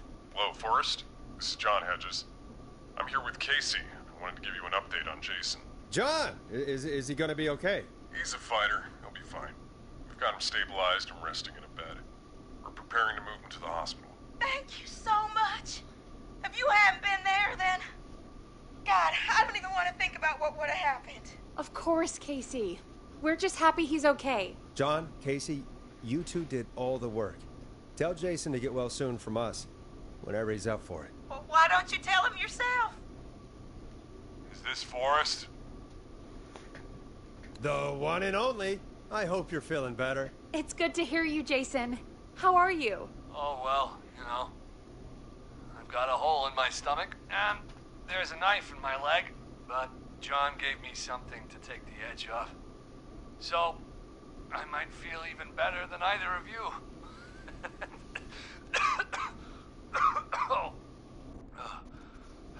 Take it easy until you get to St. Gabriel's. I will. But, before that, I needed to call you. I'm guessing the Whistling Man is still out there? I'm glad you asked, actually. I wanted to talk to you about that. Go for it. Casey said when you were attacked, your assailant said something like, "It's not so funny now." Do you know what they meant? I do. I've heard that voice every day in my head for almost 20 years. Every day? Does the killer live in Gallows Creek? No, not exactly. Hey, guys, I'm really sorry, but there's a call on the other line. I just need to make sure we don't have another situation brewing. You fill Jason in on what happened. I'll be right back. Forrest, have you ever heard of somebody called George Barrow? The boy who drowned? Sounds like everything's finally coming out now. It's been tough to hold it all in. Sounds like you've been holding back about something awful, Jason. I'm part of the reason my best friend is dead, Forrest. And the few who knew about it said if I ever said anything, I'd find myself in jail. For a long time. It was hell. And then the town just moved on. Like it never existed. What happened that night? I went along with the stupid prank, that's what. Whistling night. Some of the guys on the football team had an idea for a way we could haze the newcomers. We decided to plan a party in the woods. Have the Whistling Man crash it. It was stupid. We each had a role. I was the stabbed friend. At the party that night, I left the group for a second. Met our Whistling Man. Pretended to get stabbed in front of everyone. Started an almighty panic, those screams. That was the last time I saw or heard George alive. How did George die, Jason? I don't know. I was playing dead. But when I heard her scream... Her? Yeah. George's girl. Do you remember who she was? Yeah. He called her Bean. I heard her again tonight, Forrest. Her name was... What? What happened? Are we still on air? No, we're not. Seems like the power is completely gone. How do we get it back on? I don't, we can use the emergency generator down in the basement. Reggie picked it up a while ago in case we ever needed to do an emergency broadcast. An emergency broadcast? Emergency? You know, nuclear war, alien attack, broadcasting a serial killer's location to the cops so we can end this nightmare. Fair point. It's in the storage area in the far back corner, up on the wall. You might have spotted it earlier when you were digging around for all those tapes. It'll have a big red button. Just press that. I'll see you when you're back.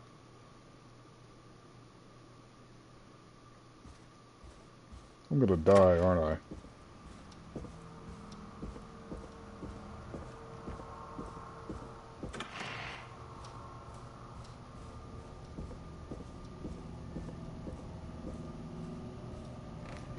I really didn't want to come back down here into the basement.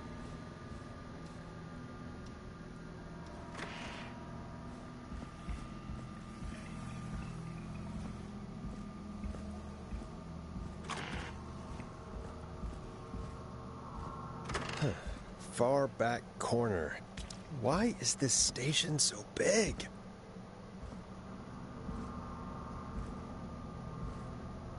Good question. We probably won't ever get an answer for it.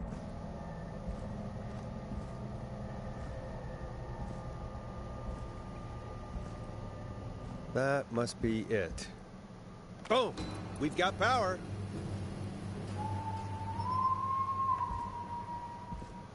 The Whistling Man. I need to warn Peggy. Fuck.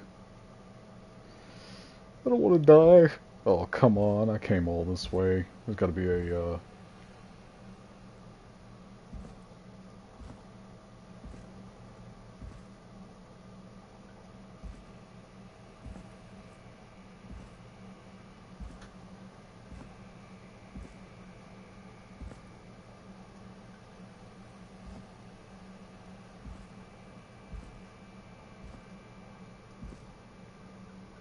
There's an intercom I can use.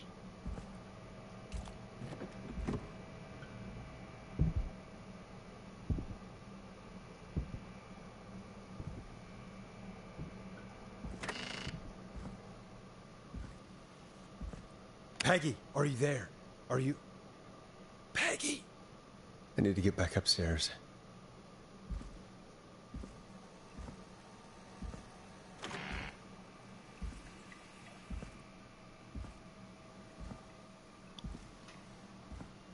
I am on the edge of my McFucking seat.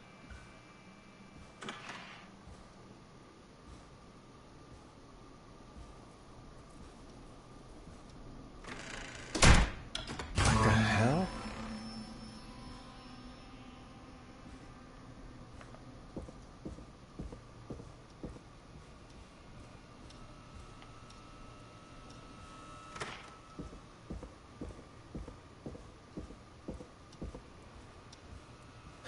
Oh no. Peggy! Where'd you go? Oh, fuck. No way. This can't be happening.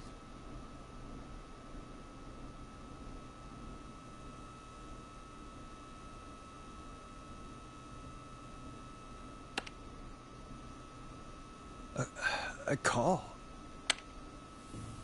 Where's Peggy, Don? Have some patience, Forrest. It's almost the end of the night. Almost the end of the show. But it's not over just yet. We've got a little time still. So let's make the most of it. Alright, let's. I'm happy to hear that. Huh? I thought we'd end tonight's Whistling Man special with a special guest. The one who started it all. Let me take that out of your mouth and... You crazy bitch! Let me go! Welcome to the air, Mr. Teddy Gallows Jr. Wait. It's all gonna come out tonight, Teddy. Your daddy and his money saved you 20 years ago. But even if you crawled out of his coffin with all the money in the world... Wait, where the hell is Teddy? How are you talking to him if you're here with me? Because I'm not there with you, Forrest.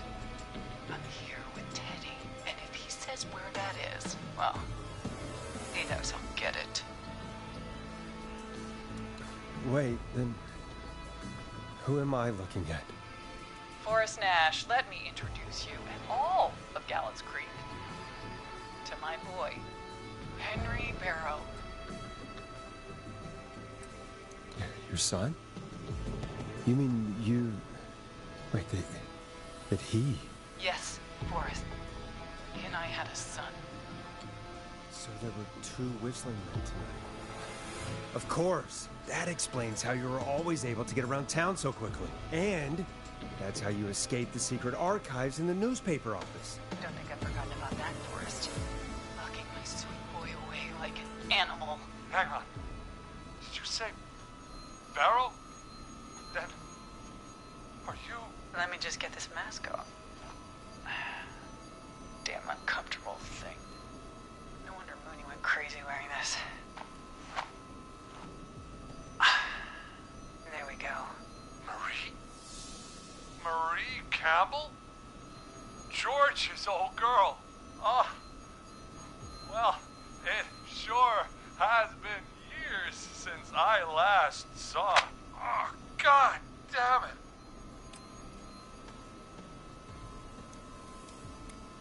Where are you going with all of this? Everyone's gonna know now what Teddy did. He killed George that night. This night. 20 years ago. Listen to me. You... You're gonna talk when I talk to you. And not a moment before. Meanwhile, Forrest, I'm gonna give you the chance to talk. You're gonna help me reveal what really happened to George all those years ago. Okay, Marie. I'll do it. Good. Then let's talk about the night George was murdered. Murdered? Listen,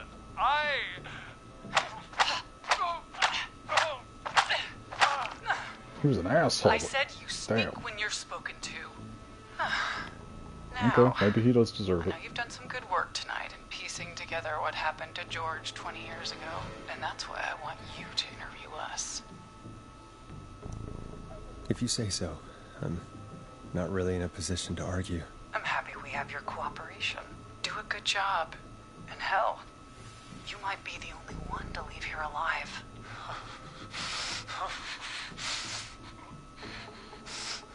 I need to drag this out. If I can buy Leslie time to get back to Gallows Creek, and if I can find out where Marie is, then this can end. Teddy, we'll start with you. Just, talk me through what happened that night. How did it start? how would I know? It was 20 years ago.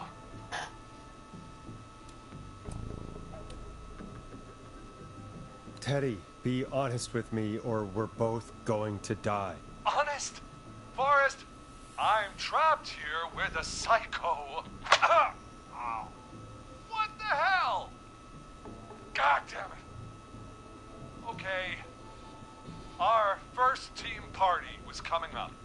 And when I saw the date it was scheduled for, I had an idea for a way we could prank the new guys.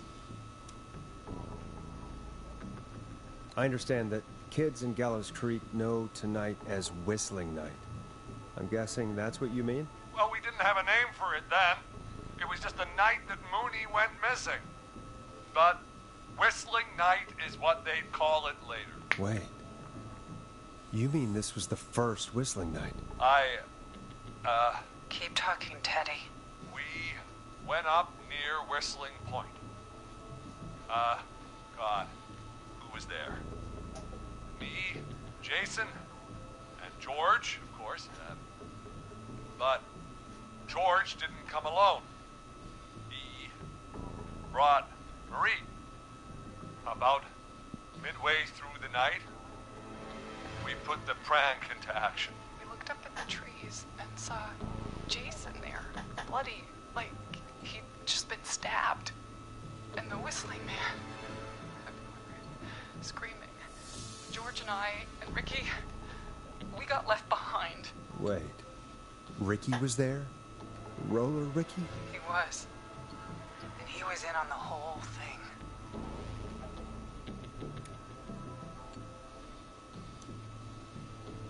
Is that true, Teddy? Did you tell him? What? No, he... You two were as close as anybody. I don't believe for a second you didn't tell him. Ricky told us. He just told us. He and George would both be alive still. Well, if Ricky weren't dead, we could have heard his side of the story. It was just a stupid prank. Hit him again, Marie. God damn it! You made George think Jason had been murdered. He thought his best friend was dead. And so tonight you stabbed him for real? It's the role he wanted to play. Jason's still alive, Marie. He was with a friend. We talked her through how to stop the bleeding and got him professional help just in time. Oh. Well, shame he didn't have the good sense to die earlier. He's gonna regret that. Enough about him. Me and George took off running, but somehow we got separated in the woods. I ended up near the bottom of Whistling Point, and when I noticed George wasn't with me, I panicked. And then, I don't know how he snuck up on me, but the Whistling Man grabs me. I scream, and he starts laughing, telling me it's just a joke. I could stall for time here. Who was it, Marie? Who was the Whistling Man? I suddenly recognized it was Chuck. Chuck Brody was the Whistling Man, laughing away. But then he stops, and he's looking up at the top of Whistling Point. What was he looking at? Teddy, what happened next? Nothing. I mean, it was just... Teddy? George fell off Whistling Point. Where were you when it happened? You pushed him. You were up there. You were dressed as the Whistling Man, too, and... I didn't push him, goddammit! I just chased him up there, and he kept backing up. When I saw he was about to go over, I reached out. That's what you saw. You liar! It's not my fault. He didn't know it was a joke. If he'd had any brains, he would have realized. You bitch. No one's going to believe this. After all you did. If she's lying, why the cover-up? My future was at stake, Nash. You know what it's like. People like us are bred for bigger things. I'm going to be the mayor of this town, Horace. And then governor. And then, who knows? What happened that night was tragic. It should never have happened. but it was a mistake. It was just a stupid joke gone wrong. So my father sent Clive out to clean it up. Why should a blip ruin my future? George was a blip? He wasn't a blip, Marie. His father covered it up from there. I searched for George's body all night, but You never found his body, Marie? I looked all night. Jogger found him the next morning, washed up on the river. Instead of telling the truth, she lied. She said she found him in the reservoir. Our jazz runner, Sandra Sharp. Guess we'll never learn why she lied now. Everyone was in on it, Forrest. Even the coroner wrote a fake report. Said George was drinking, that he just got himself into trouble. And Fake report?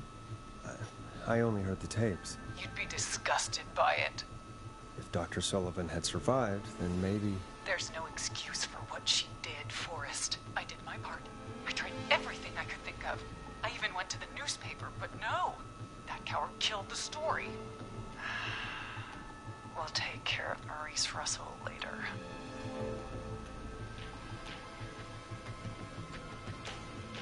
You've been through hell, Marie. I'm sorry. You've got no idea. Never should have started. He shouldn't have pushed my door down. He should have been punished. It's coming to a stop. At least for now. Here, where George and I first met, before he joined our football team. Was right after he shot the winning throw. Wait a sec.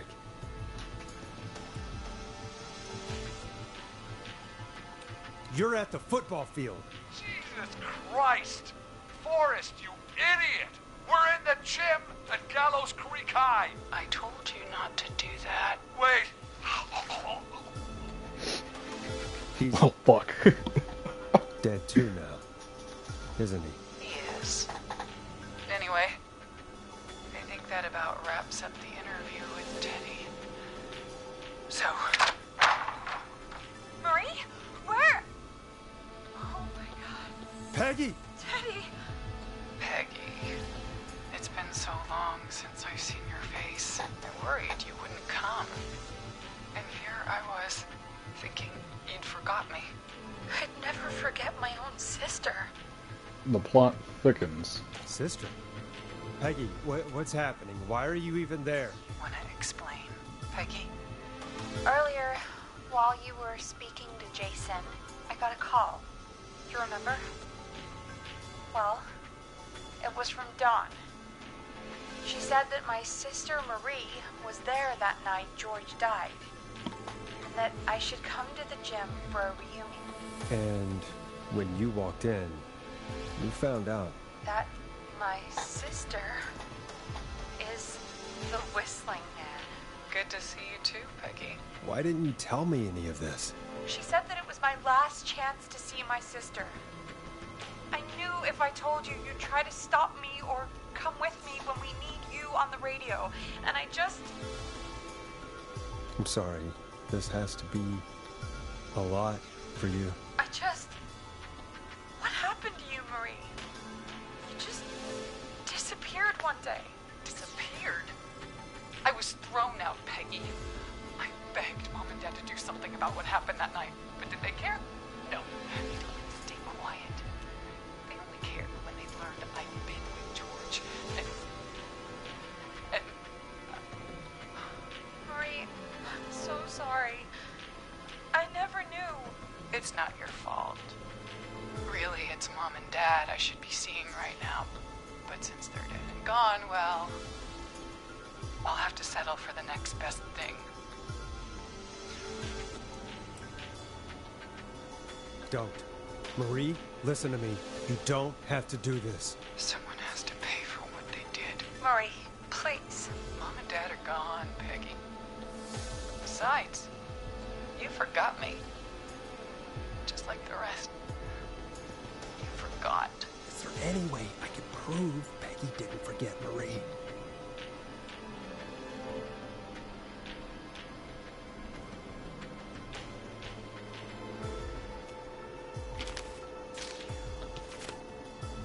Marie, Peggy never forgot about you.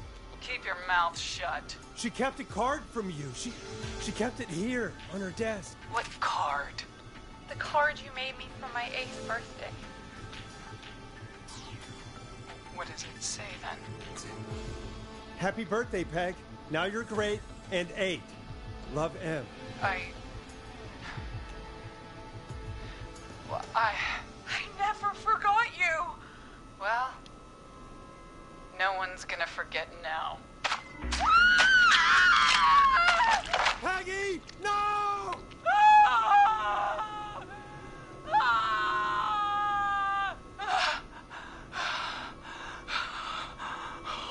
I'm not gonna go out of this alive, am I?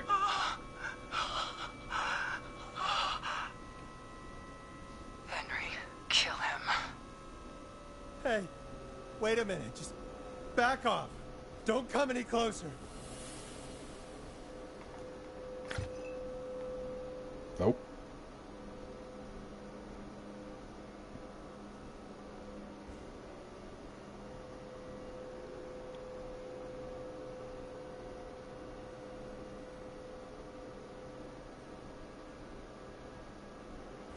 Can I get out the window? No, I can't.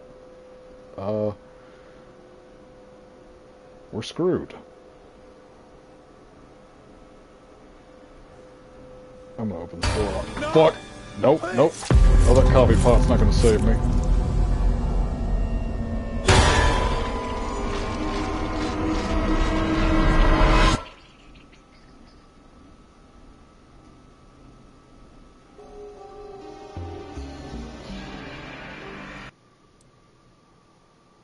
Well, Joy.